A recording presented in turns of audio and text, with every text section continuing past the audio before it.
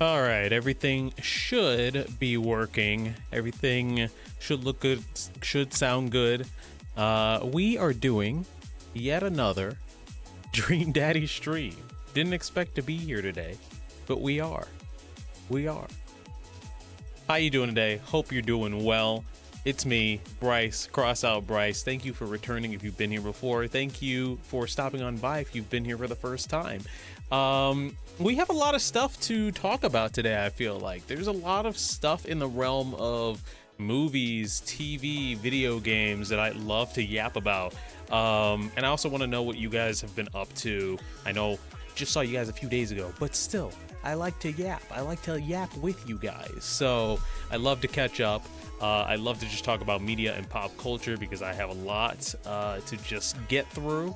And I'd love to get through more of this game. I want to see where it goes. Last stream, we got into a little bit of spice that I didn't expect. And I'm excited to see where it goes this time. If we go even further or if that's the deepest it goes, you know. We have more daddies to date, more daddies to explore. It's gonna be a time. It's gonna be a time. How are you doing, Denai, Marcellus, Jay, Noel, anybody else who's stopping on by? Good evening, Zaddy Cross. Oh my god. Wow. I sure. How are you, Marcellus? Hello, Noel and Denai. How fancy meeting you here. Wow. In the Discord, we were talking earlier about JRPGs, which I don't know if it's just because I've let JRPGs stack on me, right? But it seems to be what I'm playing the most these days off stream and kind of on stream, but still. I just finished Final Fantasy 13 like 2 hours ago. I was don't tell anybody, but I was playing during work hours and I beat the game. I knew I was gonna beat the game when I started up the game and I entered a hallway. Like the whole end of Final Fantasy 13, not really spoilers, is like this like crazy psychedelic looking dungeon. And then I went through the whole dungeon and I entered a hallway that was just all white. And I was like, oh fuck. Oh fuck, I should probably stop here, but I can't. So I had to power through. I had to beat the game. I got a little bit emotional. I got a little bit choked up. It's a very very heartwarming ending. But yeah. Oh, new person? What's up in here? I'm Bryce, CrossOutBryce. We are playing Dream Daddy, not for the first time, but for the first time since it came out. So like, what, like 7 years ago? Feel free to hang out here, talk about whatever you like. Video games, media, music, TV, movies, all that jazz. We just vibe in here. Today's definitely a vibe type of night rather than like, we're gonna play The Last of Us or we're gonna play Sonic or we're gonna play Fortnite. I don't know. We're kind of all over the place.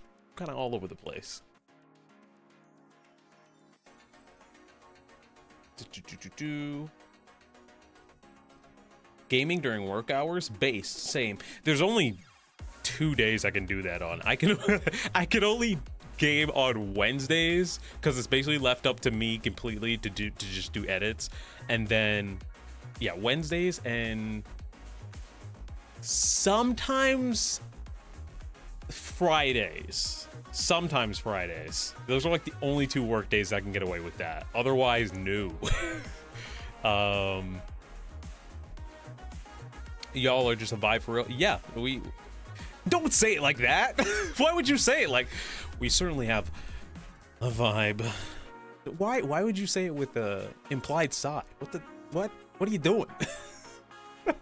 We try and be. Yeah, we play usually like story-based games, so like action adventure games, JRPGs. We've been going through like the Final Fantasy series out of order. What else have we been playing? I don't know. What have we been playing, chat? A lot of Sonic games because we've been doing a Sonic marathon. We just played The Last of Us. We're gonna start The Last of Us 2 in like 2 weeks. We're doing Dream Daddy as kind of like a one-off thing. Sometimes we play fighting games here, like Tekken or Street Fighter. I played Uncharted before. I've played a lot. Astrobot. We're kind of all over the place. We also have a Discord where we do movie nights. Also, thank you for the follow. I was quick with it.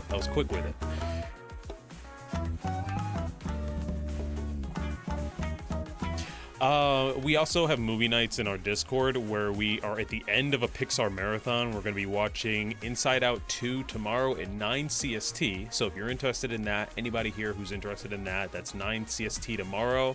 I don't think that we're going to rank the Pixar movies next week. It might be the week after that. So the second week of April will probably be our Pixar ranking stream. Yeah, most likely, because next week we're doing that Spider-Man swinging stream where we swing to song requests on Monday. We're doing a special April Fool's stream on Tuesday, and then on Wednesday we are doing I don't know, Sonic and the Black Knight, Tekken 8, whatever you guys want to. I don't know. Well, maybe I do the ranking stream on a Wednesday. Fuck it. It would save me the space of a Thursday stream. He also does like twice a year. He does an art stream. Look, okay, that's an art tablet back there. Sometimes I dust it off and I work. There's an iPad over here to the side. Sometimes I dust it off and I work. Look, I'm at the point where I am actually uber inspired to do art streams again. But last year when I didn't do art streams, I saved a ton of art references on my computer, but I didn't organize them. So right now I'm massively organizing all of these art references for these different drawings I want to do. And I'm like, okay, this will hit different when I get them all organized. I'll be able to stream art in like summer. So we'll get to it eventually, but for now we're just doing our games. We're making our way through The Last of Us 2 and other miscellaneous things. Sounds like me for real.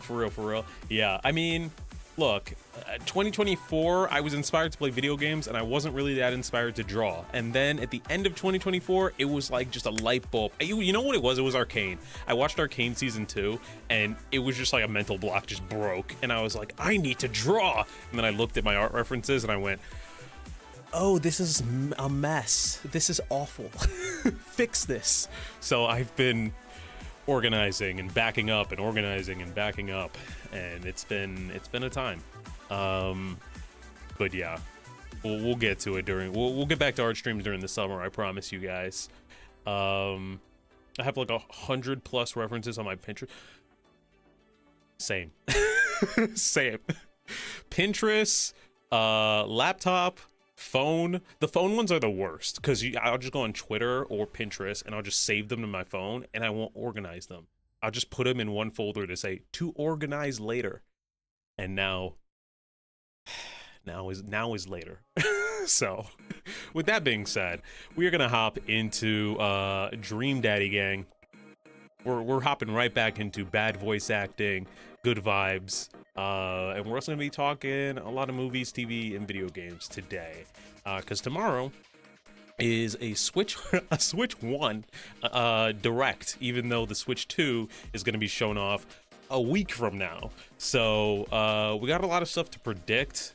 I'm not gonna be reacting to the Switch 1 Direct.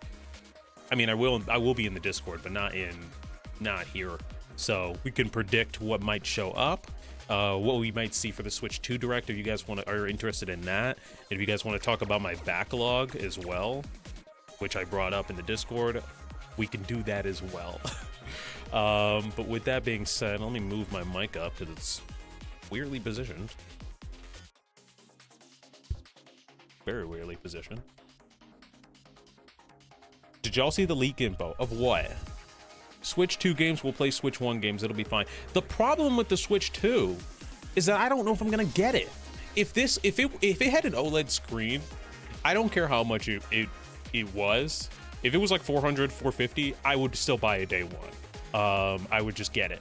But I have the Switch OLED, and that screen is just too nice for me to just be like, okay, I'm gonna trade in my Switch OLED for the Switch 2. I can't do it. Normally I would, I can't. So I don't know what I'm gonna do. Check it. You will get the Switch 2, believe it. I will, but the question is, do I get the Switch 2 on launch, or do I wait a few years? According to Jeff Grubb, this is the reason why he heard about the Direct. The reason I heard about the Nintendo Direct is because a partner game, and there's going to be a game that will cause a lot of conversation, and it's not necessarily a Nintendo one. The suspense. It's not Deltarune. It's Silksong. Wouldn't that be something? Wouldn't that be something? Bryce. If you don't get the Switch 2, don't worry, your dream daddy will get it for you. Oh my god. You really saw Believe It and didn't read it in a Naruto voice. When have I ever done a Naruto voice? I can't do that impression. I can do many impressions. Not Naruto is not one of them. The first 100 will have 50-50 exploding. The first 100 switches? You say that and you don't even believe it yourself. I don't think Silksong is even close to ready. I don't think it's not real. Some people I've seen have given up and they're like, oh, it's not real. It's just not a thing. I do think it's a thing. I don't think it existed when they announced it. So I think they're about 70%, 80% done. But yeah, is there a Naruto character you're good at voicing? I haven't tried, honestly. You guys have to remember, I didn't really start attempting to even do voices until like last year. when you guys were like, wait a minute. Who? Oh shit.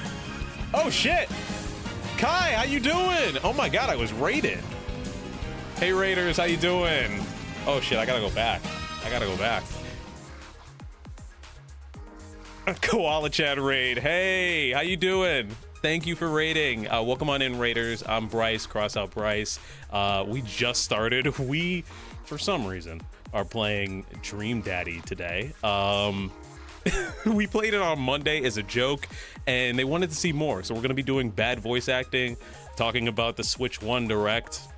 For some reason, there's a Switch 1 Direct happening.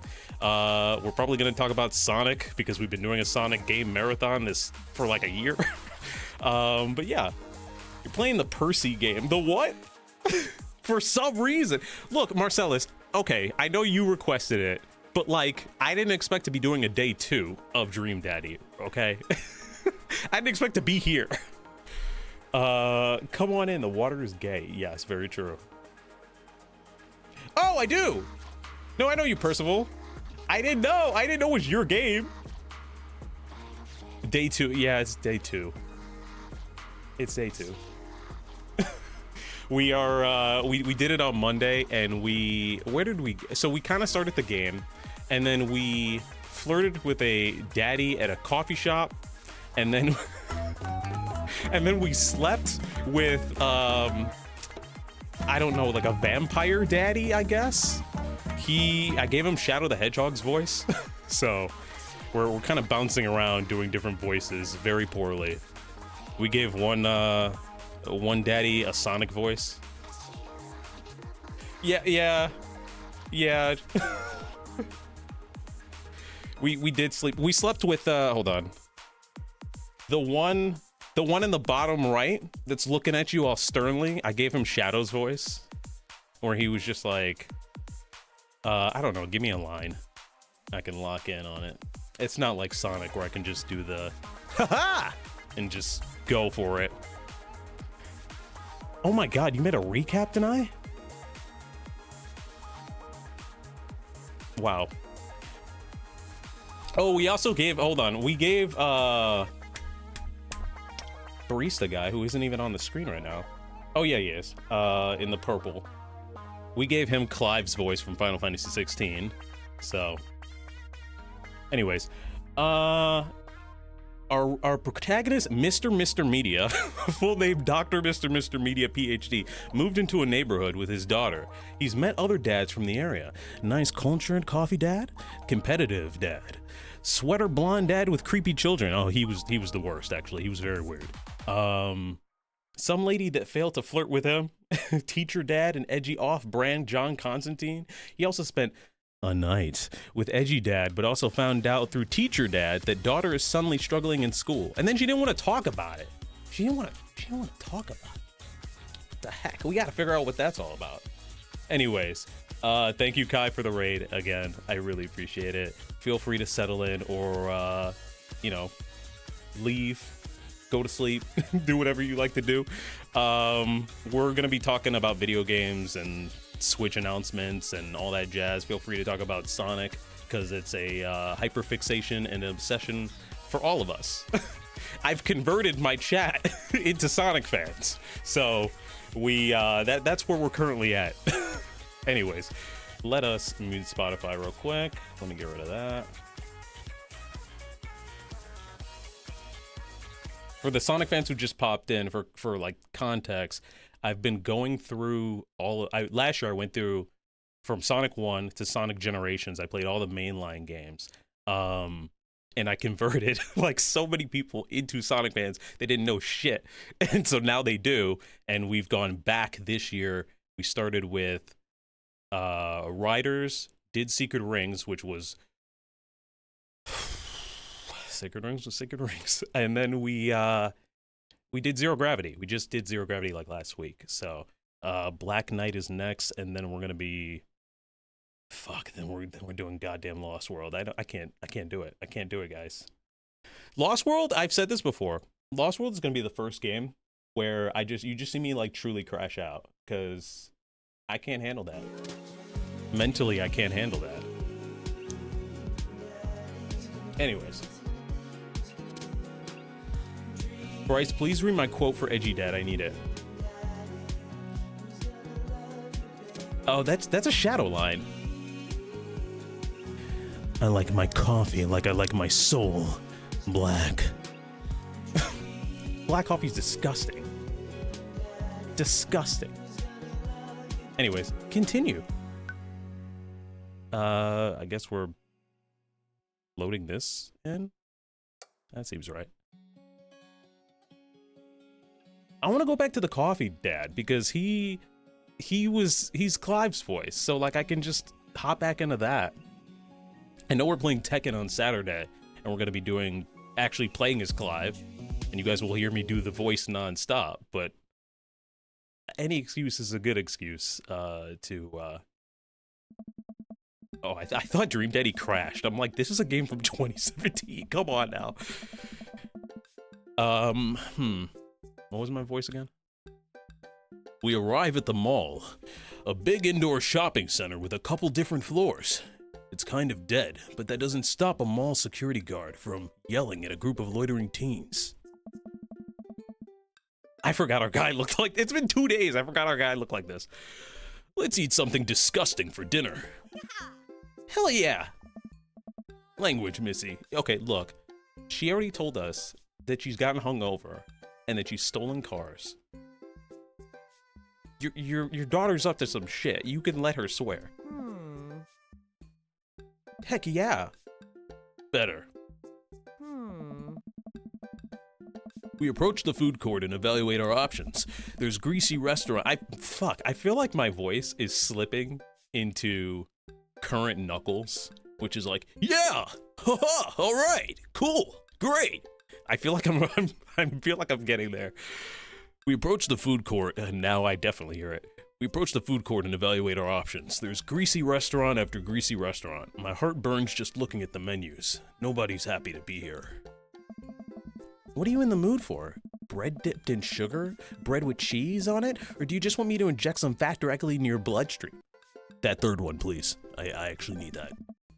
I extend my hand to her. Would you do the honor of sharing some nachos? She takes my hand with a grin. It would make me the happiest, cheesiest girl alive. We need to know your tragic backstory. What's on your mind, Amanda? You're hurting inside. You gotta tell us. We're your dad. We order a giant pile of chips and unnaturally orange cheese from a very enthusiastic and possibly stoned teenager. We take a seat at a rickety table and dig in. These are bad. These are very, very bad. But also strangely delicious? We have to eat through the pain. We enjoy the fluorescent cheesy goodness together until we're all out of nachos. So, something's been bothering me for a while. Can you... Okay. Can you explain memes to me? Which meme? All of them. All of the memes. Dad. Amanda sighs deeply and places her head in her hands. Ugh. Dad, it's complicated. See, memes are inside jokes shared by a bunch of people that get less funny the more people do it. So the problem is that by the time a meme gets to you, Dad, all us youths have already done the joke to death. Ugh. And what's worse than that is that the movies and TVs and video games will all try and jump on a meme train, but based on how long it takes to make them, the meme will be long dead by the time it comes out. So it just dates it, and it isn't funny. Oh. I feel like I was just fucking flashbanged. What the fuck? What the fuck? Oh shit, what up? Ugh. Dad, please. Anyway, changing the subject. Where to now? Wanna go to that goth store? What? You know, the one that's all black and tries to establish itself as an anti-establishment despite being an exact representation of the establishment? I don't know what store you're talking about. You know, the one where you can buy chain wallets, and it's basically an assault on what people fought so hard against in the punk and hardcore movements of the 70s and 80s? Dude, you gotta be more specific. The one you threw up in that one time. Oh, that one! Speaking of studios, new WB Looney Tunes movie Low-Key Rules. Does it really? I've heard about it, but I haven't got a chance to see it. I know a couple of my friends have seen it. They told me it was good. I feel like it was kind of sent out to die. Like that they didn't like market it or anything. They just kind of put it out there and we're like, all right, take it. So I feel bad, especially since like we don't get 2D animated movies anymore. Funny and stylish with no marketing. God damn it when I get you, WB. When I get you. All right.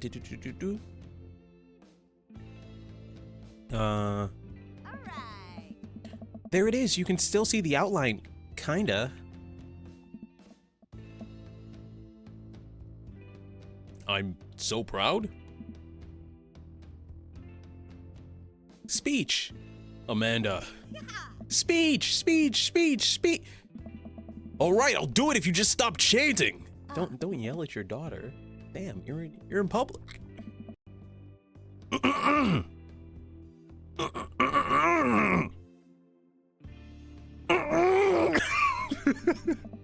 Thank you all for joining us here today to commemorate a historic moment that would forever shape history.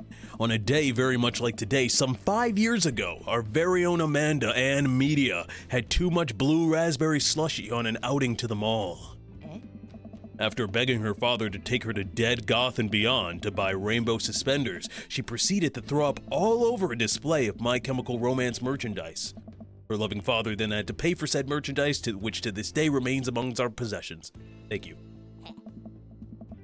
Amanda is moved. She begins clapping, slow at first, then faster and more vigorously. Several other patrons turn their head. One of them also starts clapping. I bow my head. Yeah. Not the MCR merch. This is that type of place. It's MCR merch with barf on it. Now it's a collector's item. It's rare that I think of Boomer and Gen Z would find the same movie equally as funny, but this does it by feeling like a classic Looney Tunes cartoon like 60% of the time. Interesting. Does it? Okay, so my favorite Looney Tunes personally is I think it's called the Looney Tunes show from like the early 2010s. I think it came out in like 2010. That's like my favorite. It's kind of like a modern take of Looney Tunes. Does it kind of have that sort of humor, or does it have like humor of like real old school Looney Tunes, which is not bad. It's just there's different flavor.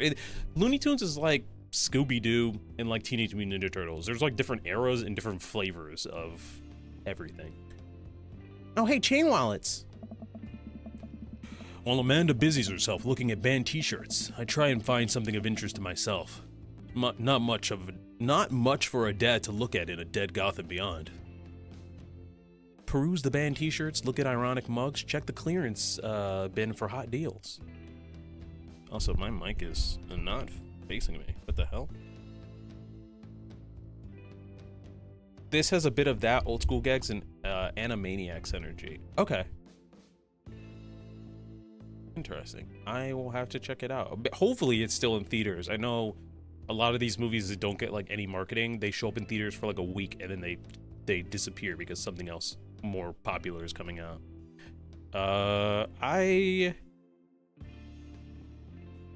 You know, I'm a dad, so I gotta look for them deals. I gotta look for the deals. You know, I was ranted at today by my own father. He was like, I went grocery shopping, and my shit was $50, and I used the deals and the coupons, and guess how much it was? How much was it? $10. I'm like, oh, okay. Shit. This is actually a helpful life lesson that you're imparting to me right now. Tell me more. Anyways, there's a big cardboard box of marked down items. I'm pretty sure $4 for purple eyeliner is a good deal, I think. I wonder if I would look good in purple eyeliner. You wouldn't. You wouldn't. Actually, pause. Maybe our guy would look good in purple eyeliner. It depends on the shirt. If we had that purple shirt with the cats on it, we might be a look.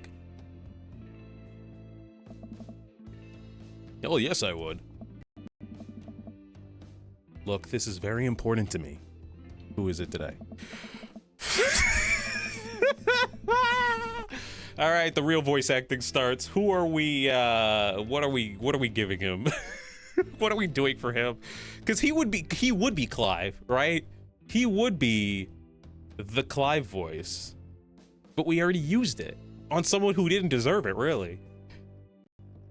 To be fair to me, to Monday Bryce, I didn't know that this man existed. And why would he be at the mall? What the okay, you know what, all right. He's very Vincent coded.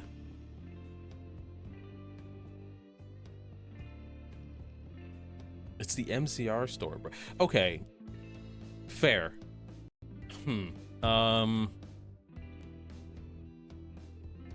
I overhear a stifled argument over the cash register. An older gentleman is carrying a garment and showing it to a bored-looking cashier with pink hair. Fuck, we already used Shadow, too. I can't do I guess I can do, like, Jason Griffith Shadow, or he's like, Maria! I can't do Sayak Shadow, the Kirk Thornton Shadow, because I already used him. I can't go, I can see that. I don't know what to tell you, dude. I just work here. Can't do that. Also, his lines are very normal for a fucking vampire. What the fuck? Xehanort? Wait. Xehanort or Xemnas? We have to clarify.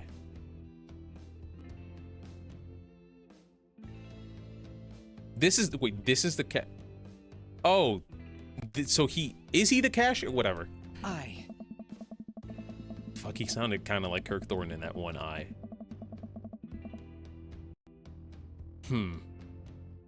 I guess we can try and give him Xemnas' voice.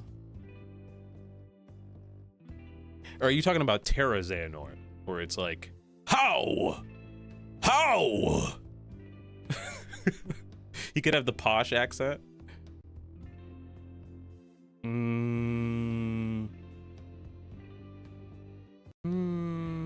Is he giving posh, gang? Is he giving posh out here? He just says how over and over again. That's like every voice has a something that you say to lock in. I've said this before. How is Terra Xehanort? That's him. Whichever feels better.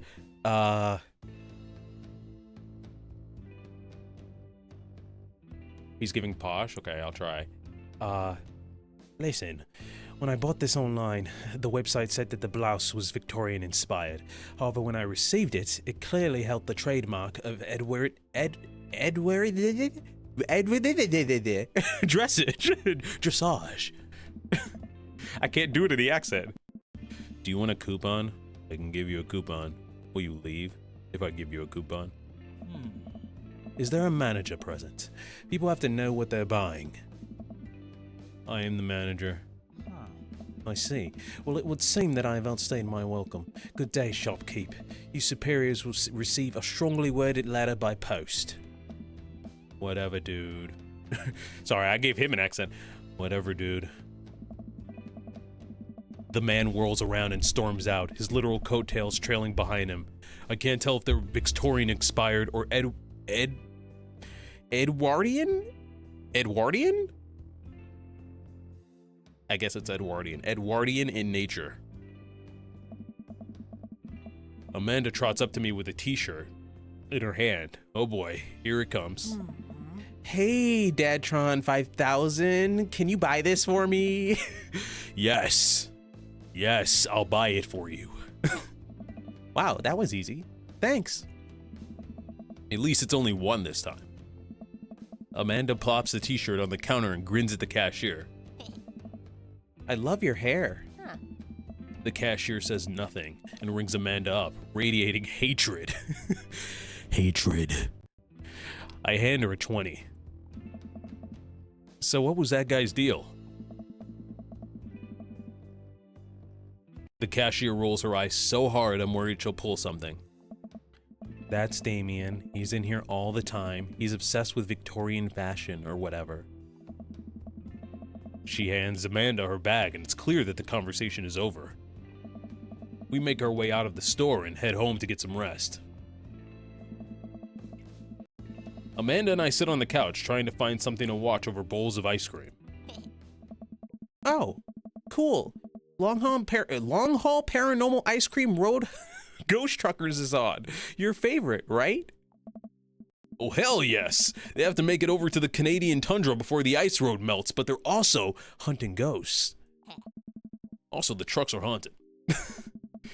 This is an episode I've already seen, but it's one of the best. Callum and Flint Dogbone, the twin brother truck driving and ghost hunting duo, find themselves in the greatest peril yet. So, that's clearly supernatural, right? Right?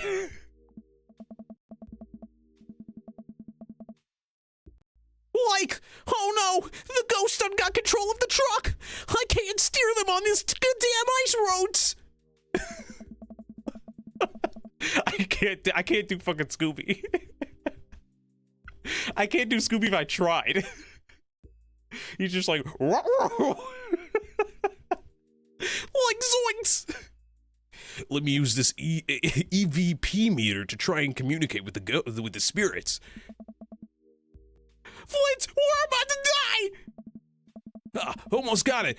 If you listen carefully, it sounds like they're saying you're going to die. That's because we are about to die, This is art. The episode ends and Amanda excuses herself to go start arguments on the internet. I stay up a little longer, curious about the exploits of Callum and Flint Dogbone after their disastrous ice road incident. Afterward, I crawl into bed and get a good night's sleep. Finally, some sleep in our bed. Our own bed.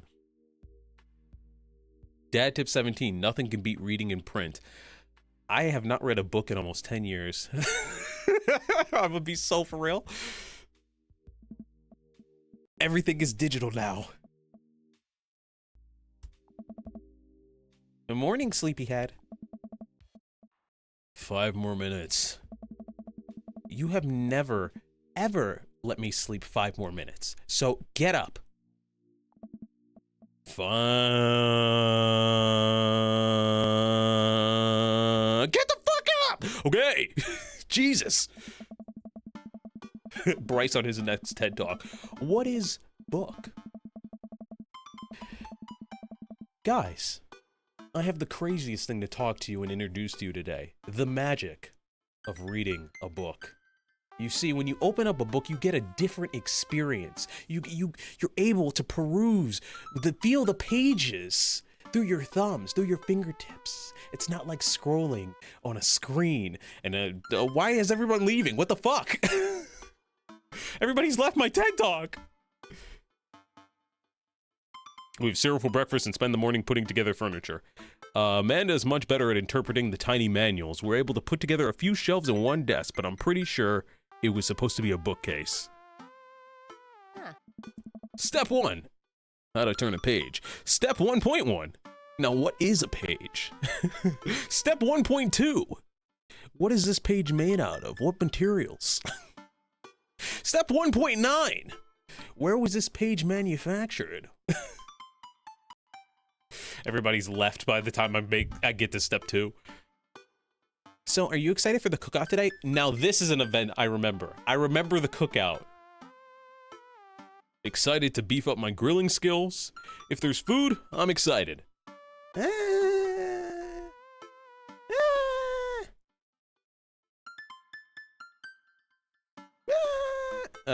Sure. We'll do, if there's food, I'm excited. I'm all over those terrible store-bought sugar cookies that everyone brings to parties. Yeah, those are bad. Which means that there's more for me. Don't you want to meet some of the people in the neighborhood? I'll probably end up standing uncomfortably in the corner with a plate of food and hope that nobody talks to me. Huh. Dad, you're a beautiful work in progress. We will get that butterfly to emerge from the cocoon. Oh. The social butterfly. Well, we better start getting ready. We don't want to be late. Hey. What? No, we have to be fashionably late. Who shows to a cookout on time?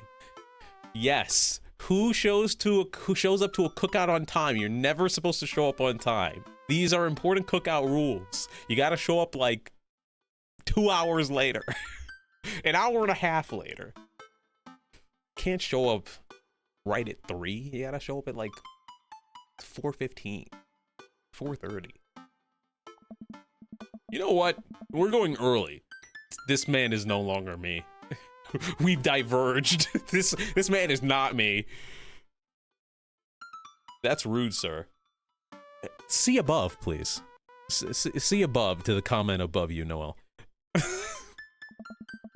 I head out the door and Amanda reluctantly follows. We walk across the street to Joseph's house with a store-bought veggie plate. I'm a terrible cook if it doesn't involve a grill. Huh? I guess we're not as early as we thought we were. Joseph's backyard is already packed with people, and the smell of hot dog wafts through the air. Small children run through a sprinkler, and adults chat in small clusters. Who are we about to run into today?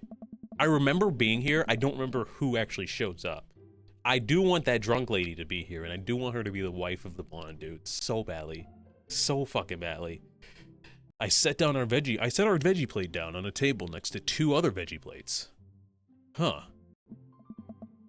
Hey, there's Joseph. I wave to get his attention. The moment he sees us, he jogs over, arms open wide. Oh. Welcome! I'm so glad you 2 are here. Sorry, we had to do the laugh. We gotta put in the laugh. And you brought veggies. Let me introduce you to my family. Kids, come on over here. This is Chris, my eldest. Hey. Hi.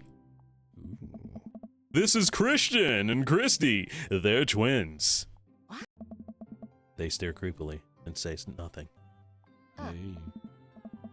Yeah, we are at his house, Noel, so. Unfortunately, my parents are all about being early. Fuck! Now look, okay, I have to break it down, I feel. My dad is all about being early. My mom, no. My sister, no. My sister is earlier than I am. We could say this. I would say if there's a tier system, it's my dad, my sister, me, my mom.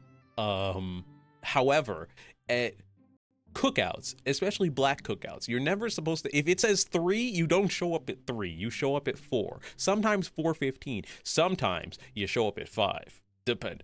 You never show up at the time that it says, because if you show up at the time that it says, you're gonna help setting up the shit. The chairs will not be out, the food will not be ready, you will be on they will set you to work. They will make you cook that food. So yeah, anyways, then of course there's our youngest, Krish. Wait, where's Krish? You named your kid Krish? Maybe subconsciously I knew. Wasn't the lady at the bar, wasn't her name Mary? Oh, fuck yeah! Fuck yes! Oh, this is great! This is awesome, I love this. Where's our, hold on.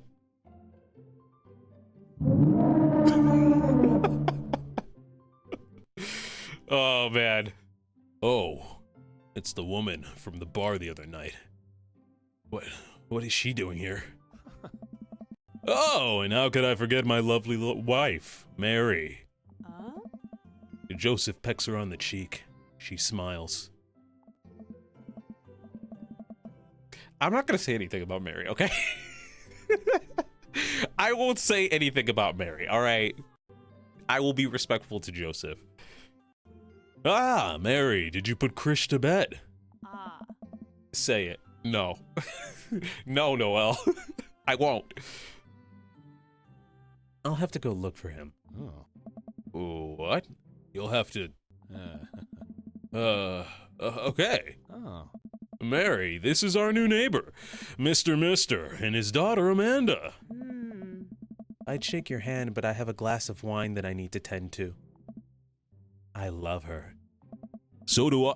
I mean, no, I've never seen this woman in my life, Amanda. Nice to meet you, Mary, for the first time. Ha ha ha ha. Charmed. Well, I have to go over there now. Mary leaves. Oh God, this is so awkward. I wonder if Joseph knows. I wonder if Mary knows that Joseph knows. I wonder if Joseph knows that Mary knows that I know. It takes all of my energy not to run away from the barbecue and start fresh in a new city. Okay, now we're aligning back. Mr. and CrossOutBryce are coming back to the same wavelength. We've begun reintegrating. My wife has a wonderful sense of humor, but please, you two, enjoy the barbecue. All the guys are really excited to meet you. Amanda and I mill around and try some of the food spread out on the table. I pick at some of the deviled eggs. Amanda grabs a small paper plate and immediately begins piling it with baked goods. Okay, chat. Deviled eggs, yes or no? Do you like them or do you hate them? I feel like people either despise them or they really enjoy them. And I gotta know. I gotta know which way you go. You understood my reference, Marcellus. You got it. Mr. and I are the same person. We're just severed.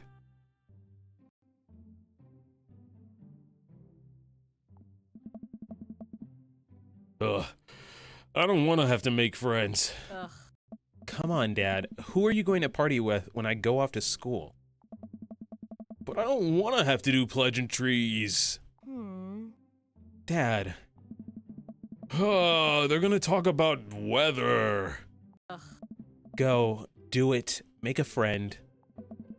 But how could I possibly abandon my only child at a social function? That's bad parenting. This plate of cookies is my new dad. Bye. Amanda shoves me into the center of the yard. Well, here goes nothing. I look around the party and I'm surprised to see some familiar faces. Isn't that the barista from the Coffee Spoon? Oh, dang, Robert's here? Didn't that guy throw a frisbee at my head? Isn't that the guy who was throwing a fit in Dead Goth and Beyond? Isn't that Amanda's teacher? Hey, I know Craig. But wait a second. All of these people live in a cul-de-sac? That can't be right. I better investigate. Who do we talk to? Who do we talk to? Talk to Robert and Brian. Talk to Matt, Hugo, and Craig. Talk to Joseph and Damien. Burger time. Yeah, it's in groups. We gotta figure this out. We gotta figure it out, gang. What are we doing? What are we doing today? I went to check out OBS and the game just disappeared. Gotta be honest. Okay.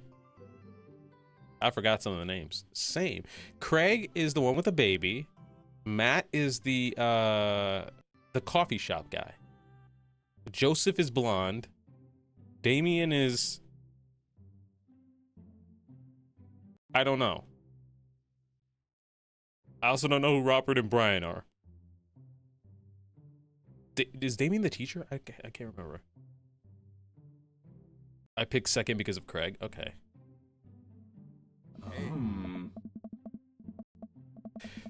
Why are the three most attractive ones are all at one screen? What the fuck is this? What the hell is this? I stand out next to them. The best group.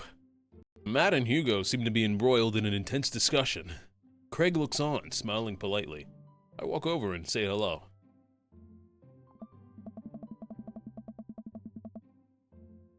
Wait, which one was Hugo? Hugo's a teacher, right? Well, I don't think it's fair to try and compare two art movements like that. Periods in art only exist because they're a unique byproduct of the social and political climate of a time and a place. And to try and take something like, say, the Rococo period and compare it to postmodernism in America, you're completely disregarding the context of which a work of art is created. Matt and Hugo seem to be so busy talking that they don't notice me.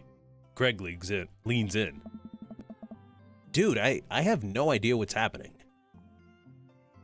Let's talk to Craig then. Or do we listen in on the two intellectuals? Are we going with Sonic? The Roger Craig Smith Sonic? Or are we going with Clive? Which direction are we? Oh my god. Which direction are we going?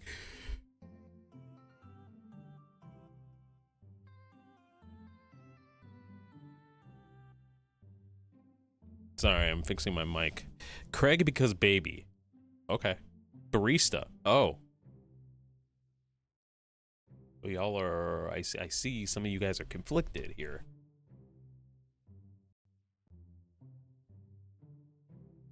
Barista because sexy. We need a tiebreaker. We do.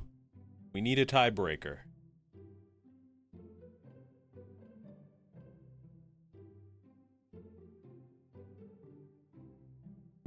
I sure love art. Let's dig Craig, but I do love art. What do you mean?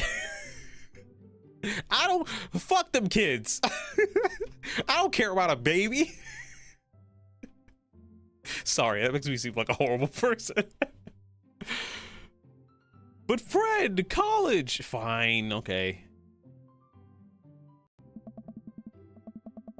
I turn my attention to Craig, who seems a little more attentive to my existence. How'd resistance training go the other day? Great! Little River here is a great cheerleader, aren't you, tiny bro? Craig grabs River's arms and waves them around. You can do it, Dad! I'm so proud of you! I'm sorry for pooping on you! She must be a handful at that age. What age is that? Oh, they always are! Hey. But it's so worth it. Craig grabs River's arms again and waves them around. Also, I'm sorry for throwing up on you, Dad. How are you settling in? Almost done. Almost done.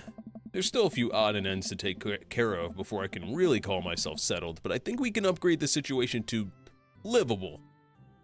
Nice. The baby is cute. It's staring at me, and it hasn't blinked yet. Craig, I think its eyes are dry. I think you need to come in with the eye drops right about now. Okay. Anyways, we did livable throughout the entirety of college, and we're still doing it. And we're still doing it, Craig. Do you have an issue?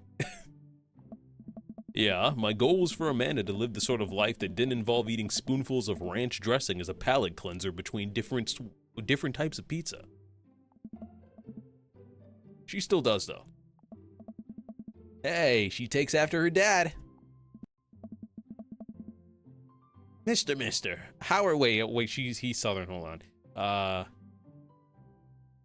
So my instinct was to go British with the Mister. Mister, how are you liking the neighborhood? It's pretty nice. Everyone's been super friendly. Hey, dude. It seems like your daughter is fitting in just fine. Matt points across the yard to where Amanda, Daisy, and another girl are playing. Wait, who's Daisy?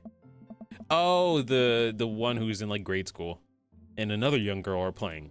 They're all sitting cross-legged in the grass, picking weeds and weaving them into little flower crowns. It's pretty adorable. The girl I don't recognize jogs over to us. Oh. Oh, she's cool. Oh, God. Oh. I mean, I guess they are dads, right? So they probably all have kids. I just... Look. They probably all have kids. I just... Look, okay. Anyways. Look, I didn't put it together. Whatever. I'm slow, all right? What is it, sweetheart? It's a flower crown. I thought you looked cute in it. Hey. Well, there's only one way to find out. Matt takes the flower crown and places it on top of his head. Am I cool now? The girl stares at him, thinking it over. No, but you're slightly less uncool than you were before you put it on. Hey. Huh. Hey, Mister, this is my daughter. Hello. I'm Carmencita. Amanda comes over with Daisy in tow. Dad, look, I'm making friends. Are you making friends? You better be making friends. Bro thought he moved to a town of singles. Don't do me like this, man. They all give single energy, because they are. Aren't they? They're all dads, so they probably have kids.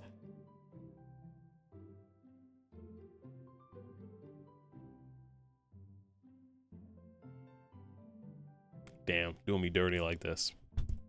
Hey. Oh shit, oops. Your teacher. I skipped that. Oops. Oh, hi, Mr. Vega. I didn't realize we were neighbors. Oh. Yup. You still gonna get me that overdue term paper? Oh. Great seeing you. Amanda finger guns her way out of the conversation like a champ. She learned the finger guns from me. I'm very proud. She's definitely a charmer. Speaking of which, where did my son go? Sweet Manchego. Sweet Manchego. Wow. Hugo looks around the party. He must finally spot him because his eyes go wide. Huh? Ernest Hemingway Vega. Are you smoking? Ah. Ernest is holding a lit cigarette. No. I see Ernest across the way. He casually takes a long drag of his cigarette and then flicks it into a gutter. Oh. Unbelievable. Excuse me. I want to see what Ernest looks like. I want to see what he looks like. Ernest Hemingway Vega. I need to see what the model, what the art looks like. Hugo marches over to Ernest, and I turn my attention to Matt and Craig. Kids, right? Hey. Man, I do not envy Hugo. The last barbecue we had, Ernest tried to shove a sparkler down Joseph's pants. Nearly burned down half the yard. And the barbecue we had before that, he actually burned down half the yard. And then it, like, spread onto my lawn, and it burned down half my yard, too.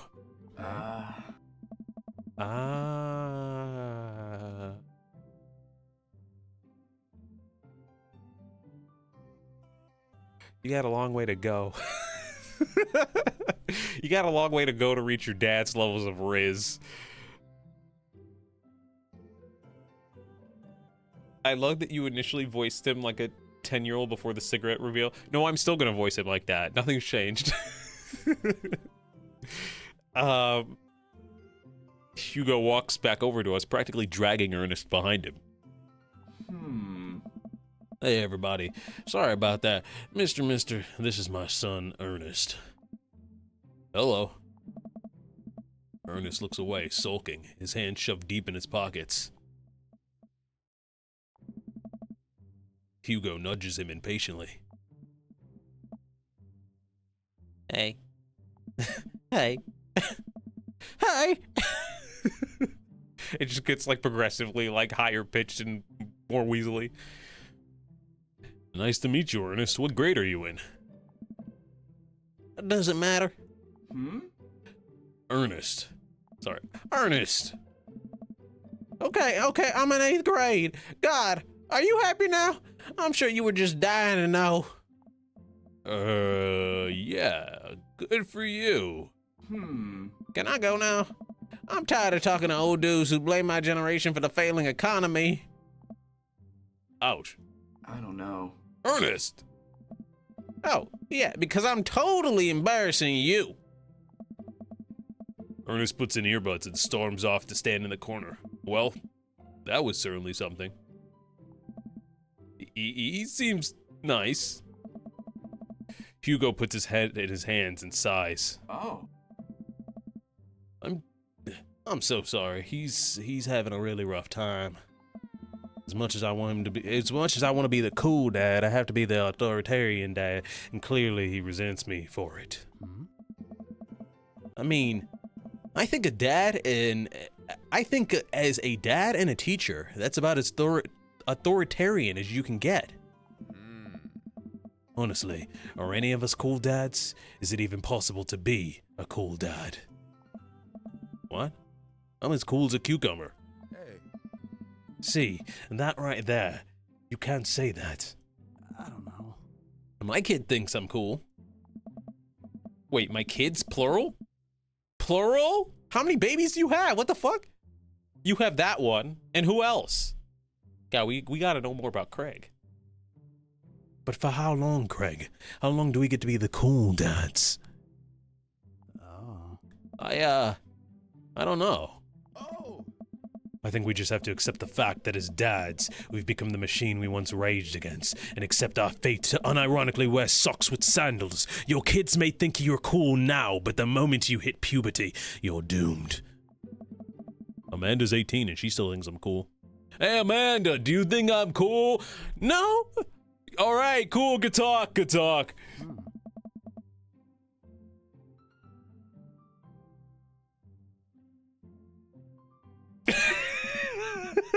Amanda, I'm cool, right? We're the same person. Amanda just laughs.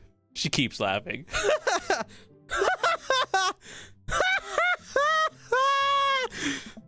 I see your point. As much as we all want it, I don't think it's as important to be a cool dad as it is to be a good dad. I mean, we all can't be best friends with our kids. It just doesn't work. I mean, look at me and Ernest. Our job as parents is to make sure our kids turn out okay. Yeah, you're right. But it'd be nice to have both ways. To have it both ways. Hearing these guys talk about this makes me think of my relationship with Amanda. We get along so well, but there might come a time when it won't be like that. Is college when it happens?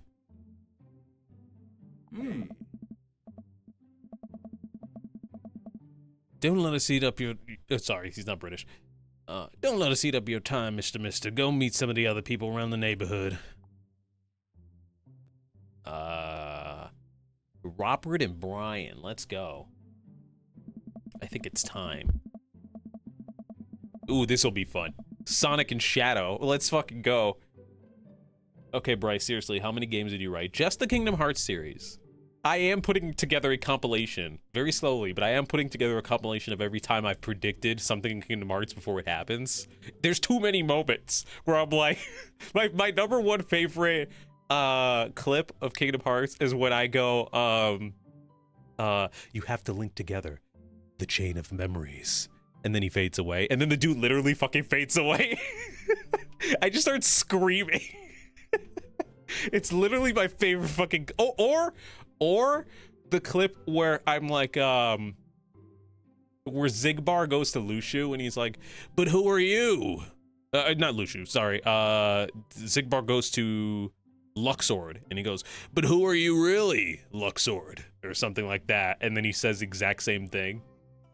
Like, it was fucking awesome. So good. Anyways, I walk over to Robert and Brian, who are chatting over drinks, determined not to be all weird about what happened that night. I hope Robert feels the same. Hey, guys. Mister, how the heck are you? Settling into the neighborhood all right? Oh, you betcha. Got the living room in order at least. That's great to hear. I've been doing some living room work as well. Finally got the 50-inch in there. The game looks great in high def. Oh boy. Mister, have you met Robert yet? Yes, I believe we met, briefly. Hey. Robert takes a long sip of whiskey. Robert robotically extends a hand. I shake it as he stares unblinkingly into my eyes. Oh God, what does it mean? How's it going? It's good. Robert focuses on the whiskey he's holding. He takes a long sip. He looks embarrassed. Great! Look at my friends becoming friends. Us dads gotta stick together, you know? Us dads? Robert has a kid? Oh, I didn't know you had kids. Hey. Robert continues to stare at me. Jesus, does this guy ever blink? Yep. Cool, that's cool. We stand in incredibly uncomfortable silence for several moments until... We gotta get off this haunted truck. Oh no, the ghost locked the doors. Daisy and Amanda run up to us. I can't read. Thank God. Yeah. Quick, hit the emergency escape button. But trucks don't have emergency escape buttons. Then hit the brake, I guess, and then we'll get out of the truck. The imaginary truck. Anyways, we're safe from the ghost, but how will we ever survive this Arctic tundra? Daisy, you might have to eat me. Are you prepared to do that? I'm prepared to do anything to survive. Anything. I'm prepared to eat my own dad if I need to. What was that? Nothing. That's cold-blooded. I like that. Although I'm not sure I have the materials required to properly cook you. Wait a second, are you guys playing Long Haul Ice Road Paranormal Ghost Truckers? Yeah. Amanda and I love that show. It's the best.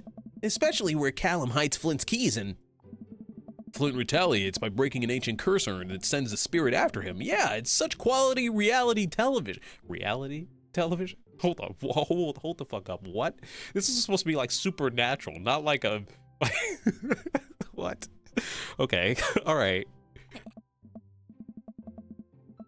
All right, Daisy, I found us a couple of bugs, but they're gonna make a great meal. Lots of protein. Gonna keep us starving out here in this harsh, icy wasteland. Okay, gang, if you had to eat a bug, what's your limit? Like, what's a bug you would eat and what's a bug you would not eat?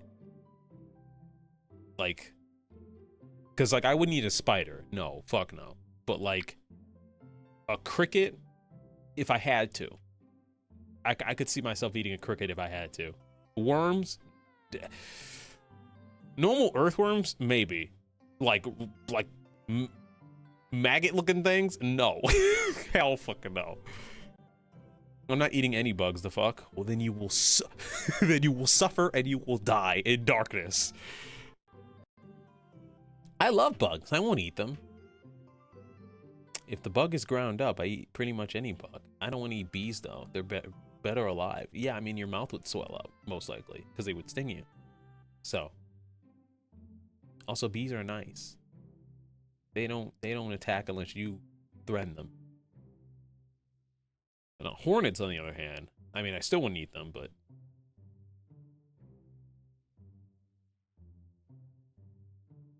Bees are important to our survival.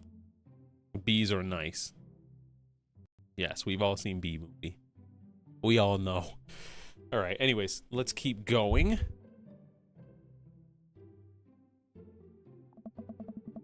But there's a whole table of food right over there. Daisy, it's a game. We're playing pretend. It's what kids do. Live a little.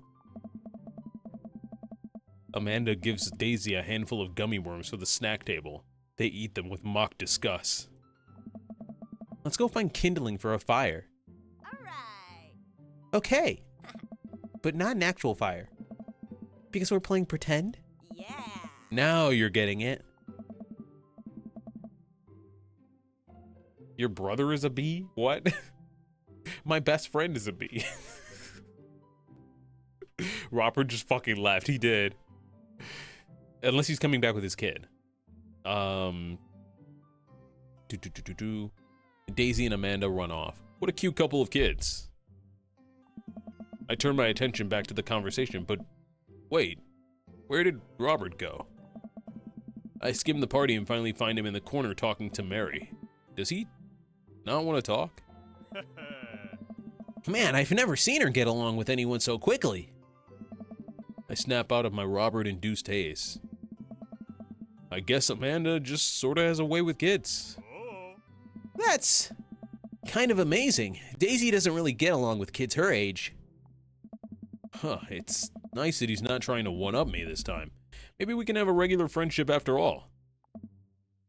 Really? She just kind of keeps to herself. Her teachers say that she spends every recess in the library. I think the other kids are intimidated by her intelligence. There it is. I wouldn't worry about it too much. Amanda was shy at Daisy's age, too. She used to have a habit of crawling under tables, and she was crying every time we took her to a restaurant. She bit people, too. Kids, am I right? Gotta love them. You're required to by law. Well, since they're getting along so well, maybe we should try and put a Well, since they're getting along so well, maybe we should try and put together a little play date for them. Yeah, that'd be nice. Well, I don't want to take up too much of your time. Go meet some of the other fellas. Toodaloo! Never say that again, please. No promises! Okay, let's talk to Joseph. I spot Joseph chatting with the guy from Dead Gotham Beyond. I wonder what they're talking about. I walk over to them.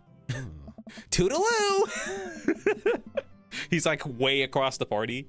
Toodaloo! Shut up!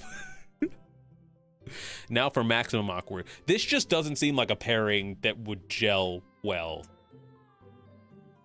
All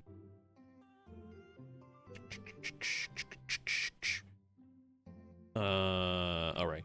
So I'm curious. Can you walk me through why you had your house painted black? Fuck, what voice did we get? Oh, right. Where do I even start? The house stays warmer in the winter. It provides an artistic contrast to the rest of the neighborhood, and then it complements the crimson interior perfectly. It's definitely an interesting choice. Oh, thank you. I'm very proud of my abode. Mister, I was just having a conversation with Damien here about his aesthetic design decisions. Damien regards me up and down with a warm but critical eye. How do you do? I don't believe I've had the pleasure. I think I saw you in Dead Gotham Beyond the other day.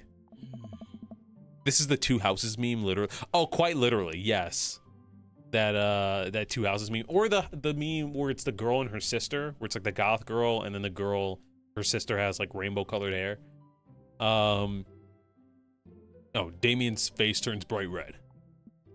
I must apologize for my behavior on that day. You see, I take the goth lifestyle very seriously, and to be caught in a ruse by such a corporation in Dead Gotham Beyond was profounding frustrating, indeed.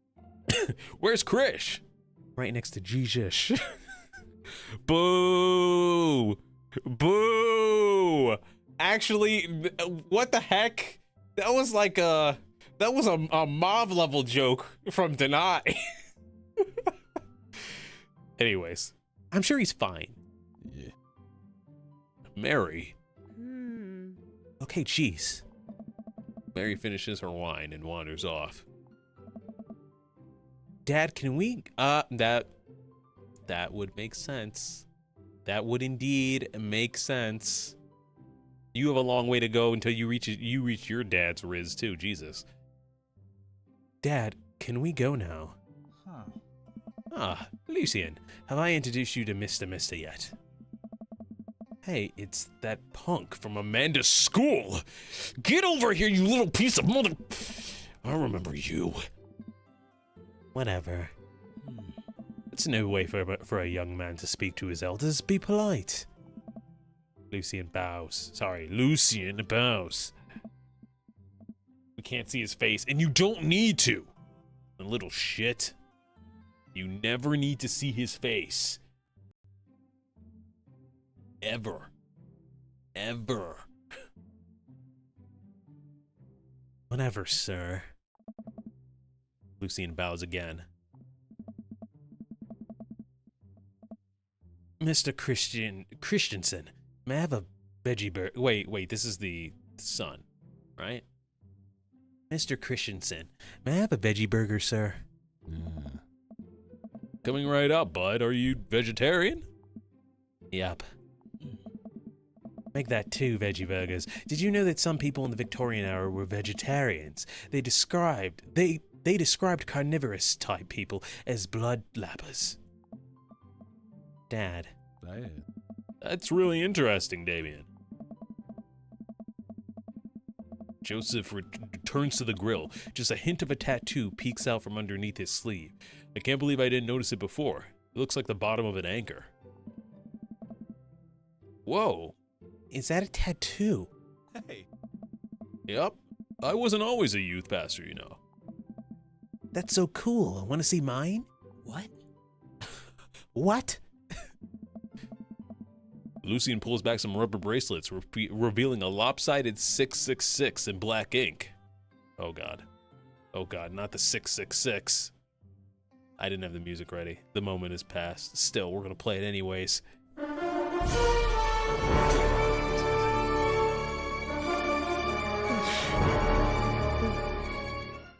What are you doing with a tattoo on your arm?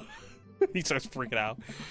My buddy gave me a stick and a poke tattoo last week. I think it's healing up pretty good. Lucien. We'll talk about this later. That's pretty cool. What's the significance of the tattoo? I don't know. I just thought it looked sick. Well, in my opinion, the only reason you need to get a tattoo is because you want one. Careful though, that number carries weight. Man, Joseph is a way cooler youth pastor than I thought. I just figured youth pastors popped out of the womb with a Bible. I wonder what he did before preaching. And without further ado, let's work some magic! And they start like a dance performance. All the creepy kids like line up in a line. Joseph comes in there in the back, and then like Mary like begrudgingly like slouches over. There's a whole like Final Fantasy VII dance performance. And Joseph closes his eyes and takes a deep breath and gets to work. With the greatest of ease, he sets patties on the grill, flourishing as he flips his spatula in the air. It's easily some of the best grill work I've ever seen. I could go up to my usual spot now. I don't need to be in the bottom. I can go back up here. Yeet. You guys think this is my first time in front of a grill? He's working faster now, effortlessly tossing cheese onto patties, perfectly grilling onions on the side. One after another, the dads take notice and crowd around Joseph to admire his masterful technique. You probably didn't know this, Mr. Mister, but Joseph's known around here for his grillmanship. He's ungrillsman. He's ungrillevable. Hey! I've tried to get on his level, but I can't catch up. Let us keep studying. He has a rare. Oh, sorry, no, that's the vampire guy. Let us keep studying. He has a rare quality about him. Ugh. Joseph is me with the cooking. Oh, so you're SpongeBob? Damn, bold of you to admit such a thing to the chat. Mustard, we keep. Wait, no, that's not the right voice. Fuck, they're throwing too much at me at one time. Mustard, we keep talking about this. Can't we just appreciate the artist? I've never seen him make a mistake. Oh. Okay, we need to stop. This is getting too cheesy. Please stop. All of the children at the party boo the glorious displays of puns in unison. Oh, brother, this guy stinks! Yeah. All right, guys, the food's ready. Please form an orderly barbecue. Amanda groans. We all grab our food and hang out, enjoying perfectly cooked cheeseburgers. Yeah.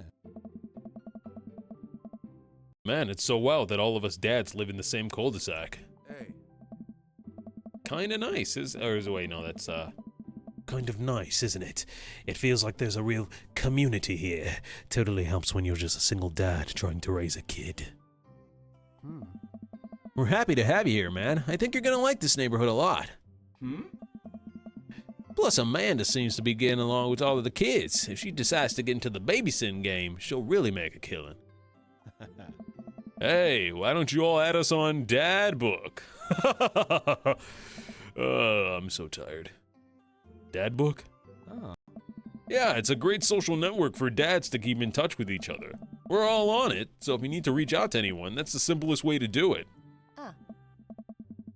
Sorry, I'm just an old-fashioned dad. Social media goes over my head sometimes. Don't worry, Pops. I'll be figuring it out. The rest of the barbecue goes smoothly. We all trade stories and drink beer as our kids play on the lawn. Amanda breaks up a fight between Carmencita and those weird twins. I think they wanted her soul. Amanda and I walk back to our place as the sun sets over the neighborhood. Pretty fun party, don't you think? I mean, I got a burger in me. I felt like I was at a networking event. Wish I could have been playing Paranormal Ice Road Truckers. Felt like I was at a networking event. Personally. I'm gonna get LinkedIn notifications out of this, I just know it. You don't think it's nice that people want to connect with you? Not when their affection jams up my inbox, metaphorically speaking. Hey, well, at least you met some other cool dads. You should hit them up on Dad Book.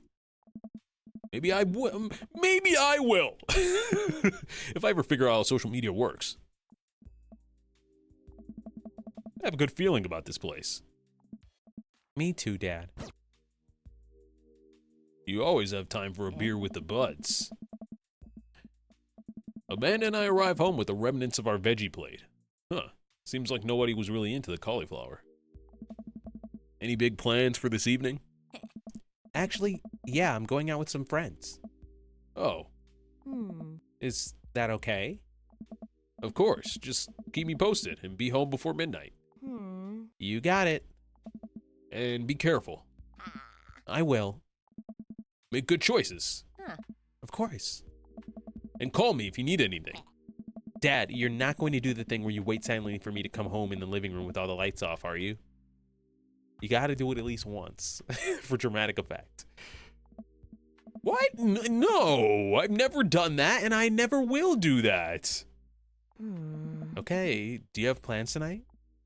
My plans were to kind of eat ice cream and watch TV with Amanda, but I'll find something to do. Okay, what's Mr. Mister's favorite ice cream flavor? Quickly, decide.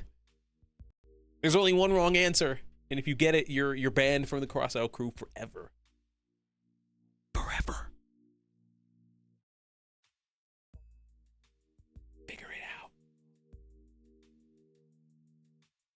out. The dramatic turn a la Elastigirl, exactly.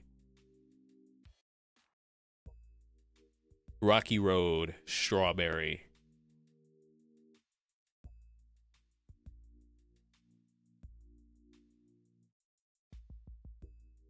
vanilla. It's the wrong answer, but he just thinks it's neat. Vanilla is neat. I agree. However, Noel and Jay kind of got it. Noel got it first, and then Jay got it. I don't like strawberry. I like mixing strawberry with shit. So like if I have a chocolate, like already chocolate in the bowl, and then there's strawberry, and I can mix it in there, then yeah. But if it's just strawberry by itself, Rocky Road though is the shit. Oh my god, I kind of want Rocky Road right now.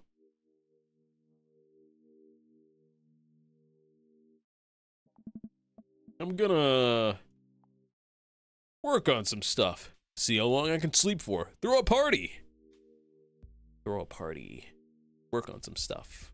I don't want to do see how long I can sleep for. Like, there's always that kind of option that they're giving us where it's like, oh, I'm just gonna go to bed. I'm gonna go to sleep. And I feel like that's the quickest way to just like end the game without meeting anyone. So I'm not gonna be picking that option. I have mudslide ice cream right now. It's great. I am very jealous. I am very jealous right now.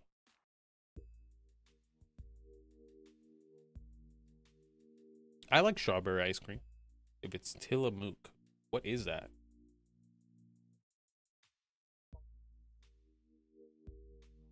I'm going to throw a party. A real rager. All the other dads in the neighborhood are invited. I'll see if I can get you a spot on the list, but honestly, it's looking pretty tight, and you might just have to wait in line. I know the guy at the door. I'll get it, no problem. I'm just relaxing tonight. Have fun, okay? Great. See you later. I watch Amanda drive off into the night. I really do hope she has fun. I plop down in front of the TV and turn on some Wine and Dine Mastermind with celebrity chef Gavin Chapman. Looks like Gavin's making a roasted rack of lamb with rosemary mashed potatoes. It's fucking raw! It's fucking raw! Please come over here. Let me taste your food. And they bring it up to him. He's just like, you have done a fantastic job at making sure this is absolutely inedible. 0 out of 10, you are off the program. Where's the lamb sauce? I can't do Gordon Ramsay. I can only do vaguely British or whatever the hell he is. I'd love to be able to cook like that, although I think if I was actually good at cooking, I'd use my powers for evil. Just like making baked Alaskas all day instead of any food of real nutritional substance. He's Scottish. Well then, even worse. Because you guys know I couldn't do Kate Sith.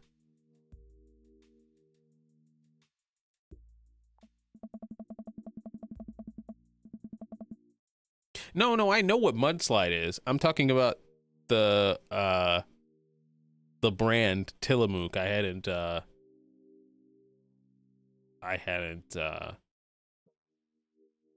what that was, but I do know what mudslide is. Oh, you asked. Okay. Man, Gavin Chapman just caught that thing on fire, but he meant to do it. What a professional. I lose track of time as I blaze through several episodes of Wine and Dine Mastermind and also one episode of some cooking show called Meat Hell. I'm not even sure what that one was about. It was just a lot of yelling. I glance at my watch. Man, it's almost midnight. I should check in with Amanda. I send a text. Hey, kiddo, you good? I wander into the kitchen as I wait for a reply. Amanda's phone is almost always in her hand, so I'm sure she'll respond soon. Unless she's driving home, in which case I hope she doesn't respond soon because I definitely taught her better than to text and drive.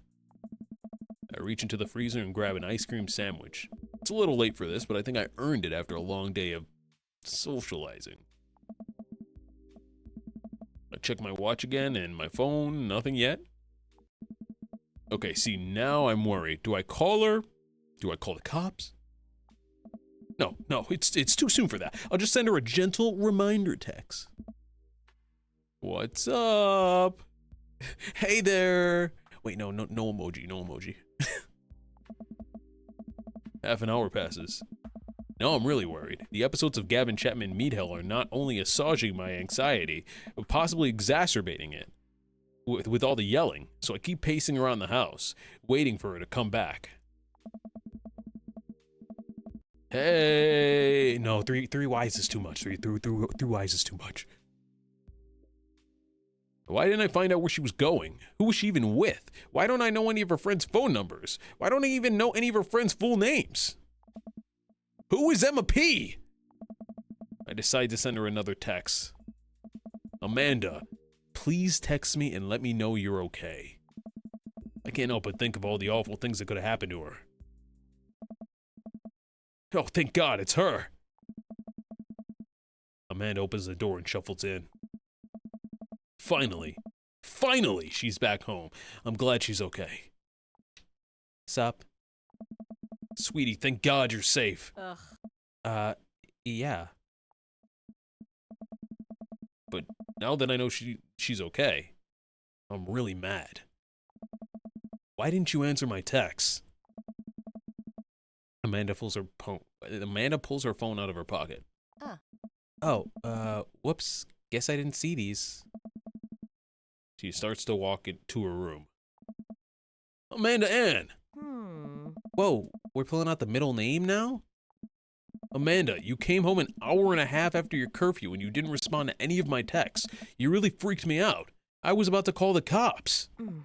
Dad, you're seriously overreacting. You're not gonna be like this when I go off to school, are you? I don't like your attitude. What's this all about? Is there a boy involved? Is there a girl involved? You gotta tell me these things. I've done the same as Amanda. Deny? What? Have I? Probably, most likely, yes. Are there drugs involved?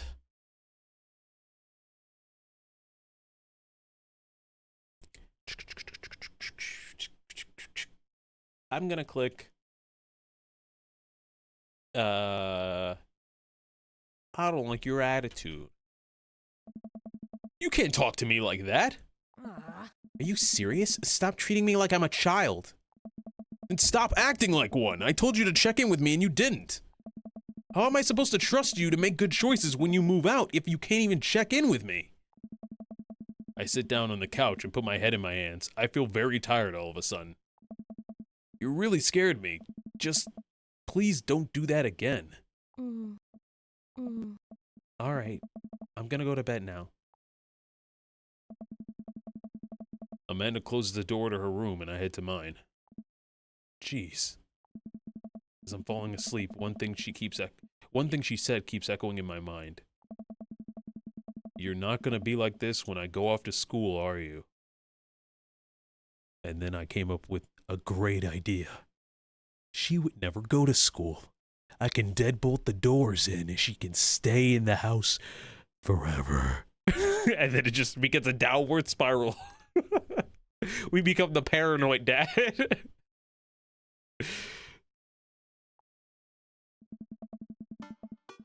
Yandere dad. You can stay with me forever. I can homeschool you. I've been to college. I know the curriculum. I definitely didn't sleep well last night. I brewed some strong coffee and mixed some scrambled eggs for Amanda as a peace offering. God damn it. God damn it. Not the classic, like, parental move where they don't talk to you about what's going on. They're just like, I made food. I made food. Here. Come on. She eventually wanders into the kitchen. Also like my parents and mine. Hey. I thought about what you said last night. I should have texted you. I said I was gonna do it and I didn't. I honestly just didn't even think about it. I'm really sorry, Pops. I won't do it again. Well...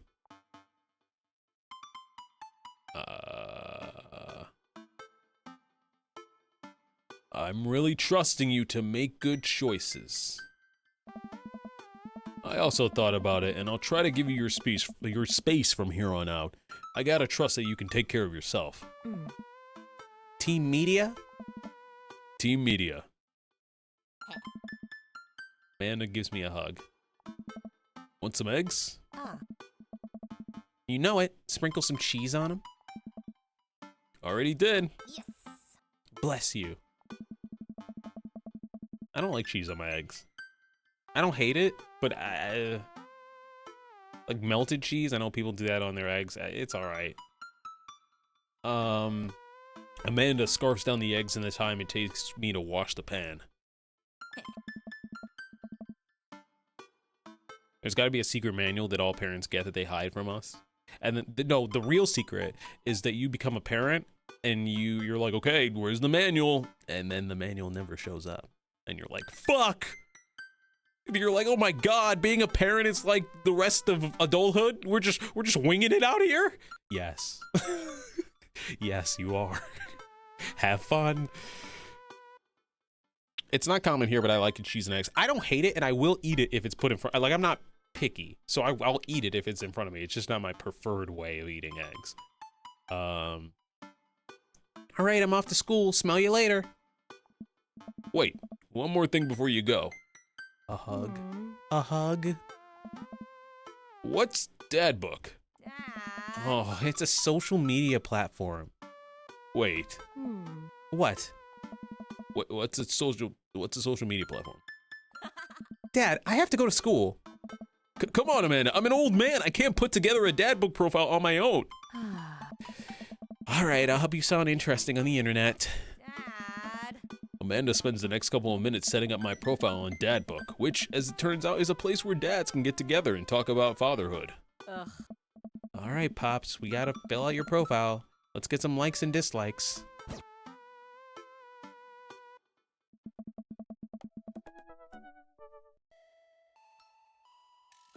Oh, this is happening right now. Sorry, I like blanked out for a second. On a Friday night, you're most likely to... Netflix and grill baby. Fall asleep watching the History Channel. Torment my children with dad puns. Sink into blissful oblivion. Sleep. Well, on a Friday night, I'm either doing one of three things. Working late, going out, or streaming. This Friday night, I don't know what I'm doing. Actually, I might be playing video games. Because I hear this computer cutting out. Like, I can hear the music cut out every once in a while. And it's a battery issue, which means I might have to take the battery in to the shop to go get fixed or replaced or whatever. Which means I'm definitely not streaming on Friday. I was going to go out on Friday. But if I need to get the battery fixed and I can't go out... So I guess I'm staying home. I guess I'm falling asleep watching the History Channel. Sink into blissful oblivion? Sleep? No, that's death. That's death. What the fuck? What are we doing? What are we doing? I guess Netflix and grill baby. Why not? Let's be cringe. Whenever I go to IHOP, I dip my scrambled eggs in maple syrup because I like the sweet, salty flavor combo. That's normal.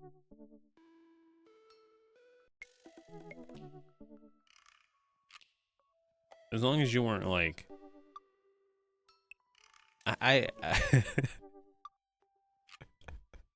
Sorry, I just thought of something from ages ago. I've known family members to eat their eggs with weird things. My grandmother, rest her soul, used to eat her eggs with mustard, and it was the most thing to me ever. Oh man, that was an experience when we found that out. Nah, I hate mustard. I like mustard. I just don't like mustard with my fucking breakfast foods. I do like honey mustard, though. Honey mustard is the best of mustards. If you had one thing to take with you on a desert island, what would it be? The Lost Shaker of Salt, my trusty grill, Castaway on DVD for instructional purposes, a boat, obviously. I don't need anything. My survival skills have trained me for this day. See, if I had a better memory, I would reference the Arrow opening and be like, I spent 5 years on an island and I had to become something else or whatever the fuck it was. Something more, something else, or whatever the fuck it is. Yeah, Noel, we gotta get you that banana bread. What would Bryce do?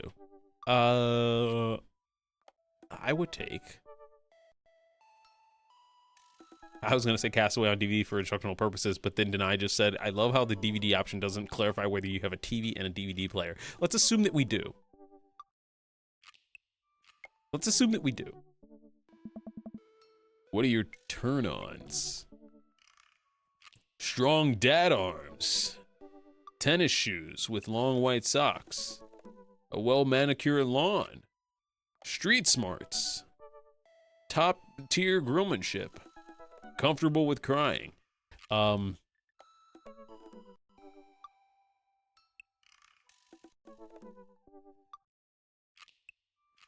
Probably street smart, since that's like kind of common sense.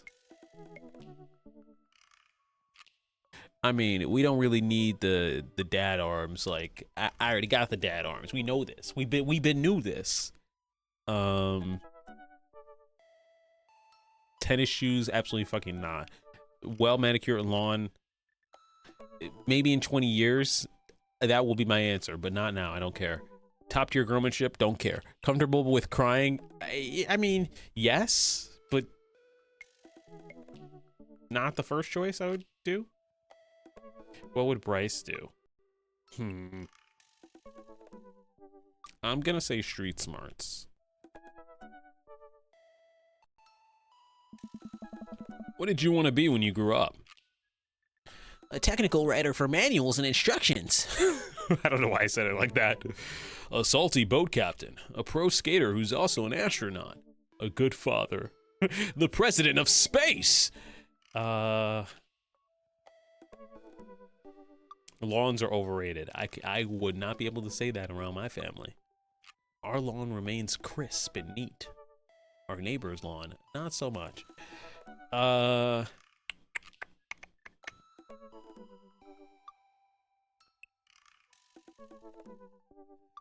What did you want to be when you grew up? A comic artist? A cartoonist? An animator?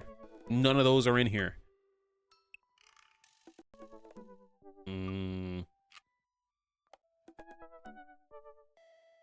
We're gonna say pro skater who's also an astronaut. Why not? I don't know. I don't know. What do you guys? You guys get to pick.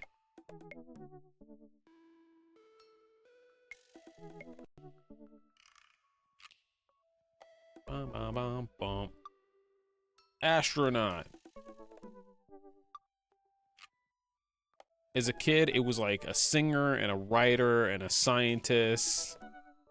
All in one option. All is one option. What's your favorite movie genre?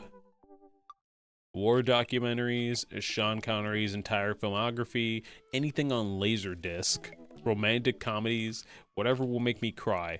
Old comedies that haven't aged well.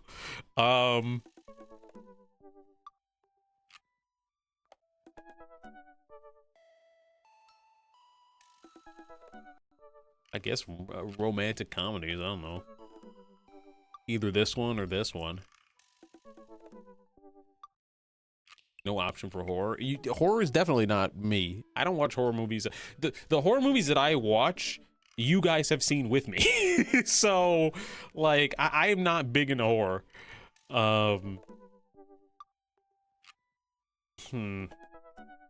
Let's say rom-coms. Why not? What's your ideal date? Napping together. I do like a good nap together. But that's not my, like, ideal date. I will say that I could never be with someone who couldn't nap if they're just like, yeah, I don't do naps. I don't like naps. I don't know about that. Sometimes you need a good nap. Take a nap at least once a week. Urson. Do I need to be worried? Should I be concerned? I do enjoy puzzles. I enjoy getting to the 999th piece of a puzzle, and then as soon as the person puts the last piece down or gets ready to put the last piece down, I just go, "Ah!" and I just fucking demolish it. I would never do that.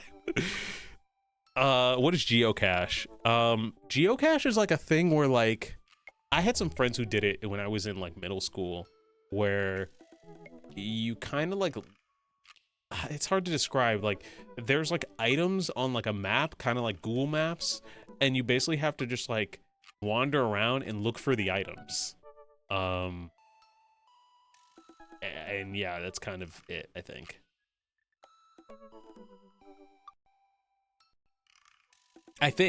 I don't know. I just found out there was a Last of Us clue on Jeopardy tonight. Oh, really? Also, you've done geocaching? Did I do it right? Did I describe it right or no?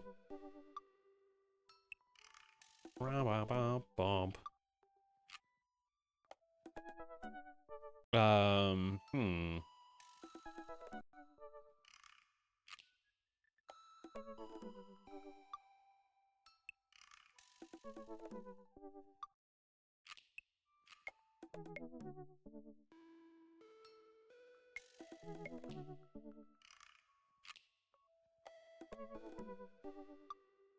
Being emotionally vulnerable. That's just existing together.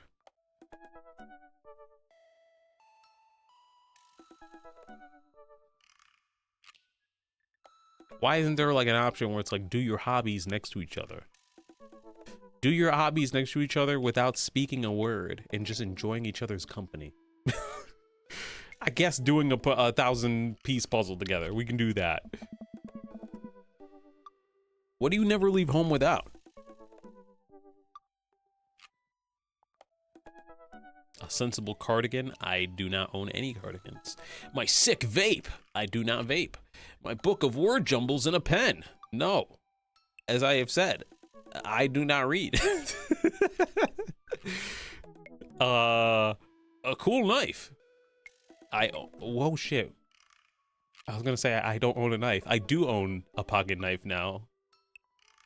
Where the fuck it is, I have no clue. A relative came back from vacation and was like, here, take this. And I'm like, cool.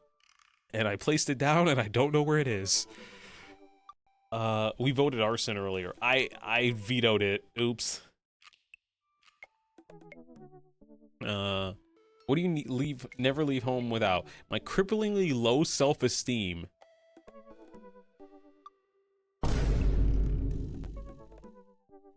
Wow.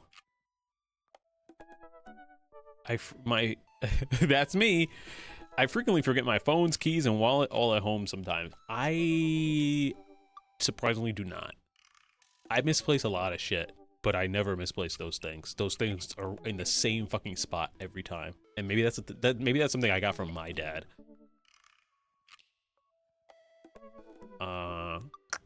Actually, I misplace my phone sometimes. I can't say that I don't.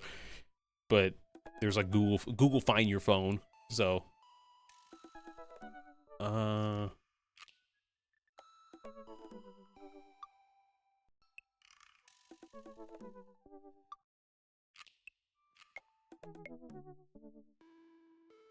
what do we pick?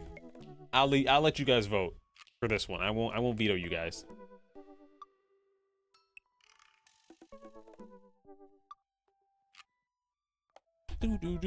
Sorry, I'm trying to get comfortable. There we go.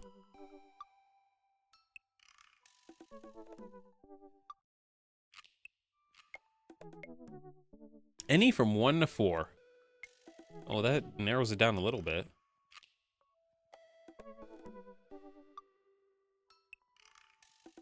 Wait, no. Oh, God.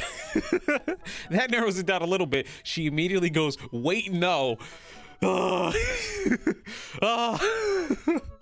3 to 6. Okay. Huh. Huh. It narrows it down a bit less, actually.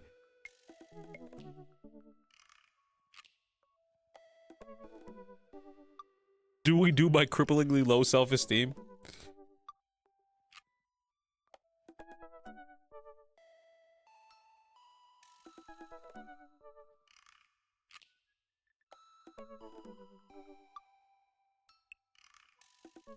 One to 6, 7, 8, B. I'm gonna make a decision. My book of word jumbles. I don't know. Let's be do low self-esteem. Okay, fine. Sure. I spend a lot of time thinking about conspiracy theories. How proud I am of my child. Potential ends of the world. If I'll ever be able to love myself as much as I love my grill. Where I can next get a cup of coffee. Lawnmower modifications. Where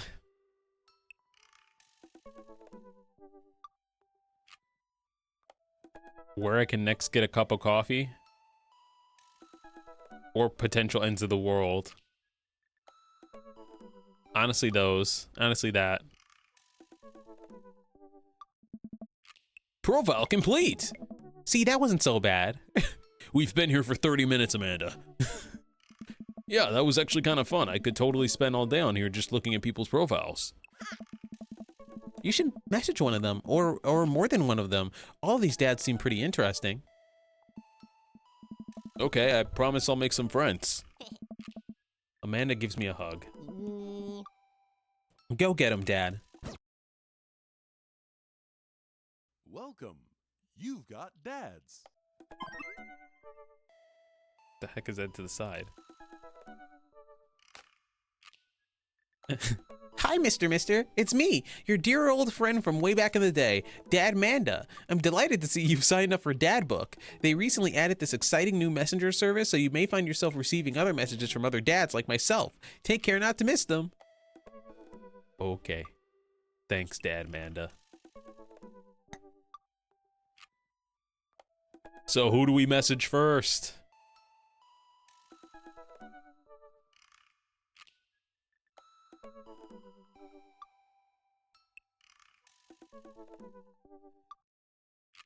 Craig? Y'all like Craig, huh?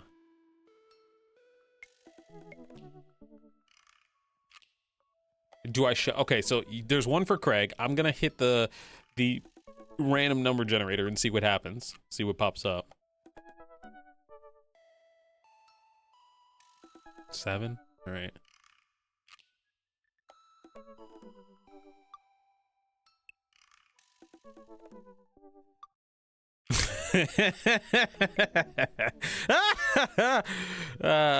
They said Brian.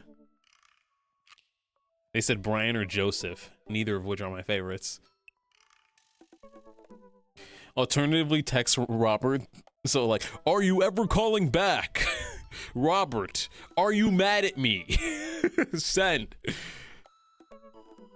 All right, we'll do Craig. Oh. Dad of 3, business entrepreneur and fitness enthusiast. Juggling work, family, and fitness is a tough gig, but someone's got to do it. On a Friday night, you're most likely to get one good last cardio session in. If you had one thing to take with you on a desert island, what would it be? A box of energy bars. What's your turn-ons? A sub 6-minute mile, you're crazy. Not saying that I haven't done that. Mine's 5:34, but when you're hitting sub 6, you're fucking booking, bro. Jesus. Ugh. That's your turn on? Anything faster than a 5:45 is just pain. It's just true. That's you're gee, okay. Sure. All right.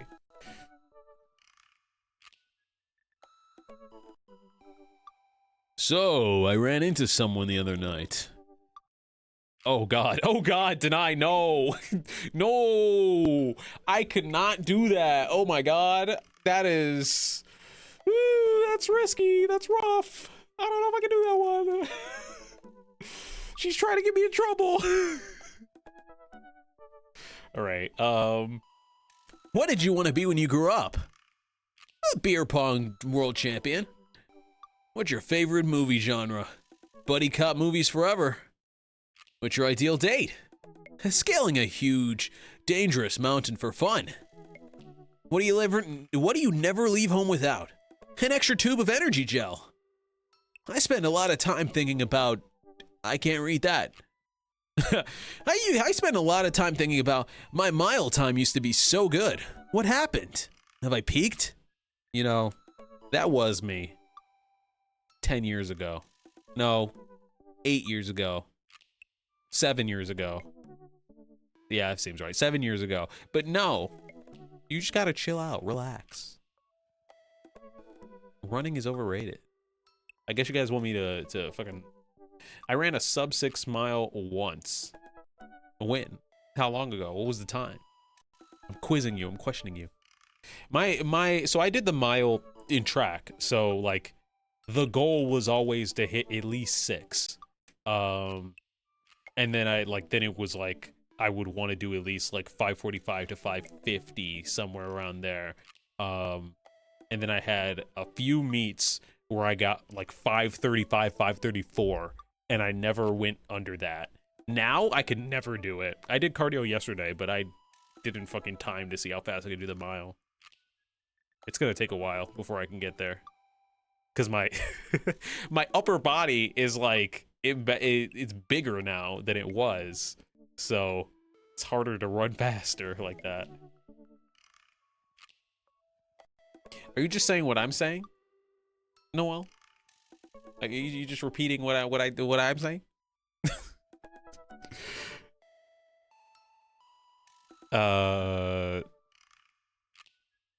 I've done a 2:22 800 meter.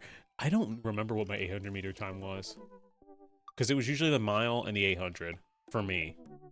But I never really paid attention in my times for 800 because I didn't do it often. I just wanted to try and be first or as close to first. I'm kidding, Noel. I walked up the stairs once months ago. Oh man, okay, we're gonna message him. Medicine is not always the best medicine. Sometimes it's are you telling me not to get vaccines? No. What's wrong with you? What's wrong with you? Bad. Why is it buffering so much? Be generous and kind to everyone. I wonder what Craig's up to today. To be fair, it was like 10 stories. Oh my god, she was in the fucking Shinra building over. That's a lot. It's a lot of stairs. He's just telling you to get the super vaccine instead. Dad tip 354. Live, laugh, love. I think I would end myself before getting one of those. And navigate to Craig's dad book page and type out a message. Hey bro, or should I say neighbor, let's catch up like old times. A couple moments pass before I hear a ding on the computer. It's a message from Craig. That was quick. Bro, my man! Let's definitely hang out soon. Might be a little different from our old weekend-long benders, but it'll still be fun. We exchange a couple more messages and he logs off to prep for the game. I should see if Amanda wants to join me. No, it's a date, brother. I walk over to Amanda's room and knock on the door. I read that as kick open the door for some reason. My mind just substituted in that blank.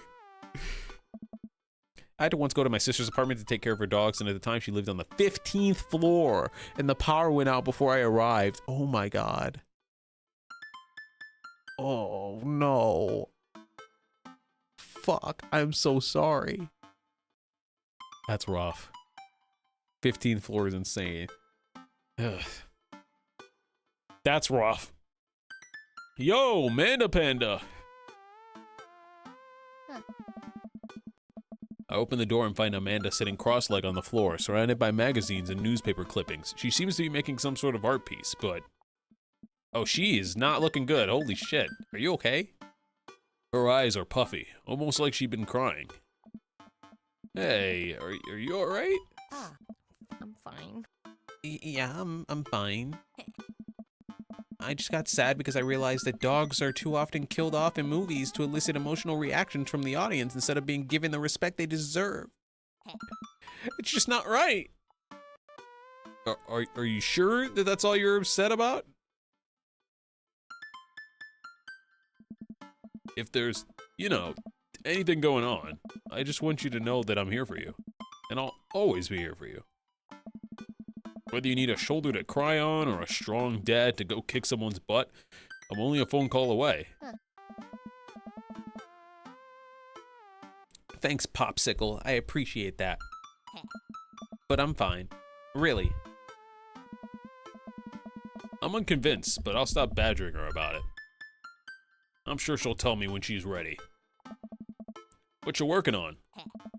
Just a collage for class. We're supposed to be making a piece that represents our goals for the future. So why are you crying? Have you realized that you have no goals, or like what? Is that too mean to say? Why are you crying? I take a closer look at her collage. That's a lot of dogs. It's mostly dogs, yeah. Damn, bro. What? I'm just trying to fill in the blanks. I'm trying to help, okay? Did you need something? Craig invited us to a softball game. Want to go? Oh no. Remember that one time you signed me up for softball and you bought me all the gear and then you took me to the first game and then someone hit a ball towards me and I just ran off the field crying? And then you hid in the dugout and would scream if I tried to pick you up. I was afraid of baseballs. I thought you were a gigantic, sentient softball. So, does that mean you don't want to go? Amanda gets up and looks me dead in the eye, determined. Dad. I'm finally ready to face my fears head on. Let's do this. Really? I thought you would not want to spend time with us. Amanda and I make the short drive out to the local softball field. For a kid's softball game, it's pretty packed. We clamber up to the bleachers and take our seats on the top row. I don't see Craig anywhere. So, when did the kids start crying and running off the field? You know, that your relationship with softball is different from everyone else's relationship with softball, right? Okay, but if I don't see some kids cry, I'm gonna be pretty disappointed. For nostalgia purposes, of course. Not because I take joy out of children fighting for my amusement. Definitely not that. The game starts and the kids run out onto the field. I see Craig by the dugout with a clipboard. He's got River strapped to his chest, as per usual. There's a guy in a pancake costume doing jumping jacks across the field. I guess that's the mascot. Reading the kid's brightly colored jersey, I see that it's the Maple Bay Flapjacks against the Pinewood Ocelots. Go Flapjacks? Oh, man. Choke up on the bat, Miranda! Yeah, Miranda, square up! How much do you know about softball? Enough to know that the balls are relatively hard despite their name. But yelling is fun. Give it a shot. It's cathartic. What's important is that you're having fun. What are you willing to sacrifice to win? Keep your eye on the ball. I kind of like that last one. What are you willing to sacrifice?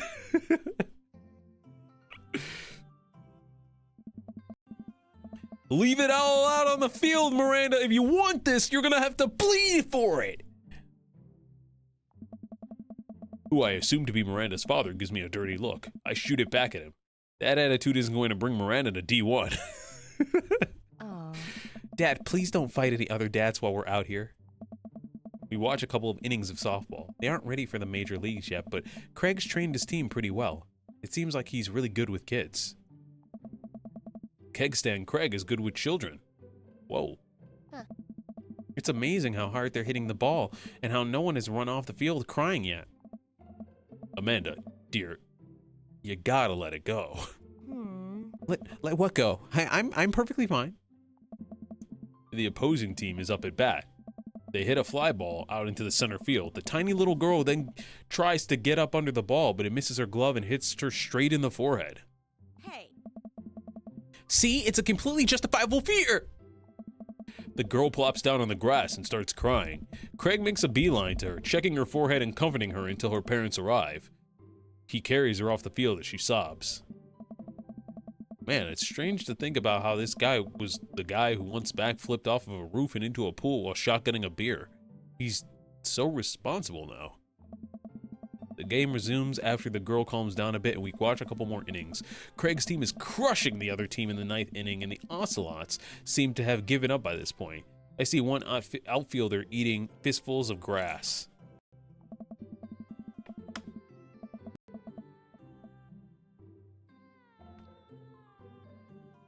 A batter on the other team knocks a foul ball into the stands. I follow the trajectory and... oh no, it's coming right for me! Oh no, no, no, no. I close my eyes and brace for impact. I open my eyes and look over to see Amanda holding the softball, staring at it in amazement. Whoa. I caught the ball. You saved me. Metal Gear. I caught the ball, Dad. I caught the ball. You did it, Amanda. I faced my fears. I defeated the softball. I can do anything. Amanda and I share a big hug. It's a tender moment that I don't think anyone else watching really understood. I'm proud of you, kiddo. The game ends and Craig's team are declared the victors. We sit patiently as the girls... oops, I hit enter. Oopsie. Great job, everyone. We walk over to the dugout to congratulate Craig, who's talking with some of the parents. Craig, great work, man. Oh.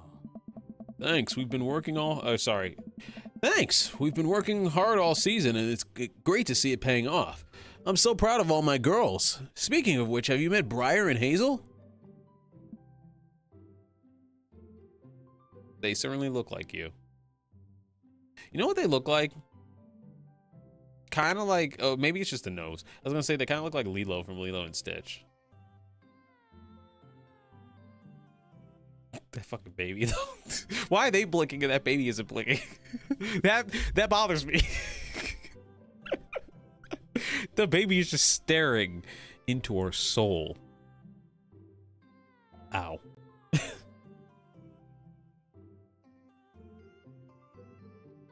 Hello. Hey, killer playing out there. Yeah, you guys rule. Thank you. You guys are twins, huh? So which one of you is the evil one? Hazel. Yeah, it's me. Huh? Good looking out. Eh? Do you guys ever pretend to be each other? I don't have a twin, but if I think I did, I'd be doing that constantly. Unfortunately, as a twin myself, I am not afforded that privilege as my twin is of the opposite gender. Yeah, I take all of her math tests. And I usually throw rocks at stuff when people get mad. When people get mad, I tell them I'm Briar. What? Nice. We're gonna talk about this later. Oh.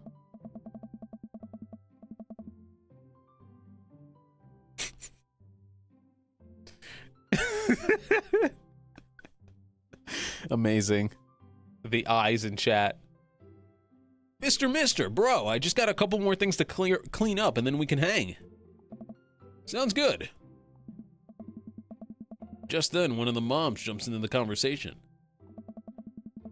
Not so fast. We have to celebrate our win, Craig. I'm taking the whole team to get pizza. Oh.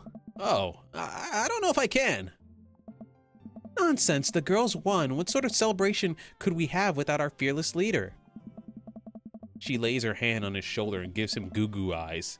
Man, this mom is laying it on thick. Amanda and I share a look. All right. Is it cool if my bro comes along? The mom looks slightly put out, but covers it up with a smile. Of course. Hmm. Where are we going? Thirsty's Pizza? What? What? It's a real place. An endless stream of girls clad in softball gear pile out of a minivan and into a local pizza buffet, which is actually called Thirsty's Pizza. Amanda and I trail behind them with Craig. Reminds me of all the awful pizza we put into our bodies back in the day. Remember when we used to fold whole pies in half and then put taco fillings inside? Ah, pizzacos. How I can never forget. How did we survive college? Our bodies were younger back then, more elastic, more able to handle the toxic waste we put inside us. The good old days. The kids run around playing on arcade games and eating greasy food. Amanda and I jump on a couple slices of mediocre pizza. Oh. Hey, give me, oh my god, sorry. Fuck. Oh, brother, this guy stinks! Hey, give me a piece of that. No, absolutely not. I'm just kidding. I'm strictly eating salad here. Thanks for addressing the issue, Amanda. Dad. A different mom walks up to us, talking to Craig as if we weren't even there. Craig, thank you so much for looking after our kids. My daughter tells me every day about how great you are. Oh, I'm happy to look after them. It definitely helps that I have kids of my own. It's been so hard since Daniel left. I'm glad to know that my children have a strong male role model in their lives. Amanda and I look at each other again. Craig gets it from all angles, huh? Craig smiles sheepishly. Thank you so much, dude. Craig holds his fist up for a fist bump from the mom in what I think is a maneuver to lighten the conversation. He looks super uncomfortable. I should throw him a bone here. Smokescreen Martha! Tag team with Amanda! Create a diversion. What the hell, the smoke screen? What do you mean? You actually have a smoke bomb? What's going on here?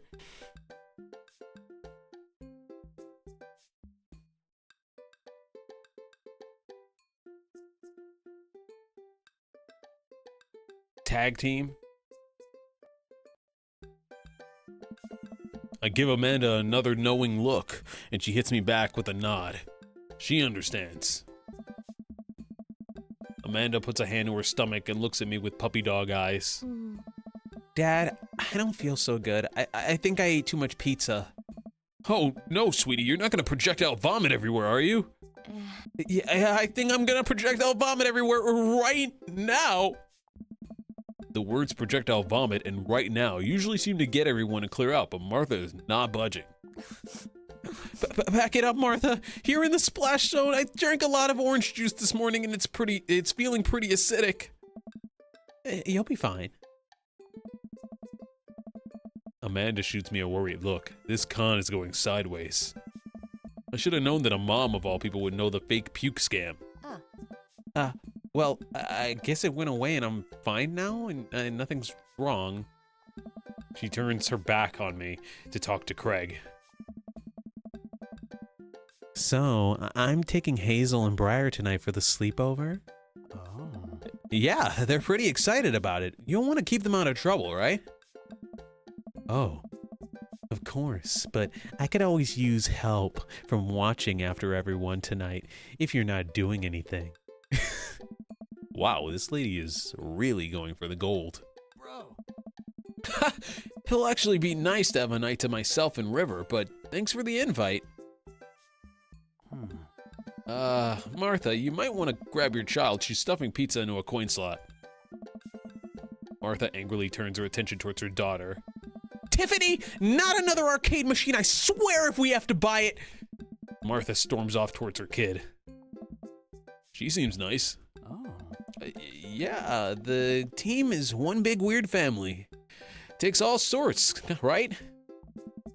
Tiffany, do not eat the tokens. Tiffany's a stellar hitter. I think I finally have time to talk to Craig now. Martha's really trying, Noelle. She's really going out. She's really trying. She really out here.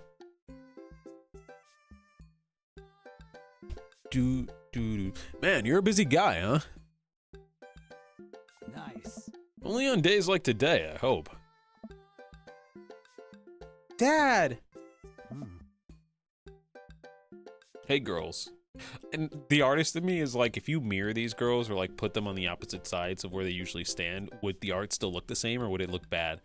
There's an artist thing where like you're supposed to flip your art to see if it still looks the same. And whenever I flip my art does not look the same. It looks fucking horrible. Whatever. That's besides the point. I'm wondering, is it still the same if you flip it? Go Tiffany. Tiffany's a real one. Hey, girls. Dad, can you help us beat our record on DDR?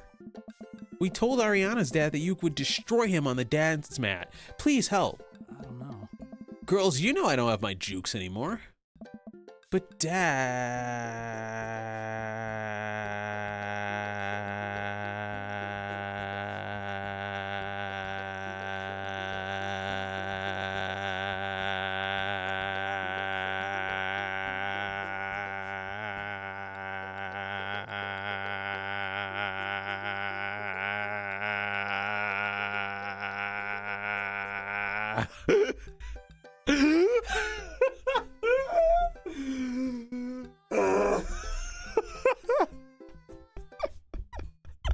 I didn't think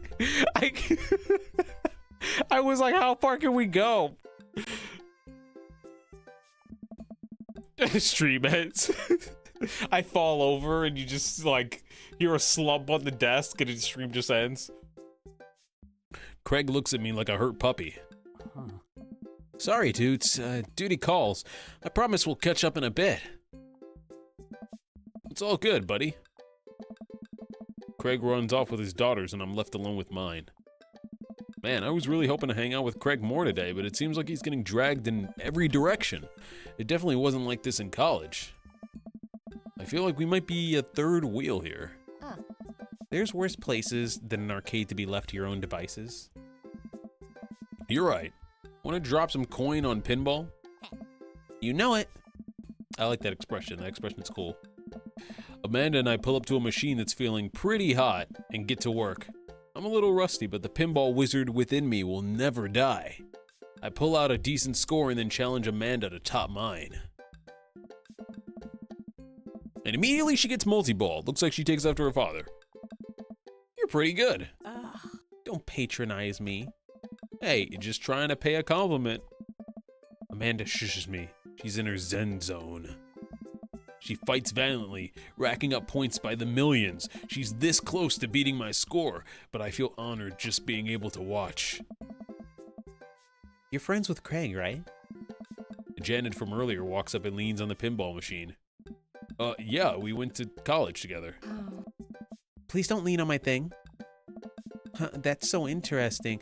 So do you know if he's like available? Oh, I honestly don't know if I could say. Seriously, you're gonna make it tilt. Because it's just like, it seems so much work to watch after his kids. Don't you think it would be great if he... Lady, I swear to God!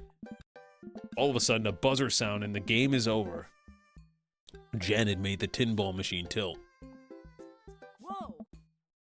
You stone harpy. What? I said I have to go over there now and put pizza in my mouth so I don't say anything that will hurt your feelings. Amanda. Hey. Bro! What's going on? Hmm. Now's our chance. If we don't get out of here now, we're stuck for the rest of the night. I wrangle Amanda, say some quick goodbyes with Craig. We head out of the pizza place. Finally. Amanda promises that she'll keep the couch warm for me and heads home. Hmm. Hope you don't mind me bringing you back here, bro. Not at all, dude. It's finally... it's good to finally get you all out here to myself for a second. River burps. Well, almost all to myself. Hold up. Craig walks over to the trunk of his car and pulls out 2 gloves and a softball. Oh. Up for some catch? This might be less catch and more you throwing the ball and me running after it, but sure. We stand in the middle of the empty baseball diamond and start tossing the ball back and forth. I have a cooler in my car that we could grab, but there's only juice boxes in there. Man, fatherhood is strange. You're telling me. I can't believe I'm looking back on my keg stand Craig days and reminiscing about it. Those were some good times. I don't know anyone else who could pull off those rare horizontal keg, the rare horizontal keg stand. It was a feat of discipline, bro. Trust me. I throw the ball, but I'm rusty. It hit River in the face. I haven't properly hung out with Craig in so long. I don't even know where to begin. That's enough for now. Which one?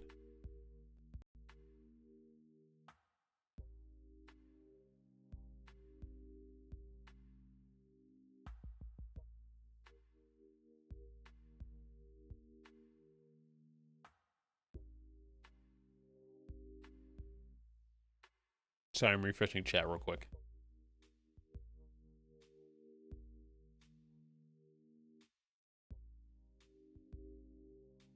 I've noticed that Twitch reloading is a lot slower now when I'm streaming.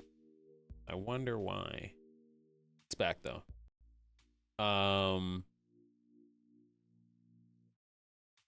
Coaching your kids. I can't believe you're a father of 3. Oh. Neither can I. You know me. I'm an indecisive person. You switched your major 4 times. Yeah, I had no idea what I wanted to do with my life, but raising kids, when Briar and Hazel were born, it all finally made sense. It was like Sorry, cables are covering it. It was like all the time I had spent trying to figure things out led to them. I couldn't be happier about it. I don't think I've ever cared about anything as much as I care about them. I had the exact same feeling when Amanda was born. It was the best thing ever to happen to me. It could be the only thing that ever happened to me, and I would still be proud of the life I lived. So, is softball coach the life you wanted, or was the life thrust upon you? Oh. I'll admit I was hesitant at first. Briar and Hazel had so much energy that we just had to get them into sports, but no one was there to run the team. The more I did it, the more I saw how much it meant to all the girls. I'm worried there'd be a riot if I quit.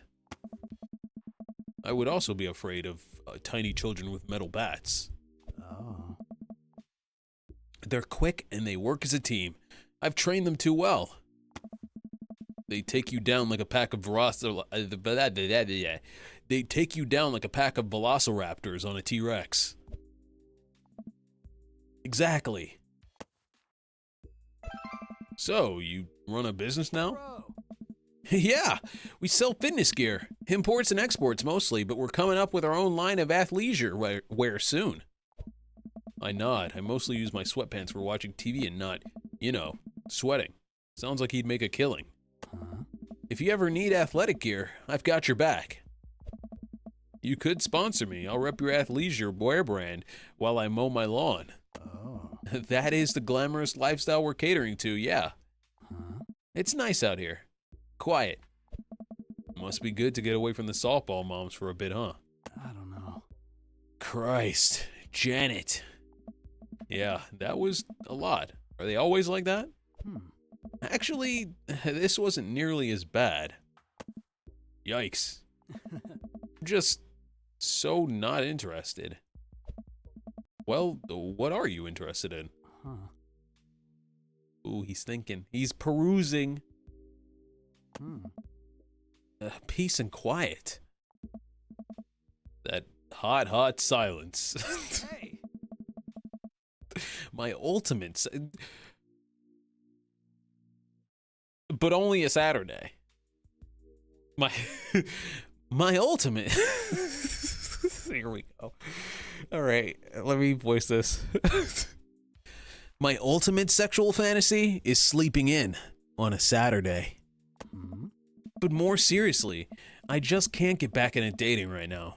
I couldn't even if I wanted to. There's no time. Oh. And I feel so uncomfortable trying to introduce a stranger in my girls' lives. They've already been through so much. I can't put them through that.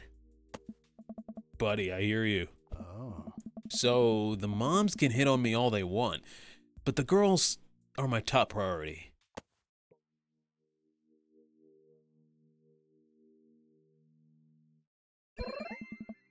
You don't have to rush it, man. Things will fall into place for you, and someday you're gonna find someone who cares about your kids just as much as they care about you.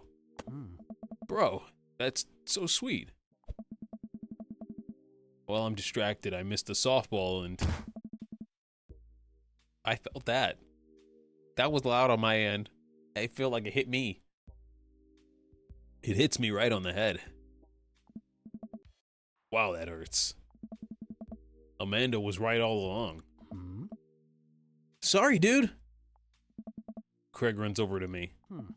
Are you okay? Yeah, I'm fine.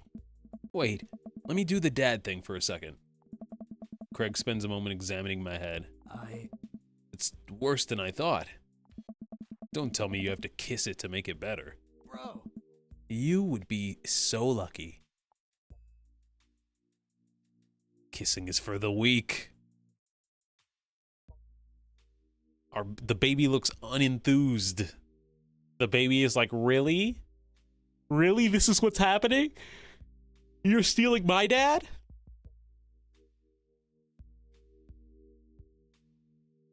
Which one are we doing?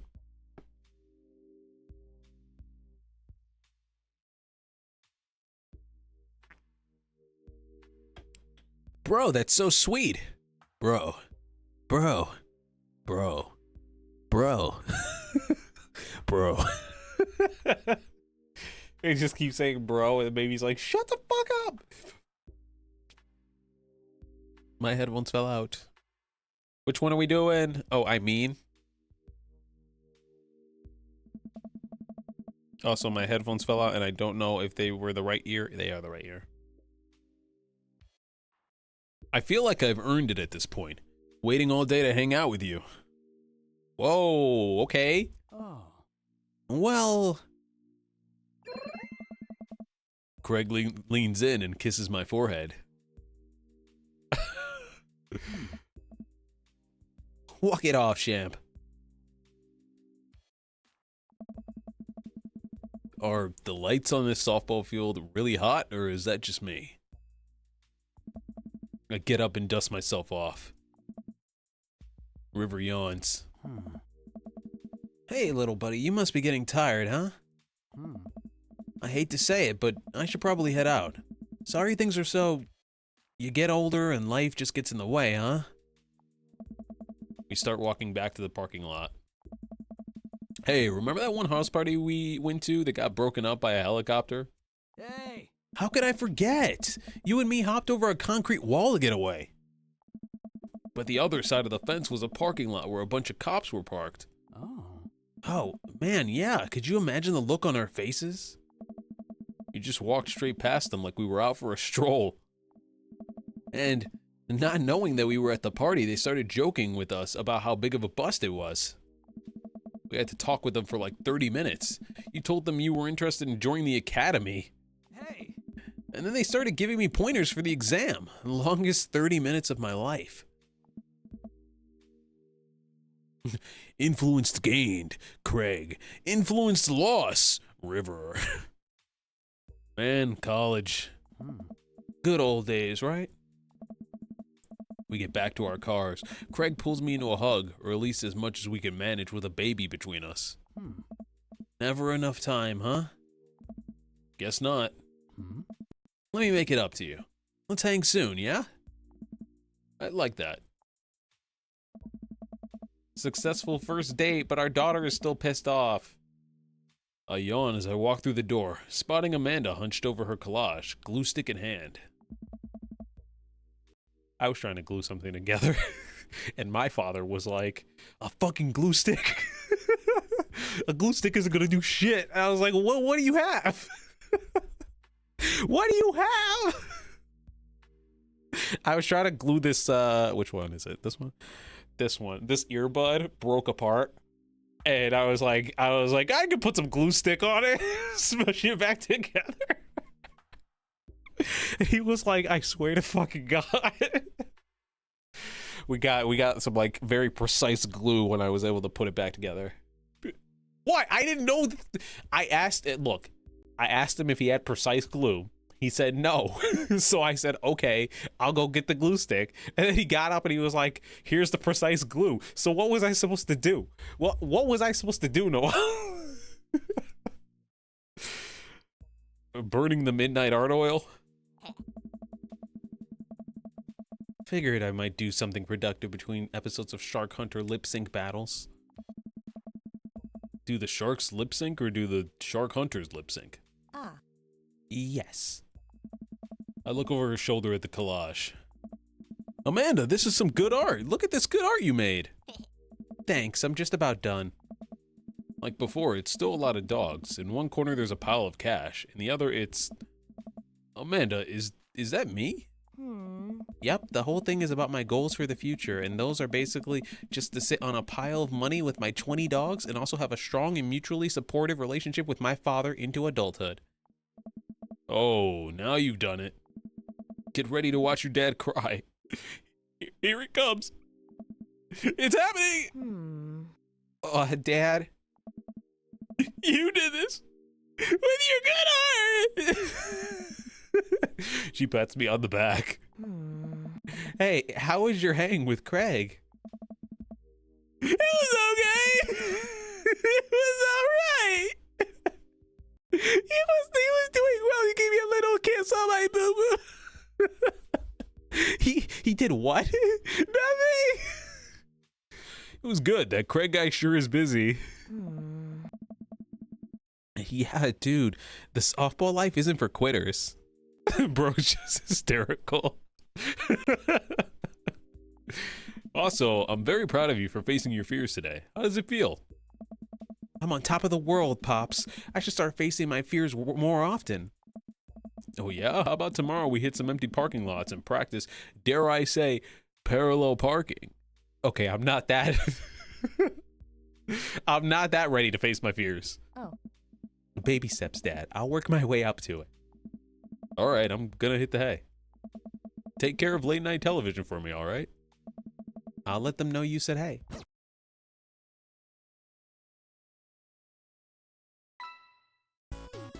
Let's go! Dad Snark, number one dad, baby, twins, coach, catch. Wow. That was an amazing date. Okay. I've never gotten this far. I think I got as far as making a page in Dream Daddy the last time. This game is longer than I thought, honestly. I thought it was 4 hours. We are now at the 4-hour mark. What grade was it? We didn't see. Let's assume S. I wasn't paying attention myself. While I'm doing my afternoon word jumbles, I hear the mail truck pull through the cul-de-sac. I wonder if we have any coupons today. The nice mail person... Brother, this guy stinks! Look, I'm trying my best here, man. I got hit with a softball. I got a little kiss. My daughter is keeping secrets from me. I'm just trying. Sorry if I forget things. I take the mail. Hey, my coupons. I take a closer look at the large yellow envelope. I lightly knock on Amanda's door. She probably has headphones in. Oh no, she can't hear me. She has AirPods in. Amanda? She yells through the door. What? I have something for you. I'm kinda busy right now. Can you come back later? Oh, okay. I just thought you would want this big ol' envelope we got from why did I say envelope like that? I just thought you want this big ol' envelope that we got from HIA. Yeah. Immediately, Amanda punches the door open. Horn Institute for the Arts? I mean, if you're busy, I can come back. Father, please. I hand her the envelope, which she tears open with her teeth. That's probably bad for your teeth. She doesn't seem to hear me and spits out a piece of envelope. She puts out a letter and unfolds it. Huh. And the suspense is killing me. This is her dream school. If we get hit with disappointment again, I'm gonna lose it. I'm gonna lose it. Amanda doesn't deserve that.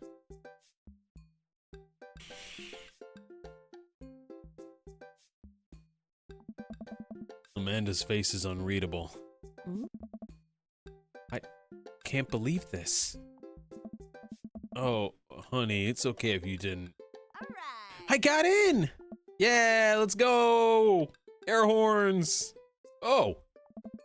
I got in! Amanda tosses the letter aside and gives me a big hug.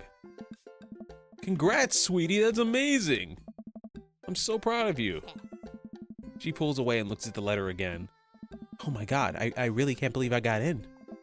Well, of course you got in. You're a great student. You nailed that interview and your photography is incredible. Aw. Wait, Dad, Mm. I know this one's really expensive and it's so far away. Well, where is it? The moon. Oh.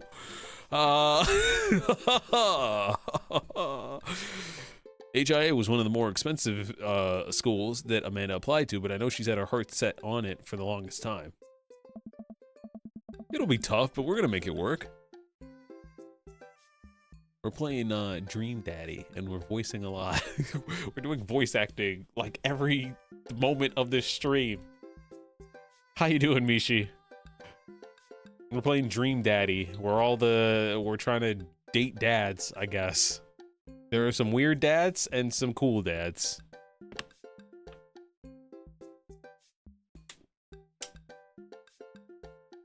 This is because of chat. They wanted this. Uh-oh. Oops. I minimized it.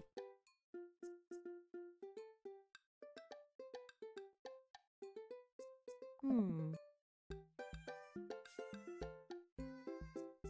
Oh, and also our daughter got into her dream school.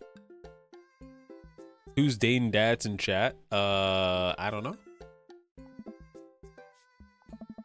I'm a little bit I don't qualify as a dad. Amanda hugs me again. Yeah. Thanks, Dad. Okay, sweetie, we're celebrating tonight. Dinner, your choice. Who are we bringing to dinner? Don't get quiet now, chat. That's crazy. No one's to out themselves. Amanda and I walk along the bay, tearing into our foil wrapped burritos from a nearby food truck. You could have chosen anywhere in Maple Bay. Cost was not a determining factor. Please, Dad, you know I'm a simple gal. Just give me a Rito with a view. I can't say I'm mad. Amanda and I sit on a patch of grass and watch ships sail lazily through the bay.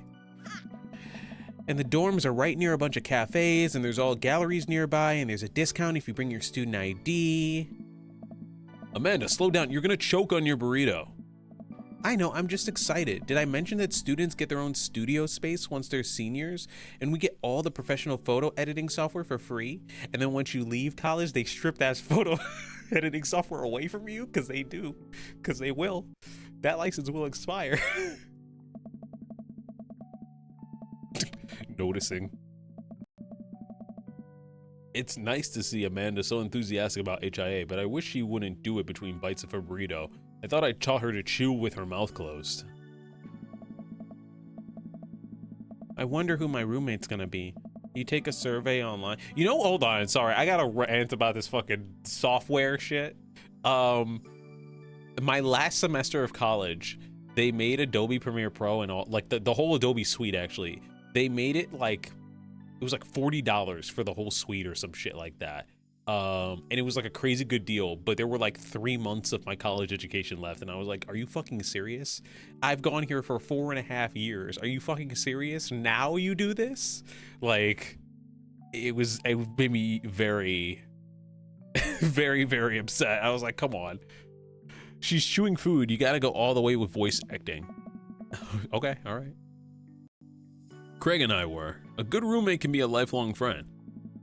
But don't even get me started on bad roommates. Oh, Jesus fucking Christ, don't get me started on bad roommates. Y'all ever had a bad roommate? I've had Several. Several. My God. I have some horror stories. Oh, no. I'm just kidding. We didn't have a bad roommate. Fucking privileged. Privileged? Our only other roommate was a puppy that Craig brought home one night. We spent a semester fabricating a story about our new foreign exchange student who had a really bad cough that sounded exactly like a dog's bark. Carl ruled. Plot twist, Bryce was the bad roommate. I definitely was not. I definitely was not. I always took out the garbage. I had 3 roommates at one point, and none of them took out the garbage. One of the roommates was one of my best friends, and he wouldn't take out the garbage. And I was like, bitch, what the fuck are we doing here? Get it together. Come on, I expect it from the other 2, because they're idiots, but not you. Get it together. Sorry. Some trauma. Some trauma rose up there. Anyways. I didn't have the best roommates when I lived on campus. No, okay, so my roommate situation on campus, I had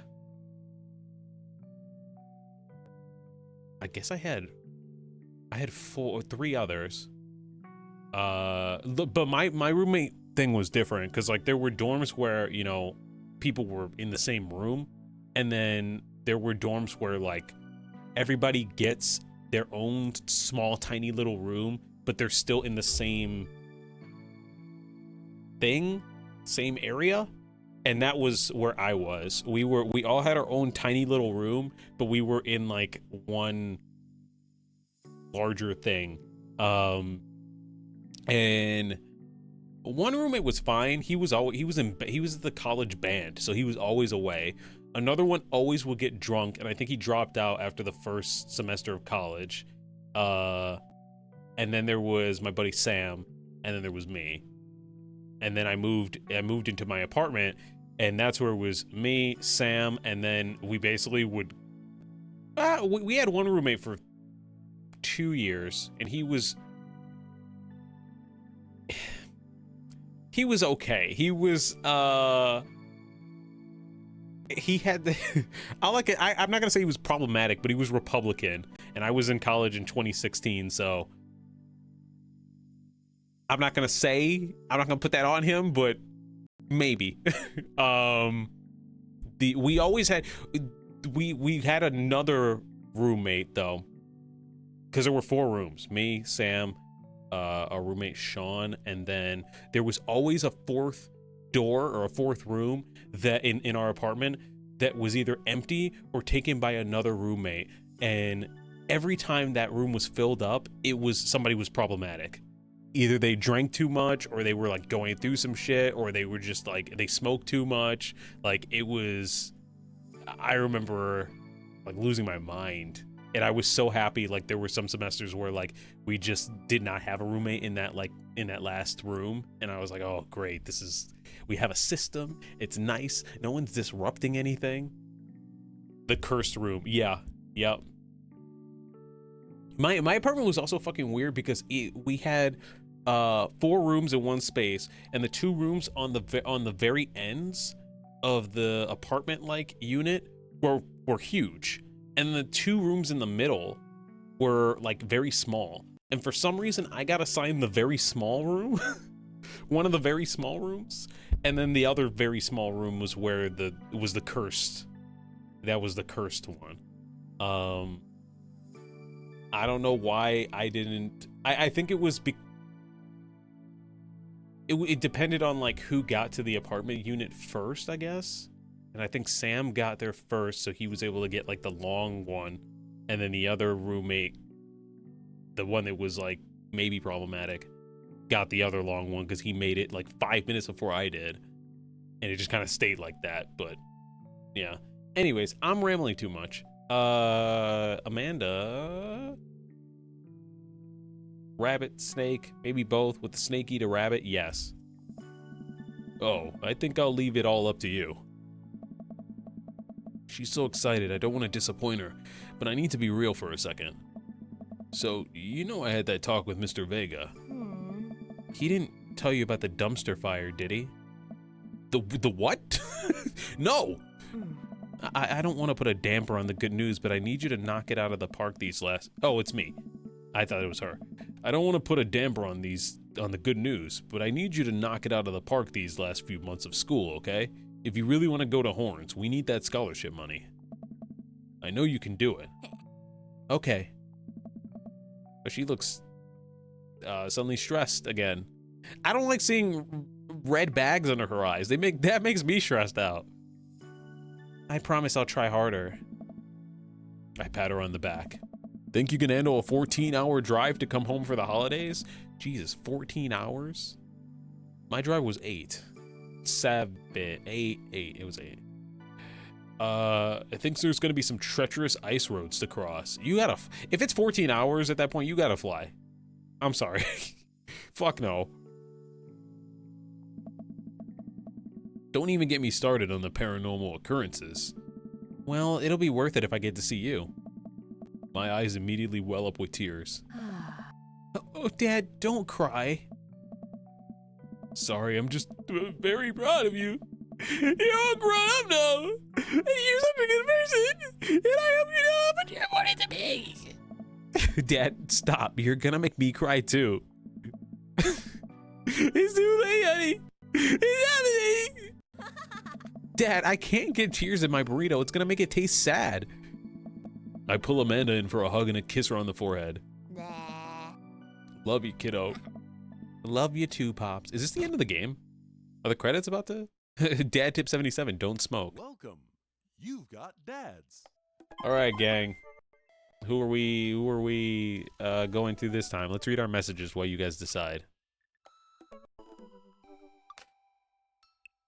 Hey, buddy, so I have a favor to ask. Robert invited me over for dinner.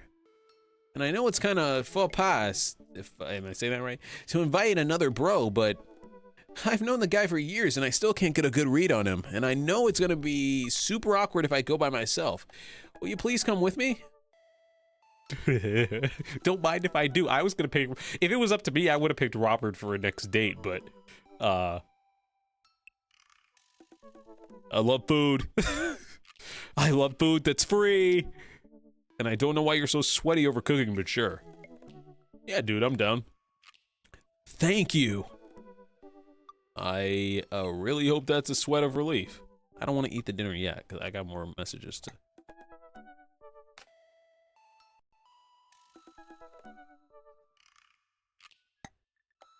Why does this have a mark on it? Oh, shit.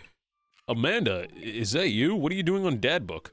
Why, Mister, I never. We've known each other since business school. How could you possibly confuse me for your amazing and talented and easy to buy things for daughter?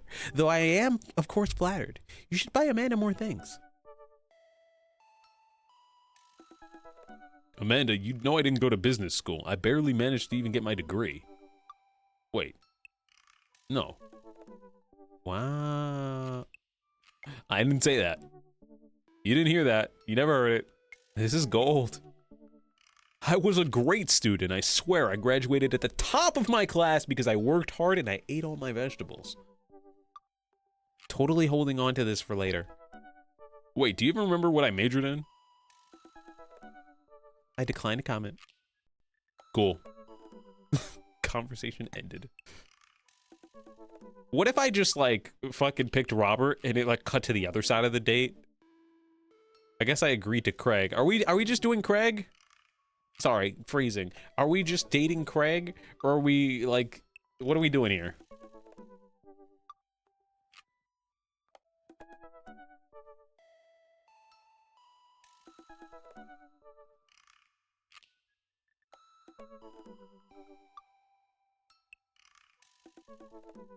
You know what I'm in the mood for? And I can't believe I'm saying this. I'm in the mood for a peanut butter and jelly sandwich. I've not had one in years. And all of a sudden I'm like, I would hit different right now.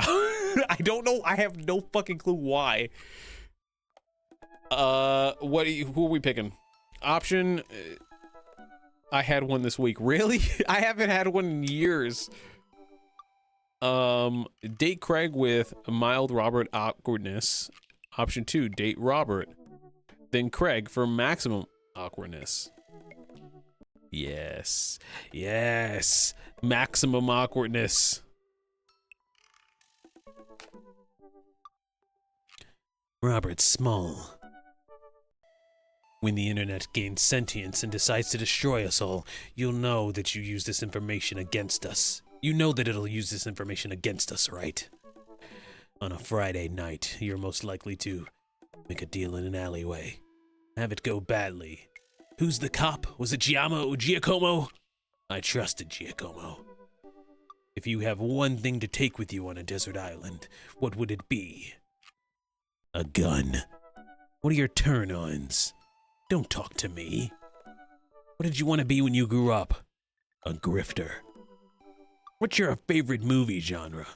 Italian neo-realism. What's your ideal date? Grave robbing. What do you never leave home without? At least 4 knives. I spend a lot of time thinking about never really looking... Wait, what? I spend a lot of time. Sorry, it's the wires are covering the like top of that. I spend a lot of time thinking about, you ever really look into a rabid animal's eyes? What happens if you do? Let's message him.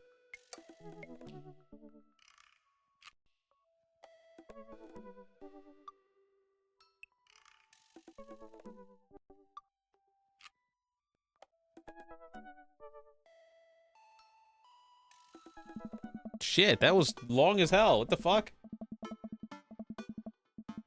Robert was pretty nice. A little odd, but nice and ruggedly handsome. We should hang out. I type out a message to him on Dadbook.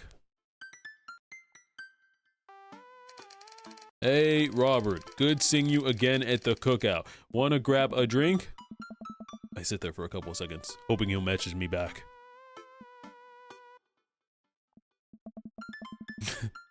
Favorite hobby? Grave robbing. We're dating Shadow the Hedgehog over here. Hey, it says that he read my message. I anxiously wait for a response. Okay, so the lore, Mishi, I guess, is that we slept with this guy. In this game, we slept with this guy, so now we are, I guess, going to date him. We just went on a date with another guy who was our former roommate in college, and he asked us to go to a dinner with this guy that we're asking on a date right now. So we're being very, very messy. Denai grave robbing on the regular. I don't know what to tell you. We're gonna twiddle my thumbs awkwardly. Hey, this is kind of enjoyable. Look at those thumbs go. They sure are twiddling. I wonder if Robert has replied yet. He still has not responded.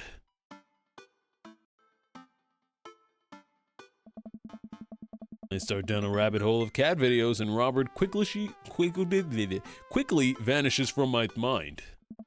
I didn't realize how long I'd been doing this, but by the time I watched maybe my 30th cat video, Robert pops back into my head. I jump back over to Dadbook to see if he's responded yet. Nothing. Well, I guess the guy's busy. I might as well make the best of my day. I get up, walk to the living room, sit down, and turn on the TV. Wait, what the fuck? What is happening right now? Is he ghosting us?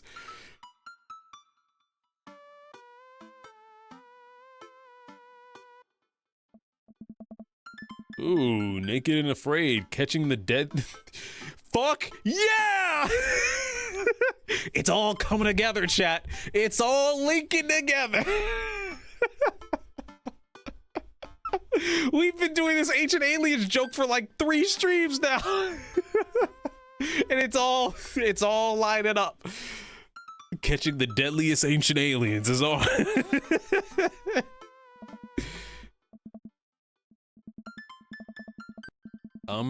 What the fuck?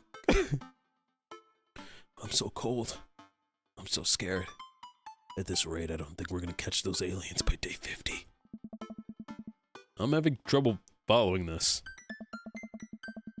Ancient astronaut theorists predict that being naked makes you 10 times more likely to find ancient aliens. Some suggest that aliens are fascinated with the human physique, most notably the butt. Okay, I'm back in. I'm sold. You got me. I lose several hours to whatever the hell that was. Sighing, I get up and walk around the house. My stomach grumbles. Robert will suddenly turn up from a window and say, So you said we should hang out. I've been perched at your window for hours and you haven't turned to look at me. Are you not interested? we're like, it's a little weird. You're a little weirdo. Time for lunch, huh? I guess it's time for old Chef Media to cook up a gourmet delicacy. I walk over to the refrigerator and open the door. I'm in your fridge.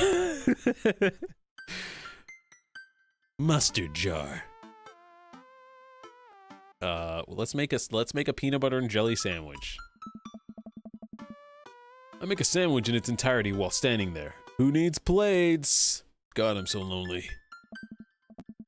The Standwich, a lost art. I admire my work for a second before I clumsily drop the entire thing on the floor. No! I look around and remember that Amanda's not home.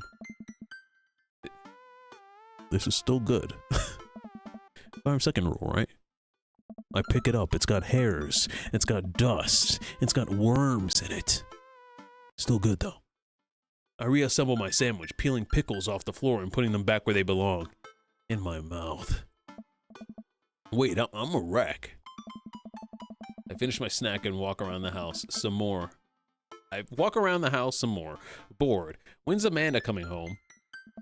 Oh, I just remembered something. When we were packing up the old house, we found an old basketball hoop that would hang off the door. It would really bring the living room together. I wonder where I put that. Bro, is he really gonna ghost us the whole time? We should have just did the dinner shit. I'm ready to dunk. Come on and slam! I take a leap from the free throw line and rocket that sucker down the net. The crowd goes wild. I break a vase. And welcome to the jam! I pull up from the three-point line, breaking ankles and singing a fadeaway. And I forgot the rest of the words to this song. Hey, you, what you gonna do? You gotta commit. No look behind the back hook shot. Everyone's on their feet. Something, something, Space Jam. I just barely managed to defeat myself at horse before Amanda comes home. Then we cook dinner together. We're proud of ourselves for not even coming close to burning down the house. Afterward, Amanda and I dig into a carton of ice cream over an episode of Chopped Toddler Tournament. Oh my god. What you have in front of you is a molecularly disc constructed sweet potato with a brown sugar demi-glaze with cream. I can't do this. That is literally a jar of baby food. The toddler immediately bursts into tears. Are we bad people for watching this? Yes. After a few more episodes, Amanda goes to bed. I check my computer one last time. Still nothing from Robert. Fuck him. But it says that he read my message. Is he ignoring me? Eventually, I climb into bed to get some rest, but I can't stop wondering why Robert won't message me back. I wasted a whole day.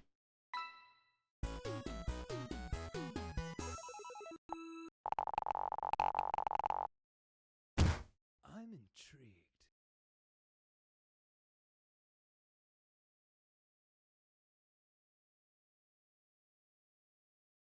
Fuck him. I mean, I already did, but Welcome. we're not doing you anymore. Ever. It's your turn, Craig. Hey, buddy, have a favorite ass. Robert and Patty at dinner. Yeah, let's confront him. Right now. Let's do it.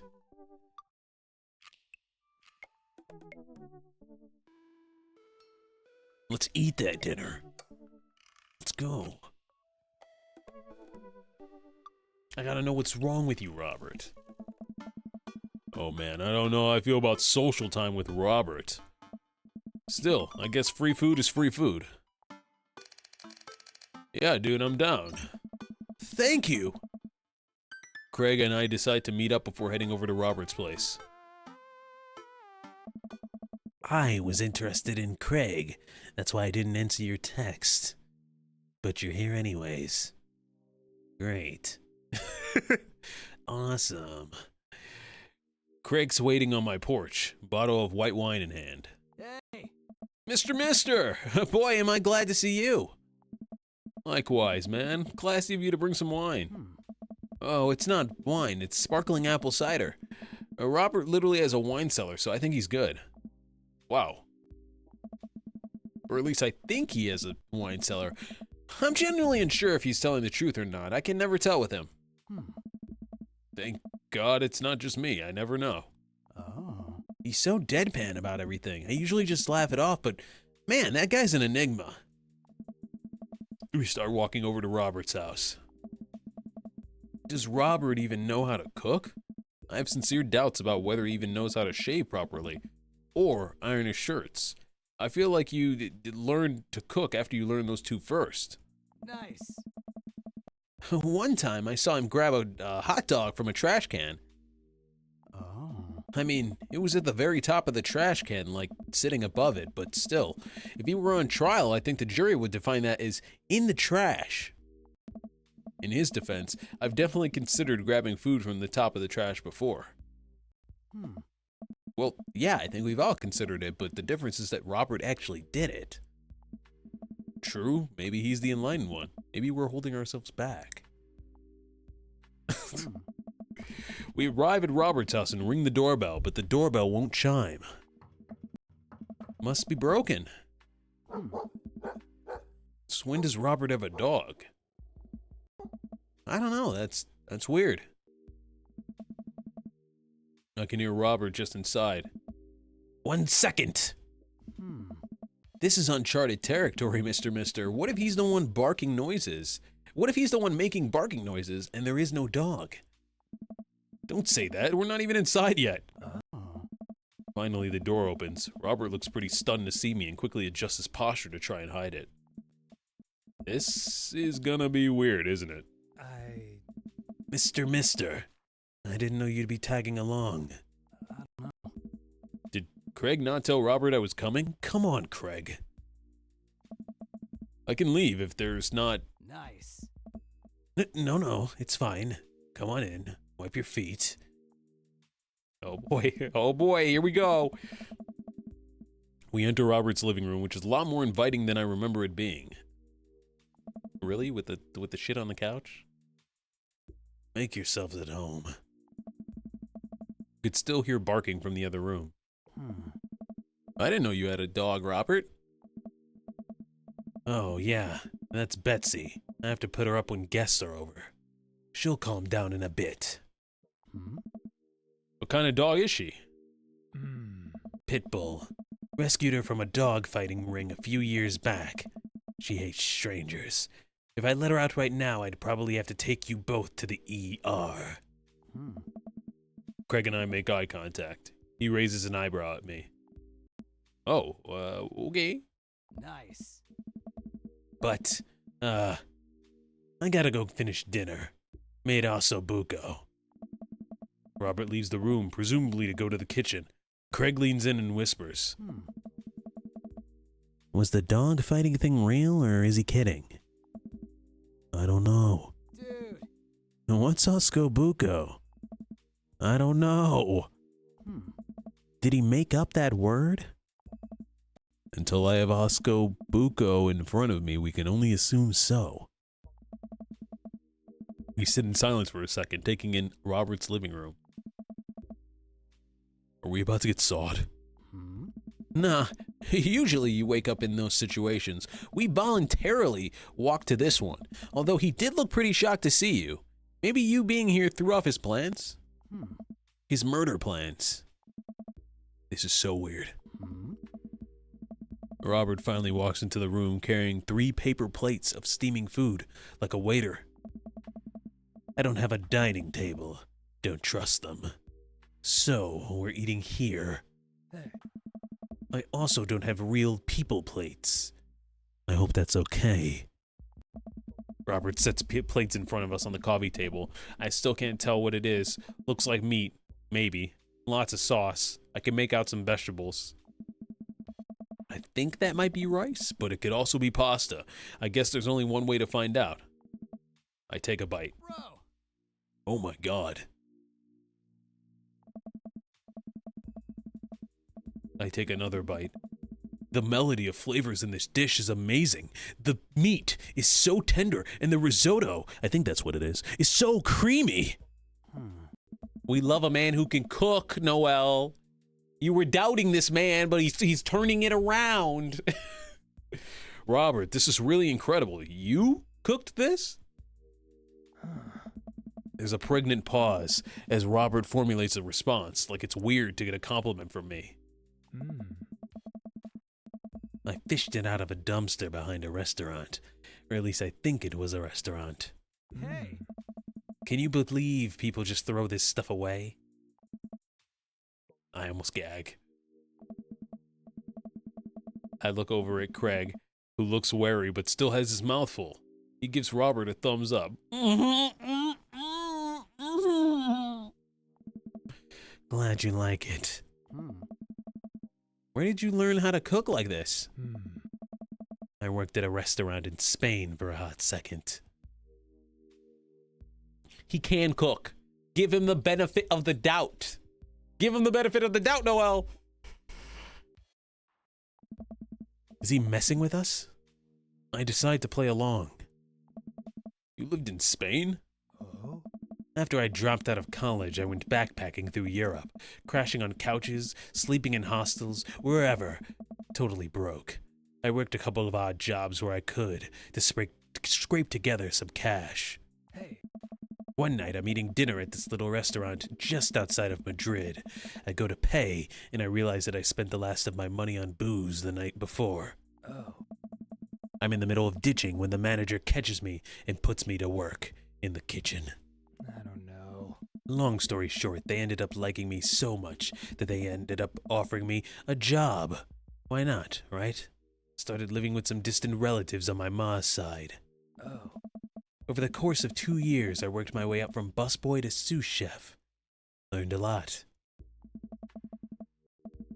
Greg and I wait for the punchline. What night watchman did he swindle to get back to the States? Who did he con in a game of poker in the back room of a speakeasy for safe passage in the crew's quarters of a cargo ship? Hey. Anyway, I still love to cook. Damn, Noel, okay. I don't know what's real anymore, but this food is so good I kind of don't care. Plus, Robert is actually talking to me like we're 2 people in the same room, which I guess is nice. That's amazing. It really is. To be totally honest, I wasn't expecting gourmet cooking here, especially not served on paper plates. Oh. Oh, wait, that's not, that wasn't him. What was that, Craig? Whatever, pretend I said it in Craig's voice. I don't care about presentation. If the food is good, it should speak for itself. This man is the most Shadow the Hedgehog-coded person. What the fuck? This Akabuko is screaming for itself. Paper plates are just as good as regular plates if you double them up. You're not wrong. However, you still should buy some regular plates. Just so the people that you are inviting think that you have some class, I guess.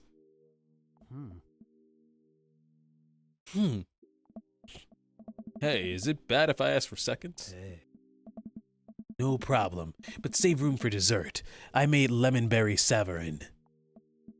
Oh. Well, aren't you just full of...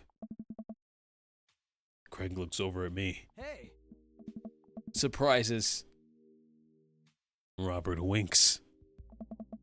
You bet I am. Huh. You could come over for dinner anytime. Hey. Craig. Bro, why doesn't he like us? What the fuck did we do? The fuck did we do? Did we kill his grandmother or something? That's wild. What the hell? You can come over anytime, Craig. The fuck did we? What we do wrong? What? Okay, damn, shit. Fuck me then. I guess. Nice. I'm gonna go get seconds. Yeah, maybe we shouldn't have. Me too. After consuming way more Okobuko than my body could handle, and then really ensuring a later food coma with a generous serving of whatever Savarin was, Craig and I decide to head out. Oh. Thanks for coming. I'm making an attempt to be more social. Something tells me he's not gonna follow through on that. Man, if you'll have me, I'm here. Especially if there's Okobuko involved. Well, that was Welcome. You've got dads. quite awkward. But we have a message. Mister, listen, this is you from the past. Whoa, how'd this happen?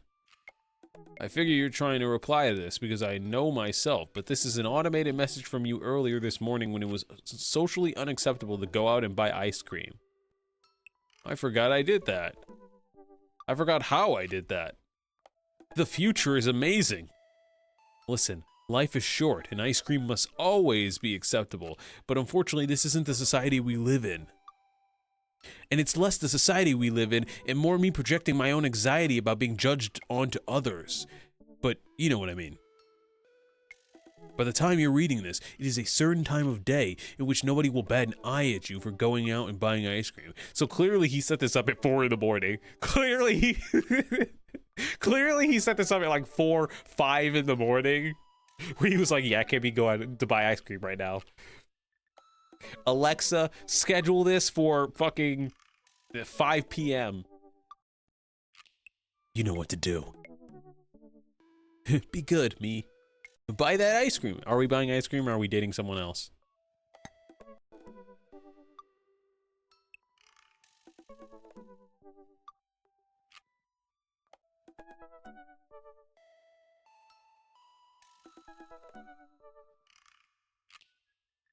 While you decide, I'm going to take a quick bathroom break, so I will be right back. I won't leave you guys with this music, though. I'll leave you guys staring at the choices.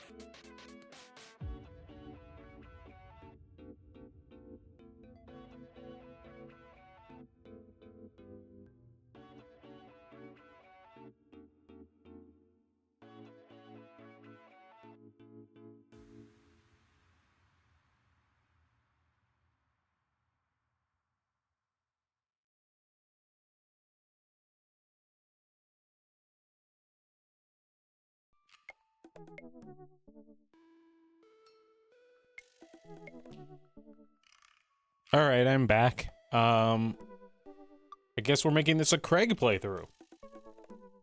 We will play for about another hour, and then we'll call it for tonight. So let's see how far we can get in an hour.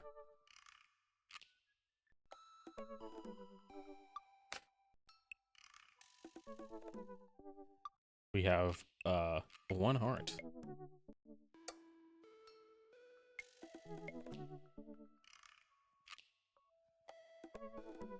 We could get 2 hearts in an hour, I feel like. I really want to get some good quality time in with Craig. The last time we hung out, he was so busy with the kids and fending off flirty moms that I feel like we barely talked. Ever since the first time we hung out, I've been trying to get up a little early for runs. I don't think I'm gonna be as embarrassing as last time. Maybe I'll even catch up to him tomorrow. Or catch up with him now. I type out a message to him on Dadbook. Hey man, been training on my run game recently. Ready for a round 2? Craig responds almost immediately. Dude, of course! Emojis! I don't know why he didn't just send an emoji rather than type it out. Another message pops into my inbox from Craig. Let's meet up early tomorrow morning for my favorite morning activity. Brunch. Why'd he do it like brunch? What's that? You run and then you get brunch. Boo. Boo. Brunch. I feel like that would have been better. Craig and I agreed to a time to meet in the morning. So, are we doing pizza tonight? Again? Can we do like a salad night? Hey. Dad, are you on a health kick? Not yet. I formed the committee to examine the possibility of being on a health kick. They haven't returned with their findings.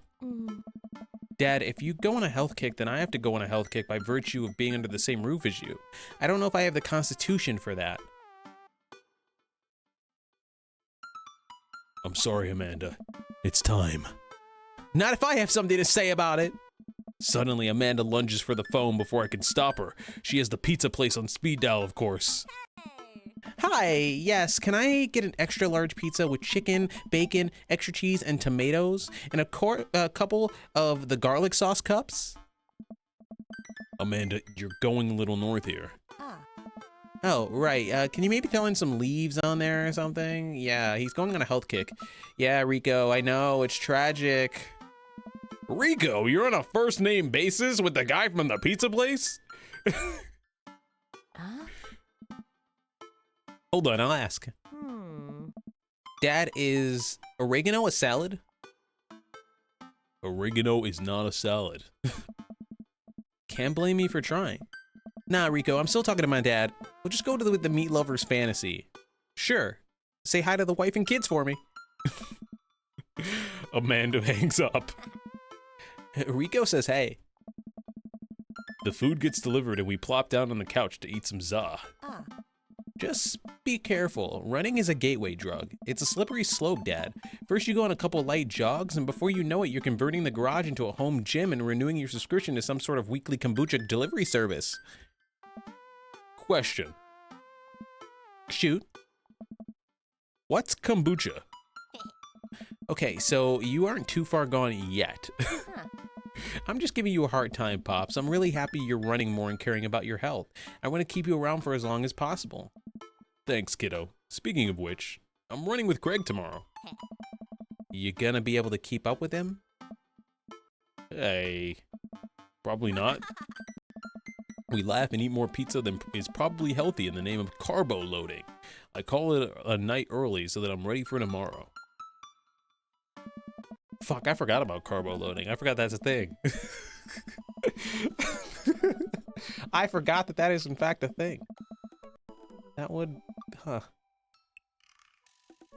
Now I'm thinking. When I first started running in the mornings, it was pretty hellish. Now that I'm a few sessions in, it admittedly has become a little easier, despite always ending in me drive heaving. Oops, I hit enter. I hit enter. My finger slipped. My finger slipped. I lace up my tennis shoes, throw on a t-shirt from a writer's summit I went to 20 years ago, and head out the door at a moderate jog. Craig is already outside with River strapped to his chest. Is the baby getting brain damage? Because every time you're like, you bop it up and down, the baby's going blah blah blah blah. You just fling it all over the place, like head bopping all over the place, like limbs flapping. Like that baby is not doing okay, probably. Thank you for the follow. Welcome on in, the lover girl.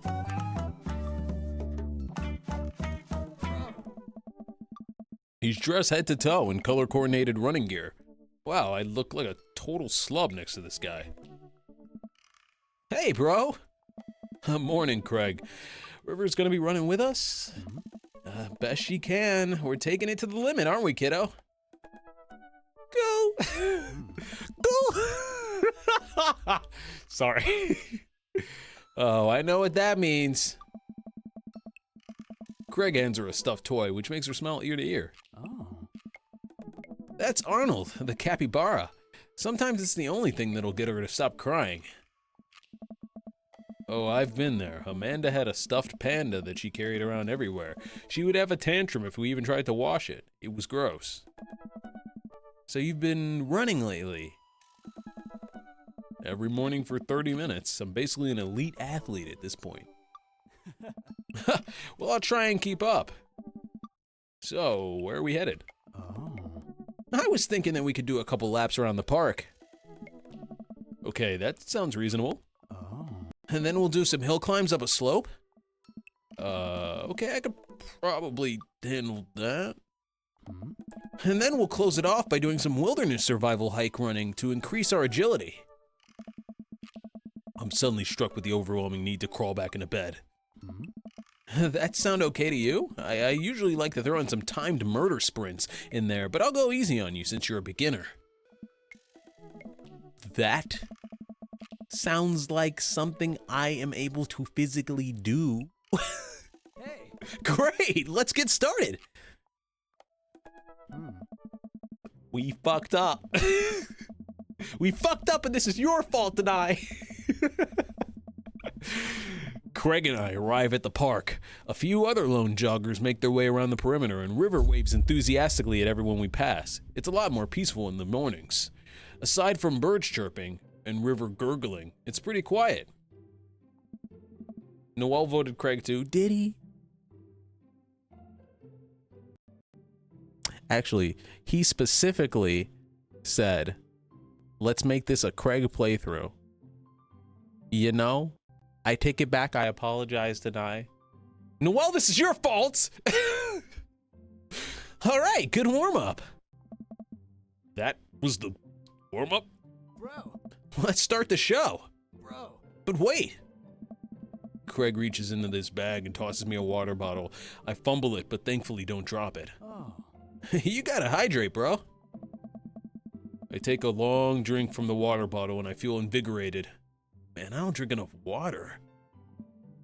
Hey. I look down and pick up Arnold, River's toy, and hand it back to her.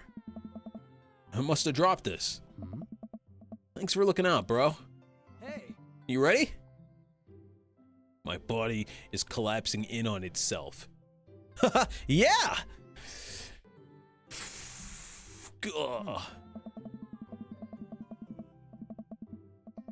It's saved. It's saved. My face was covering it, but it said saving. Uh-oh.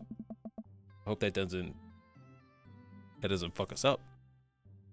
We finally finished however many many-teenth lap around the park. I'm breathing heavily, but I can't believe I actually didn't lose Craig. He's even breathing heavily too, which makes me feel a little better. I look down at my shirt and notice that I'm drenched in sweat. Huh, almost looks like a frowny face. That's one. What? I'm just kidding. Good hustle out there. I'm really impressed. You're way better than the last time I launched you off a treadmill. Yeah, man, you really pushed me to my limit just now. I can't believe I held on. Oh. Sometimes you just need someone there to push you to do your absolute best. I'm glad I could be that guy, bro. Who's ready for hill climbs? Oh. There's my little cheerleader, Mr. Mister. You ready? Which flavor of UGG would you like today? Which flavor of UGG are we choosing?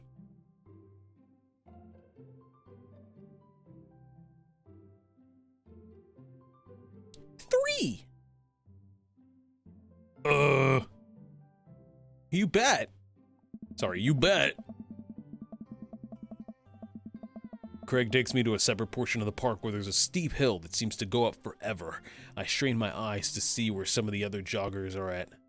Or I strain my eyes to see some other joggers at the top. So, what do we do now? Nice. We run up the thing. That looks like a lot.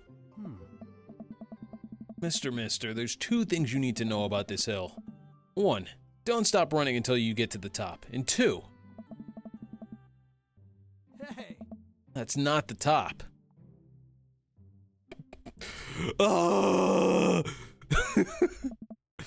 Let's do this. Yeah. Oh.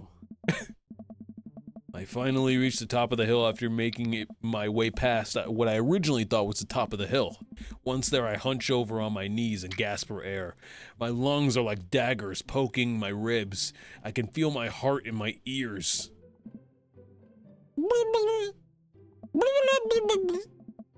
River, I'm having a moment, please. Whoo, boy. Craig looks like he's taking a beating as well. Ha! So he is human. Mister, put your arms on your head and stretch out your elbows. It'll help you breathe better. I do as Craig says. It feels a little better, but I'm still in agony. Oh. And here, Craig tosses me the water bottle again. I hydrate like my life depends on it. Thanks, dude. Hey. Phenomenal work. You feel that lightness on your head? That's the runner's high. Oh, that's it. I thought I was just, dying. Want to take it slow for a bit? I would like that very much. As we're catching our breath, River starts crying. Oh. What's wrong, sweet pea? Do you want to play with Arnold? Craig looks around us. Nice. Oh boy. Man down. I think we lost Arnold. River keeps wailing. Nice. I've abandoned my child's toy.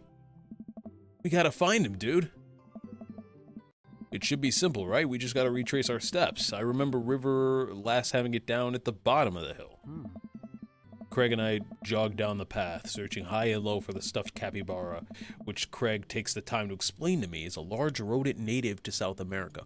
Well, you see, River, I have something for you. I'll be right back.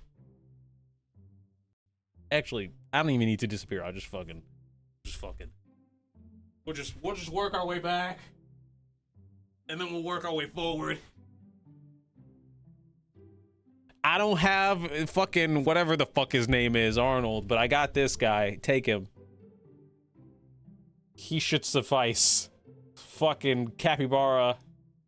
Take it and guard it with your life. Here you go, my child. This is why Mr. Mister should always have this on hand. He's my favorite. He sits on top of Morgana. That's where he be. He sits right on top of Morgana's head. Fuck, he fell.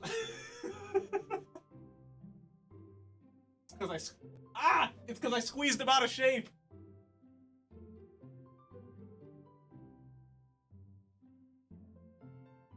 Third time's the charm. Yeah. And now you know that he was always there the whole time, staring at you. Staring at me, staring at you. This is the rest of the stream. Ah, damn it. Ah, one more time. All right.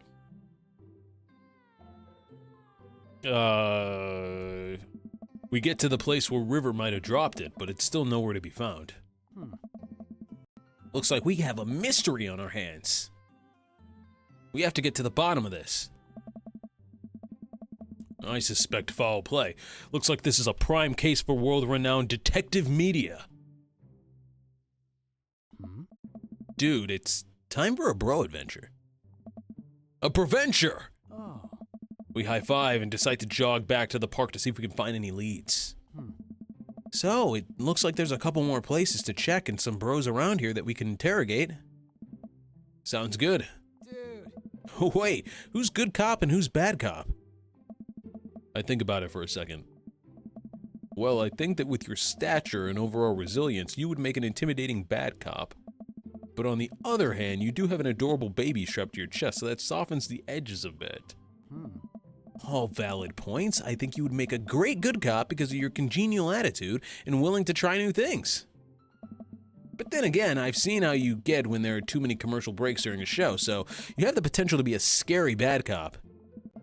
I don't want to have to watch Meat Hell in 3-minute segments with 5 minutes of commercials in between, And they're loud. The commercials are too loud. I just want to watch my show in peace without people yelling at me to buy wiper fluid and stuff. Bro. Case in point. let's play moment by moment. Smart. Hmm? So, where to, Brotective? To the playground. Bro, calm down. Relax, bro. We make our way over to a small playground at the edge of the park. A couple kids play on the jungle gym while parents watch by the nearby benches. Over on one of the benches, I spot a familiar face. Joseph? Interrogate him. Let's see what Joseph is up to. Ha ha! Oh, what a nice book. Joseph! Joseph nearly drops his book. Hey guys, I didn't think I'd see you two out here. Mister, are you exercising? Sure am. You know me, I just love to run and be healthy. That's kinda my whole thing. What are you reading? Oh, just a book on knots and rope tying. You know, Mary is in... You don't need to tell me anything else, just to keep it to yourself. Oh, cracker. For boats! Boat ropes! Mary just likes boats! Right. Say, you didn't have to happen to see a stuffed capybara around here. What's a capybara? It's a large rodent that's native to South America. Joseph thinks. I haven't seen one around. I'll tell the kids to keep an eye out. I noticed that there's no zest in his laugh. Is something the matter? No, I'm kidding. I'm adding in the blanks now. Your kids are here. Nice. Joseph looks around. Oh. They were here a second ago. Must have gone exploding. Must have gone exploding. Must have gone exploring around the park. Do you know where they could have run off to? Yeah. They're kids. They get into mischief sometimes, but they always come back. This is how they become victims. This is how they end up killed by a serial killer. You can't be leaving them to their lonesome. That sounds a little suspect, Joseph. Mischief, you say? Lawrence of Arabia. Lawrence of Arabia? What the fuck? Wait, am I being interrogated right now? No. Yes. Only if you did something wrong. Thank you for your time, citizen. Which one? Which one are we doing today? I don't know what I'm gonna say, but we gotta go and keep and playing the game today. No, yes. Just doing our due diligence, Joseph. Are you guilty of something? Arnold meets a lot to River here. I mean, you're more than welcome to ask Christian and Christy. I mean, they have their ears to the ground. I imagine they have their ears to the ground on all the latest playground drama. They might be somewhere around the woods. Thanks, Joseph. We'll let you get back to your rope book. Oh. Boat ropes! We head back to the playground.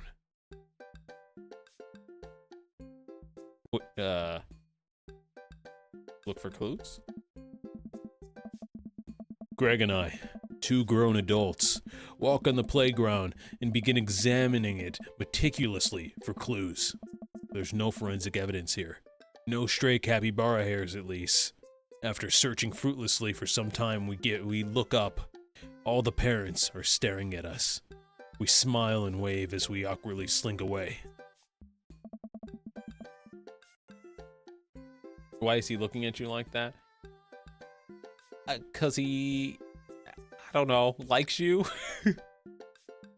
We're looking for the baby's little toy. There are worse men in this game.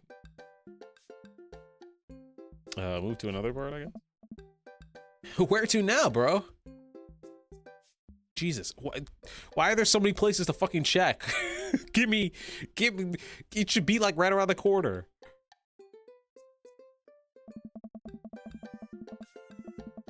We wander out to a grassy field in the center of a park.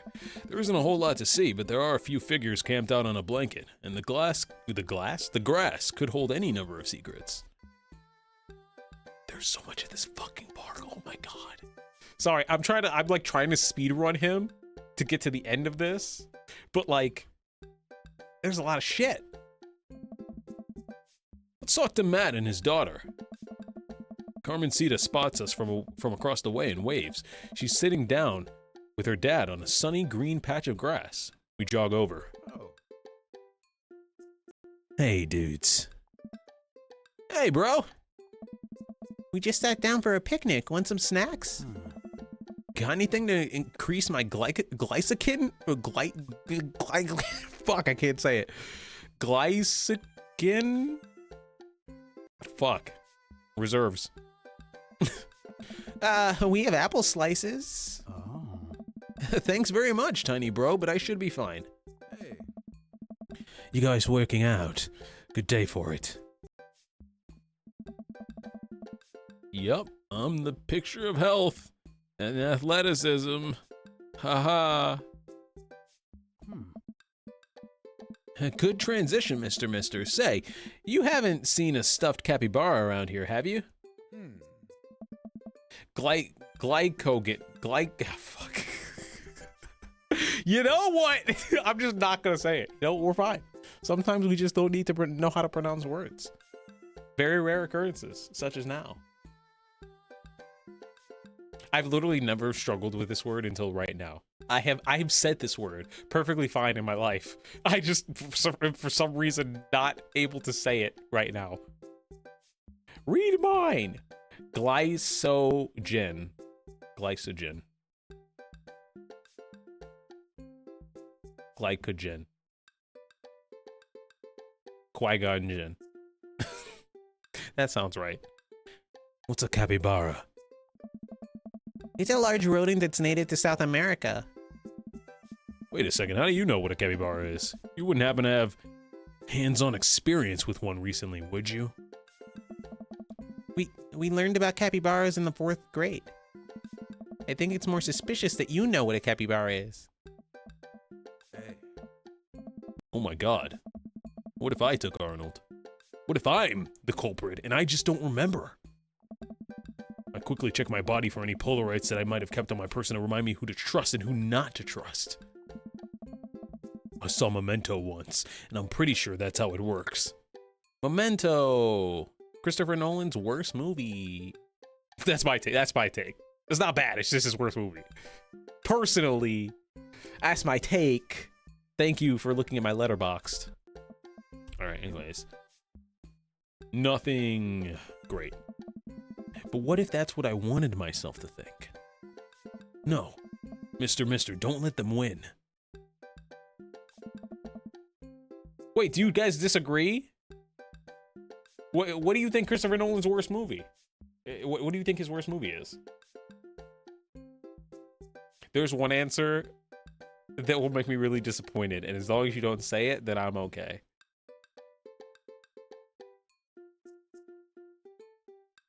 I don't know. I've never seen Memento. It's not a bad movie. It's actually interesting. It's just his worst, in my opinion. Craig is just watching Mr. Freak Out. I saw a couple of squirrels over by that tree, though. I don't know if that helps, but if you want to see some cute squirrels, you should definitely check it out. Thanks for the hot squirrel tip, Carmencita. Well, we better get moving. Gotta find that capybara before River here has a breakdown. Good luck. Let me get some apples for the road, though. Carmencita hooks me up with some road slices and we're on our way. We maneuver back to the field. Oh my god, we're never going to find this fucking capybara. Interrogate River.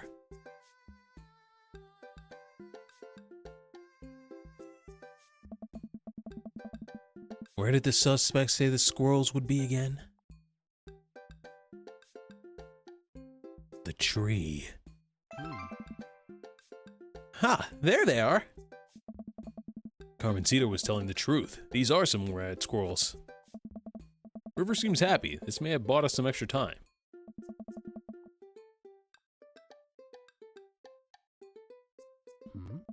Wait, let me try this. It's always the culprit you least expect. Nice. Where's Arnold?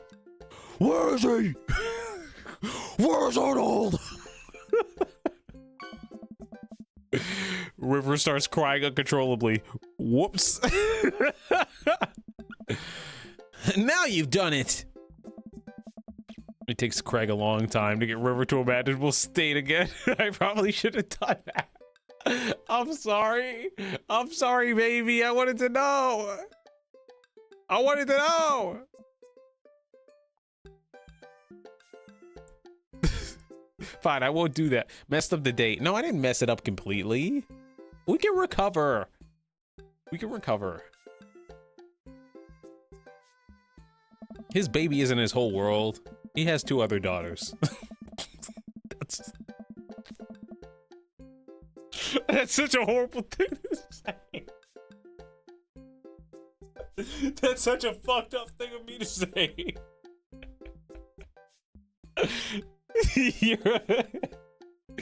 Your lives.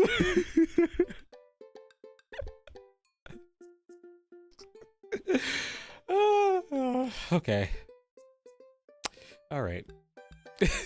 We carefully comb through the field of grass and flowers. Grass and flowers. I can't seem to find much beside a couple of ladybugs and a nickel. Mister! Oh, man. I jog over. Craig is kneeling in the grass inspecting something. I approach, my heart in my throat. As I lean over Craig, I see it. This is Arnold's leg. I put my hand over River's eyes. No one should have to be subjected to this senseless violence. My God, who or what would do this? I don't know, but I think we might be dealing with something beyond our grasp. I can't look at this anymore. I turn around, trying to wipe the image of the stuffing strewn across the ground from my mind. Oh my God, it's Jason Bourne.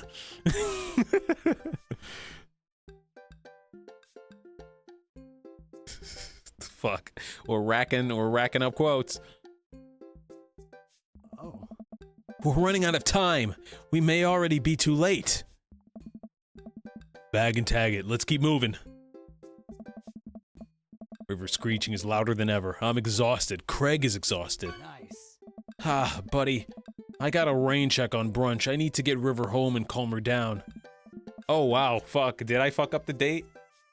Oh dear. Oh dearie me. Do we gotta, hold on, we gotta go back? We gotta go back?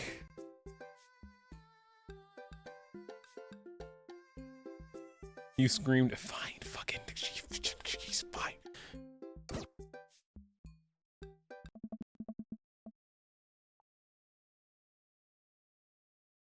Nice. Hey. I've rewound time. Let's try the good cop approach. Hey, sweetie, believe me, no one wants you to find your capybara more than me, but we need more clues. And I think, somewhere in that baby brain of yours, we might have something that'll lead us to the perp. So what do you say, kiddo? Fuck you! Well, shit! I turn to Craig. We're getting nowhere with the witness. Well, what do we do? Do we move to another part of the park? Do we still look for clues? What do we do? We have an opportunity. Maybe we should save. We should save.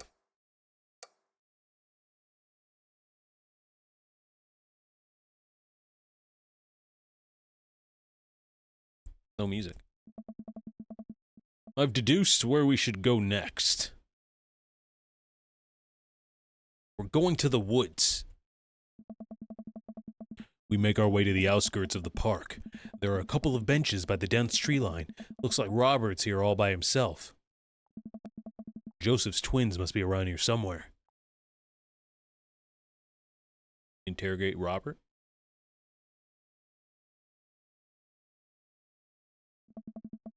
Maybe Robert saw something. Hey. Hey, Rob. Oh. Don't call me that. Okay. Hi, Robert. Oh.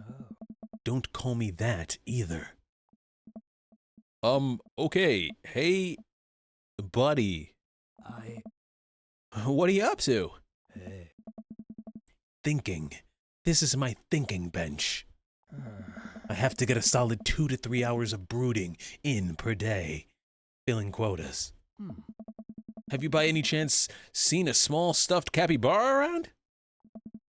A capybara is... I know what a capybara is. It's a large rodent native to South America. I know. Oh. Yes, he is. So, have you seen one? Oh. A stuffed one, not a real one. That would be weird.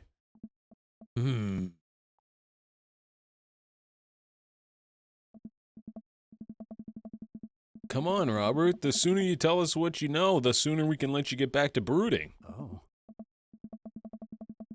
Bad top... sorry. Bad cop time, Robert. If you don't help us, I'm going to put you in a headlock. Mm-hmm. Is that a threat or a promise? Oh. Whoa, slow down. Back off. We return to the woods. Joseph's twins must be around here somewhere. Greg and I search through the outskirts of the woods. There are a couple cigarettes, empty beer cans. This is probably the hot spot for edgy teens to hang out at night and say swears and stuff. But it doesn't look like there was any activity that might be capybara related. This might be a dead end, partner, bro. We return to the woods. Joseph's twins must be around here somewhere. We're interrogating him again? Or do we move to another... I guess we move to another part of the park. Clock's ticking, dude. Where are we going next?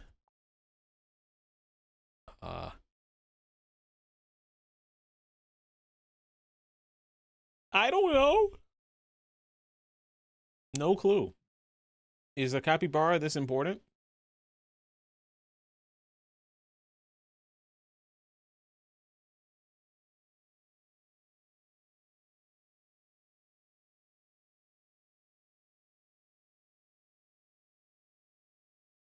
Feel than Robert again? Because he has a dog. We maneuver back to the field. We carefully comb through the field of grass and flowers. Mister! Oh, man. All right, we did this. A leg. Oh. Oh. Hmm?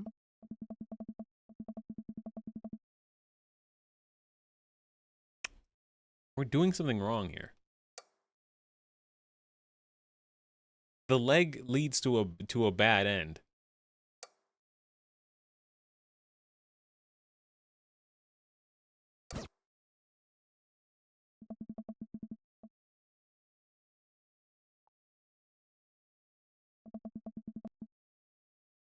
I'm starting to put the pieces of this case together, where I have indigestion. We better keep moving.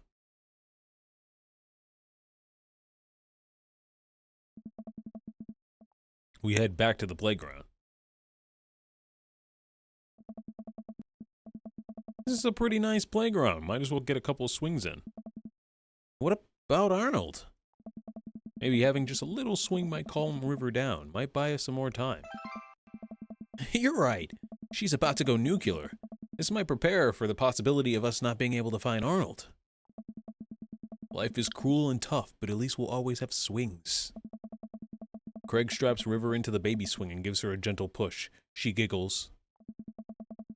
I back up a few feet and then rush forward, pushing River as far as she can go to where the swing loops around the bar and then loops around again and loops around again, and then the swing breaks and she flies up into the air, into the atmosphere.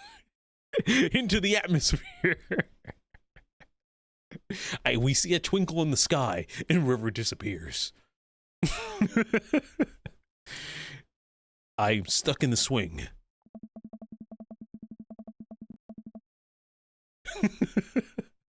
We just go turbo on the swing. And River just disappears in the sky. Greg eventually helps me out of the swing, and we decide we have to get back to the investigation.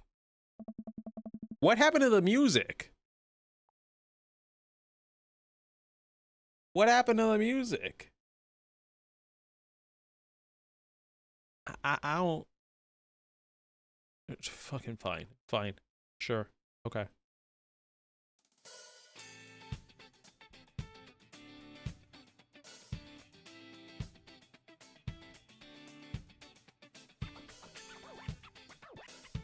We're playing Sonic music. I don't fucking care.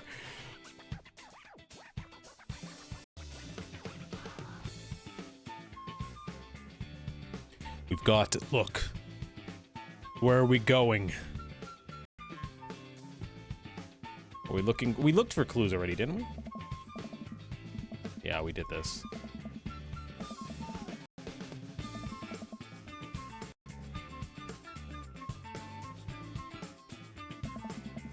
How dare you groove in this serious moment? Unfortunately, I have to.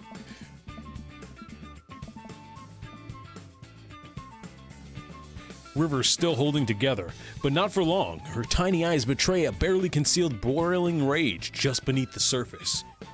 Or something. She's a baby, I don't know. Let's move.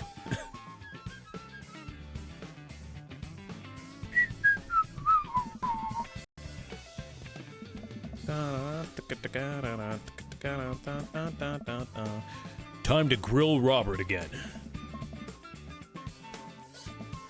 Oh, Christ. What now?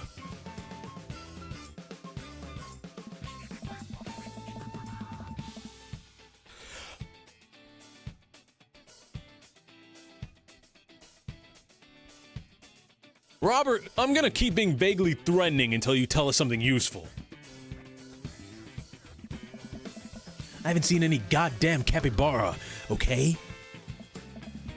Crap, I was really nailing the bad cop bit too. I thought for sure we had something. Now what, bro? Joseph said his twins were around here somewhere, but I have no idea how we're supposed to find them. Wait, those creepy kids? Why didn't you tell me something that they had to... Why didn't you tell me that they had something to do with this? Huh. Maybe I should have left the good cop, bad cop routine to the pros on this on TV. Yeah, bro! Do you know where they are? I do. A lot of people underestimate the senses of a man who broods. I saw them lurking around here a little while ago. Where'd they go? Hey. Ran into the woods. I'd be careful, though. I don't trust them. But then again, I don't trust anyone. Not even you guys. Not even that baby. What? I take that back. You're an old soul, kiddo. Thanks for your help, Robert. The woods. Go deeper into the woods. Wait, do we have good wood music? Hold on.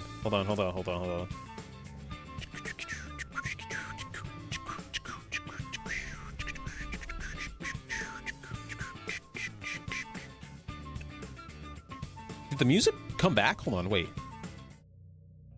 The music came back. I stare into the depths of the forest. Who knows what could be in there? Oh. Are you prepared for what we might face in here? I'm ready, partner bro. You? Nope, but if it gets River to stop crying, I don't care. Let's do this. Nice. We start down the path into the woods, keeping our eyes and ears peeled for any sign of Arnold. There are no squirrels or birds anywhere. The silence is unsettling. The sun can barely peek through the canopy. It's colder here. Suddenly, we hear voices. I want to do it. You got to do it last time. Craig and I come to a clearing where we find Christian and Christy kneeling over something. Stop right there! Dude. And put your tiny hands where we can see them!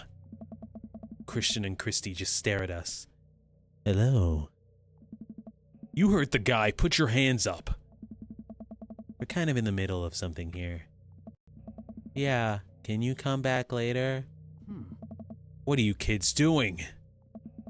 Cutting stuff up. My heart is pounding.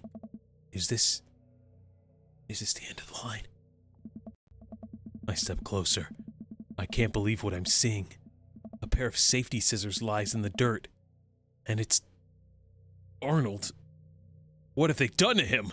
Hey. Arnold! Come! You hurt the baby. Hand over the capybara. No fair. Finders keepers. No, not finders keepers. That's our property and you desecrated it. Well, how can you prove it's yours? How? Yeah, it doesn't have your name on it. Actually, it does. See that foot over there? Christy looks at the foot. I can't read. Craig looks at me. Hi. I'm so done with this, bro. There's no use arguing with them. We gotta kill him. Mister, I think we have to kill them. Damn.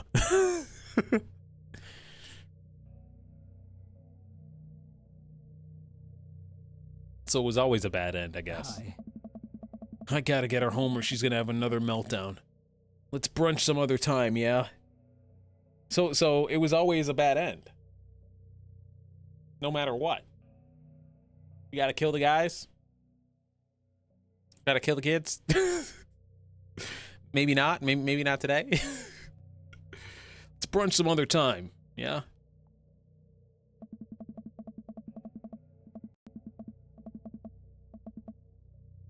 Just go straight to Robert next time.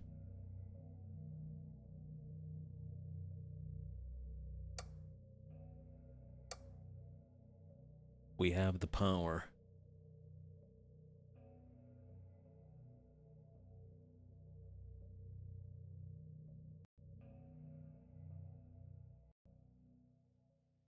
Oh, not that far back. Shit. Damn, our last save is 11:15. Yeah, it's too late for us.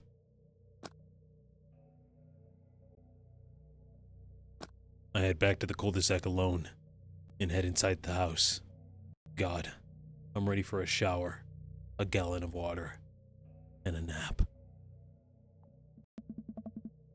I bet Amanda's still asleep. Eh? I crack open her door to find her still in bed. The only reason I'm still talking like this is because the depressing, creepy music is still playing. It's still going.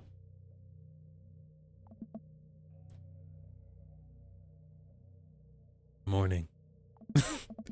Afternoon, actually. I headcanon that he's just like severely depressed by the incident. Right, how was brunch? Well, we had a good time with the run part, but then we didn't make it to the rest of the portmanteau. Huh? To brunch. We didn't make it to brunch. Somehow, we lost River's toy on a run. A capybara is... Dad, don't patronize me about giant rodents. I know. Sorry. Anyway, we figured out that Joseph's creepy twins had something to do with it, but we never got to the bottom of it. We actually cornered the kids in the woods, and we found out what was left of the toy, but we couldn't convince them to give it back. Maybe if we had a smoking gun. I mean evidence, not a literal gun. Though I did think about it.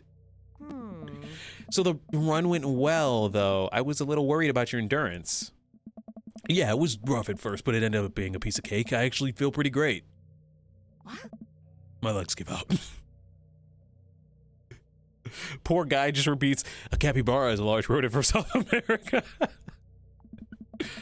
I find myself on the floor of the hallway. I'm just gonna hang out here for a while. You take your time getting up.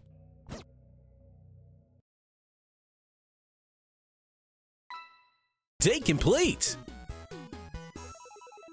I better have gotten a heart for that. Good form out there. I got an F.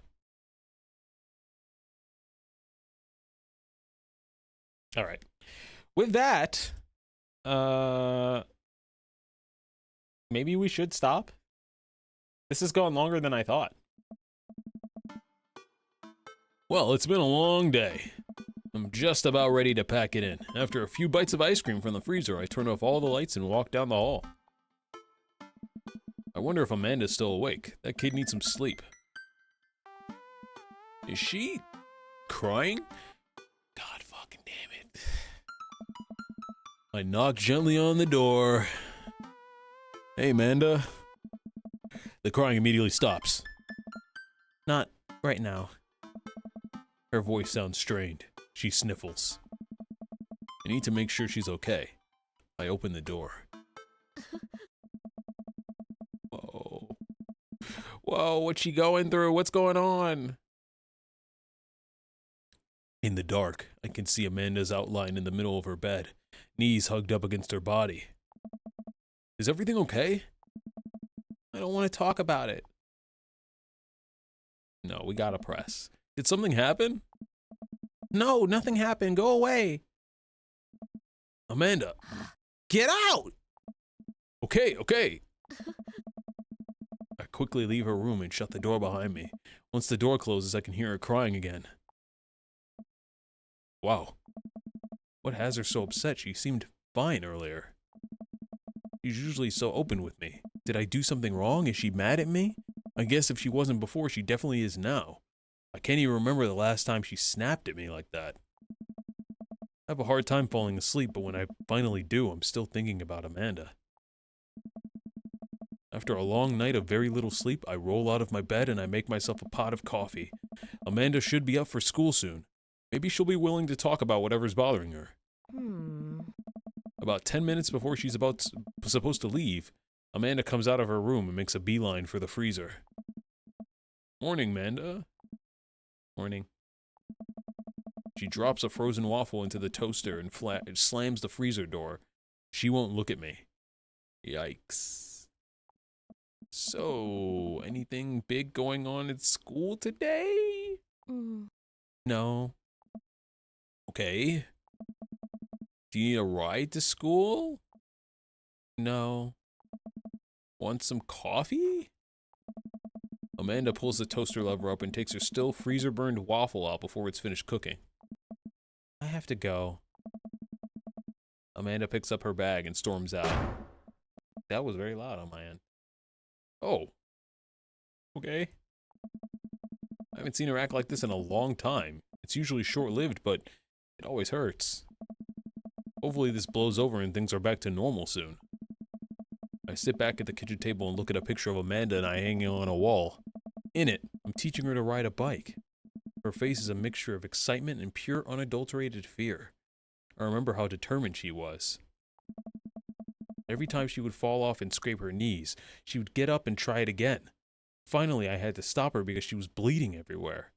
Then she started to cry because she didn't think that she needed bandages and wanted to keep trying. As I put the bike away, she just stood in the middle of the street and screamed. And I took her for ice cream and it was like nothing even happened. After giving it a bit of thought, I decide that if I force her to talk about it, I'm only going to make things worse. But I have an idea. I start rummaging around for ingredients. I hear Amanda walk in the door. Instead of heading for the kitchen like she usually does, she makes a beeline to her room. She's clearly trying to avoid me. Hey, Pumpkin? What? Can you come here for a second? There's a moment of silence. Yeah. I wanted to say sorry about last night. I'm just worried about you, kiddo. I get scared when I know something's wrong, and I get even more scared when I feel like I can't do anything about it. Dad, So just, whatever it is, and you don't have to tell me if you don't want to, but whatever it is, know that you have a dad in your corner who wants you to be happy. Oh no. Honey, you know I'm bad with words, so I was hoping I could speak a language we both understand. I pull a cake out of the refrigerator and place it on the table. Hopefully the frosting is set by now. Ta-da! Dad. Sorry you're sad, but I support you 100%. It took me a really long time because I ran out of red frosting somewhere around sad and I had to start over and... This is beautiful. It's strawberry. Amanda gives me a big ol' hug. I grab some plates and forks and serve us up some delicious cake. So, it's really stupid. What is? This whole thing. I know I've been really weird lately and there's just... I don't even know how to explain it. I feel like I have to might make you a chart. I'm listening. Do you want me to take notes? I guess I should start from the top. So you know how Emma R is going to that fancy art school in California, right? Wait. Okay, wait, let me predict this. I've never gotten this far, but let me predict this. I think Emma R plagiarized her work and got into the fancy art school off of her work. That's my guess. That's what I'm thinking. Maybe. I don't know. Or maybe she just misses her friend. But I think that might be it.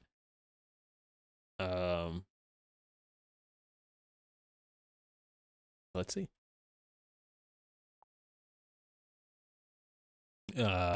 Shit.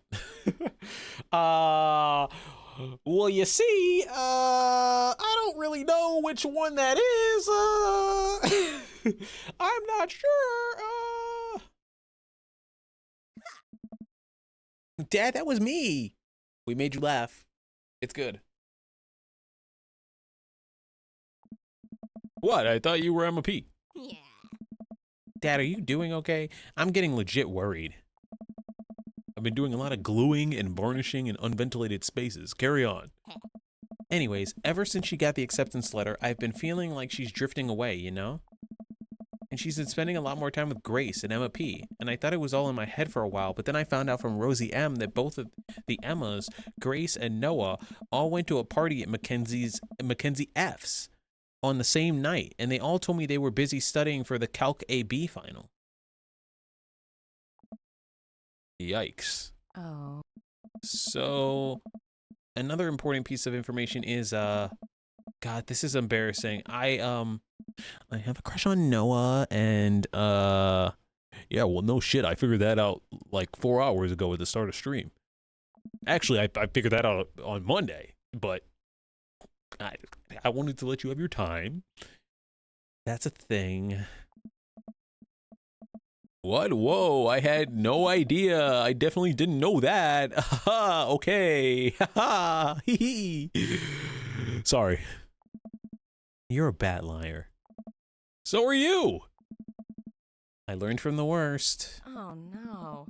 Anyways, so the only person I told about the crush was Emma R, and she promised not to tell anybody. I didn't confront them about the party thing because I didn't want to start drama, so I just kept quiet and going about my business. And then one day I invite everybody out to go get nachos at the mall, and after not texting me back for like 2 hours, even though none of them ever put their phones down for more than 60 seconds, they all say that they're busy, like simultaneously. So I tell them, never mind, I'll just eat nachos at home, alright? But we were out of chips and I really wanted nachos. Totally understandable. Oh. So I go to the mall anyways. I get to the food court and who do I see but Grace, Emma P, Emma R, and Noah, all hanging out together and eating nachos. Without me. Honey, I think you have to kill them. All 4. We can make it look like an accident. What? Ah. It gets better. I'm standing by the escalators watching them and I realize that Noah has his arm around Emma R, which is kind of weird, right? But then they kiss. No. Yes, I know. So I storm over there and I'm like, hey. And Grace drops a nacho on her shirt because of course she does. And Emma R just like glares at me. Grace. Nothing is coming up. I don't know who that is. Grace is the boring one. Well, yeah, but that's not the important part. Huh. I generally type damn before you said I think we have to kill them. Grace is the one that nobody really likes, or I guess that's me now. But anyways, nobody will say anything and I'm just like, you guys suck, which I realize is not the most eloquent thing to say, but I was very angry and really embarrassed and I just wanted to get out of there. So I left, without nachos, might I add, which only further contributed to this shitty day, and immediately drafted a super long text to the group asking them why they've been so weird. And I wrote another one to Emma R asking how long the Noah thing's been going on, and sorry, I know that's a lot. You still following? What did Emma R say? Ooh, okay, get a load of this. Emma R says, you know what? Let me just read it to you. Amanda pulls out her phone and reads word for word an arduously long string of text messages. Can you believe that? I cannot believe that. I care so much about Amanda's social life and mental well-being, but man, I do not understand what she's talking about. This is all beyond me, but I am trying my hardest to be supportive. I picked I could not believe that. Fucking Jesus Christ. I picked I cannot believe that as in like a supportive way. Like, I can't believe that. Wow. Like, I'm not we gotta run it back now. Shit. Is it oh my god. Our last save was a long time ago. 34, it's 42 here. You know what? Let's live with our decision, I guess.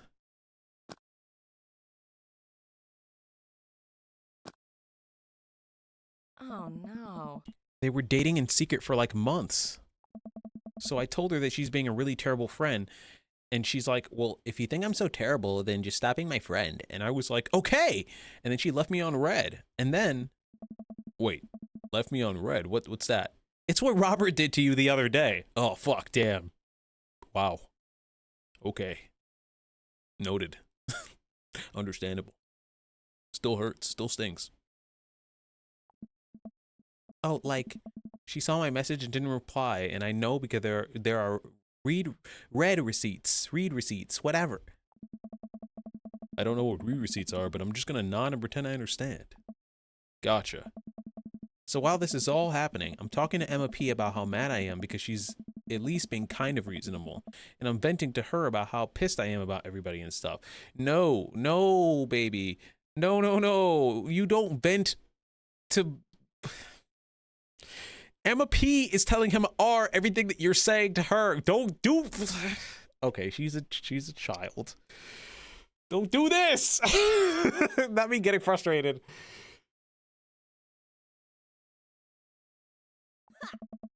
And then out of nowhere, Noah texts me and is like, how could you say that about me? And I'm like, say what about you? And he tells me that Emma P said screenshots of everything I told her to the group chat.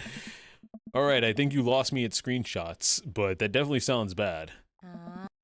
There's so much more, but honestly, it's all just really stupid teenager stuff. The bottom line is that everyone dropped me, half of my grade hates me, and now I have no friends. Amanda, I'm so sorry.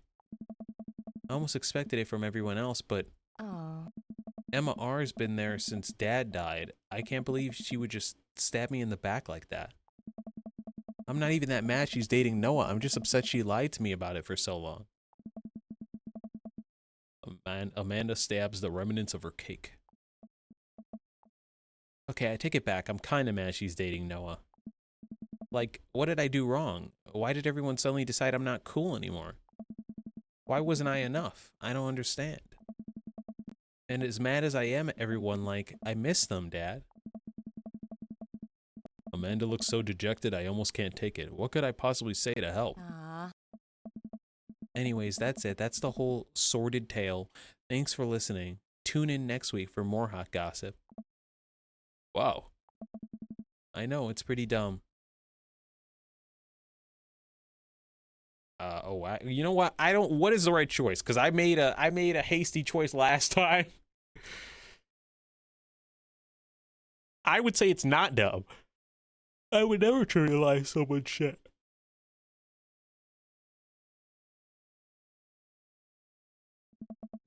No, it's a stupid thing to be upset over. Amanda, your feelings are real. Don't ever be mad at yourself for having feelings. I guess. Unless you've secretly been a robot who's been approximating human feelings this whole time.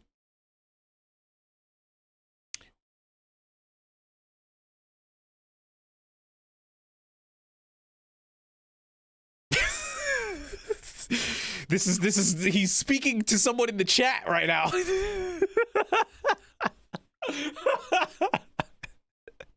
We already have Noel. Dad, if I was a robot, I would have transformed into a monster truck a long, long time ago. But seriously, I know you probably don't want advice, but I feel like it's my duty as a dad to bestow upon you a few nuggets of fatherly wisdom. Not all friendships last forever. That's, oh shit, you want to tell her that? That's going to spike her from teenagership to adulthood real fast. Real friends don't do that. High school sucks. High school doesn't suck. It can suck. But I don't think that's a message we should be imparting. Hello, Mav.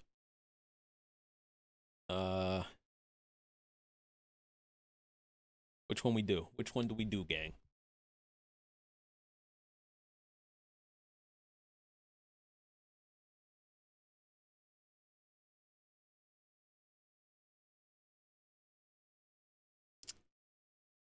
Hold on, I'm getting a phone call for my sister. Make a choice.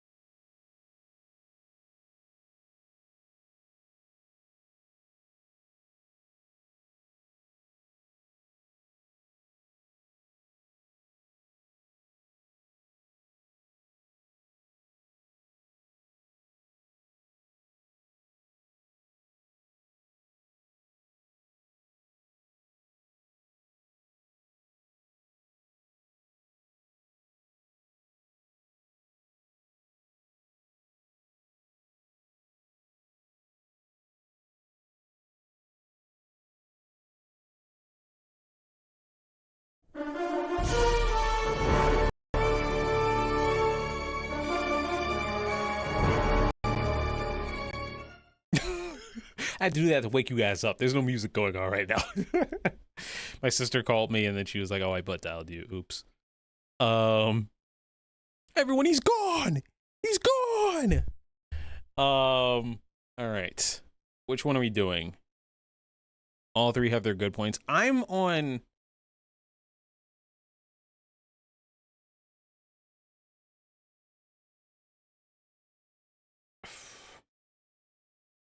One is like a message that will like really stick with you, but I feel like 2 is probably the best way to go. Yeah. When you get older, you start realizing that the sort of people you want to associate yourself with. Wait. When you get older, you start realizing the sort of people you want to associate yourself with. Do you really want to surround yourself with people who would do something like that to their friend? It takes a lot of work to find and maintain meaningful friendships. It took me a long time to figure that out myself, and I wish I learned it sooner. If the other person isn't putting the effort to show in how much they care, it's not worth it. You're not beholden to being their friend. Look, I just want to say, as a person with ADHD, if I don't talk to you, don't think I hate you or anything. It's because I have ADHD. Still treat me as your friend. Reach out to me and I promise I will reach out to you. I'm very guilty of like going months or maybe even possibly a year without like messaging people. And so that's why I value friends who are just like, you know, you just like slide it back in. It's like you never, like there was never like a time gap or anything. Like those are the friendships I appreciate. I knew you hated me for not replying. Oh yeah, no, I'm sorry. I did actually watch those videos that you sent me for The Last of Us. I don't hate you, I promise. I'm just really bad. This is what I mean. This is what I fucking mean. Why are you answering my 40? No, Noelle actually said some shit to me and I did not respond. But I did watch them. I just looked at her and went, oh, neat, cool. See, this is my mind. This is how my fucking mind works. See? I don't hate you. I'm not trying to keep secrets about the mic. I just forgot. Why'd you answer my 43 DMs? If I get 43 DMs from one of you guys, I would seriously be concerned. I'd be like, okay, what the fuck happened? Either something massively happened with you and you needed to vent, or something massively happened in the Discord and I need to fix something right now. It's been like 3 weeks. Okay, stop airing my dirty laundry. Anyways, ultimately, I say this way more. I think this says way more about the character than it does about yours, because you're amazing. I wrote this really good Sonic fanfic. Send me a AO3 link then. Don't post it all. Because you're amazing, and if they can't see it, then well, that's their problem. Jay, no problem. I didn't expect this to go as long as it. I was supposed to wrap 20 minutes ago. I only am still going because she is having a moment. But thank you for hanging out. I appreciate you. I guess judging on how things are looking, either we're close to the end, like there's like one more date we have to do, or we're not close at all. But we might do another date. I'll tell you, I'll update you guys on some stream stuff at the end of this, because there's some stream plans I've been formulating in my mind as we've been streaming today. Anyways. I'll keep that in mind. I look down at the table. Oh, I look down at the table. I had to say it in my masculine voice. Did we just eat the whole cake? Yes, we did just eat the whole cake. Well, good talk. Amanda gets up to go to her room. Before she closes her door, she turns around. Hey, Pops? Yeah? Ah, Thank you. You are always welcome. Love you, Amanda. I love you too, Dad. Ah! Ah! Ah! Emotional damage with that. Oh. I wasn't expecting that to be voiced. You've got dads. I can't believe you guys like You guys, I was supposed to go with Matt. You guys made me forget that Matt existed. We've been fucking dating Craig this whole time. We were supposed to go for Matt. What is this?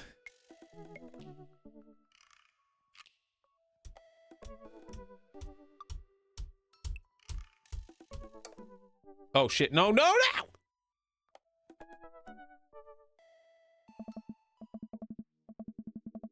We gotta go back. We gotta go back.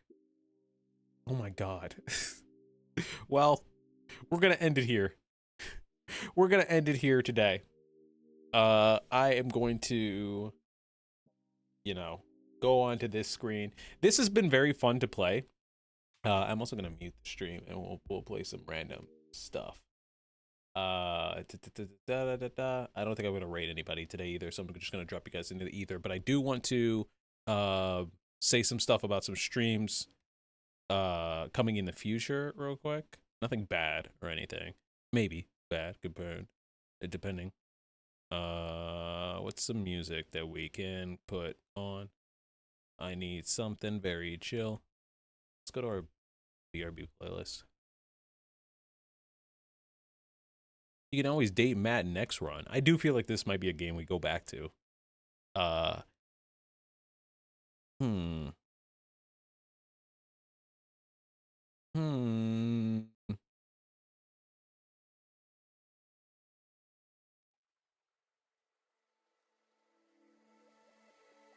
Sure, this is fine.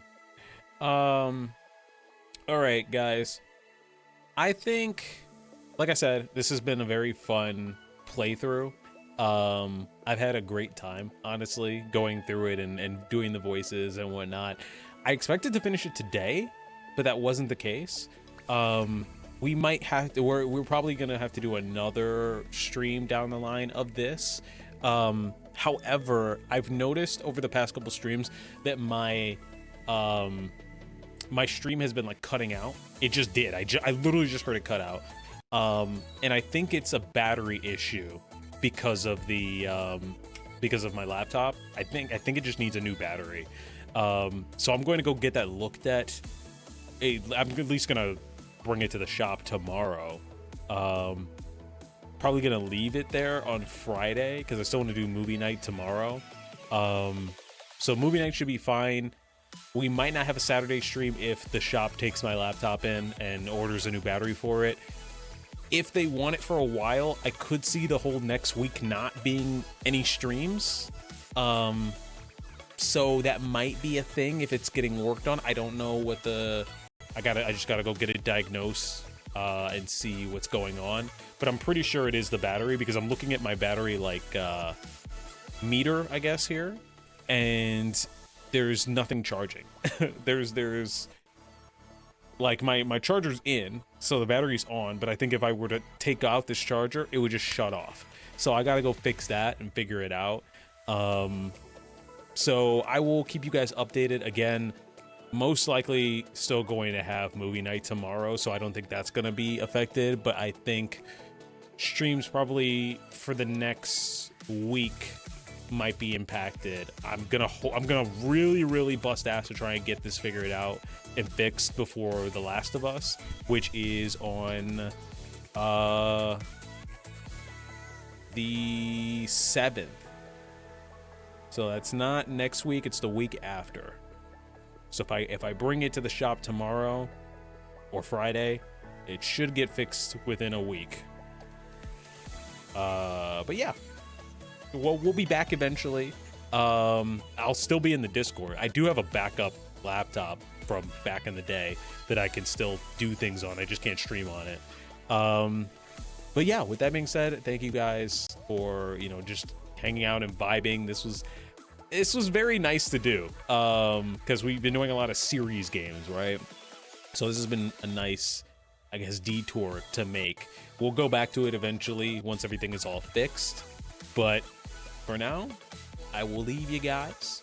Be sure to always stay safe and treat yourself to a good book, a good snack, a great movie, an awesome nap. And I will catch you guys next time. Peace.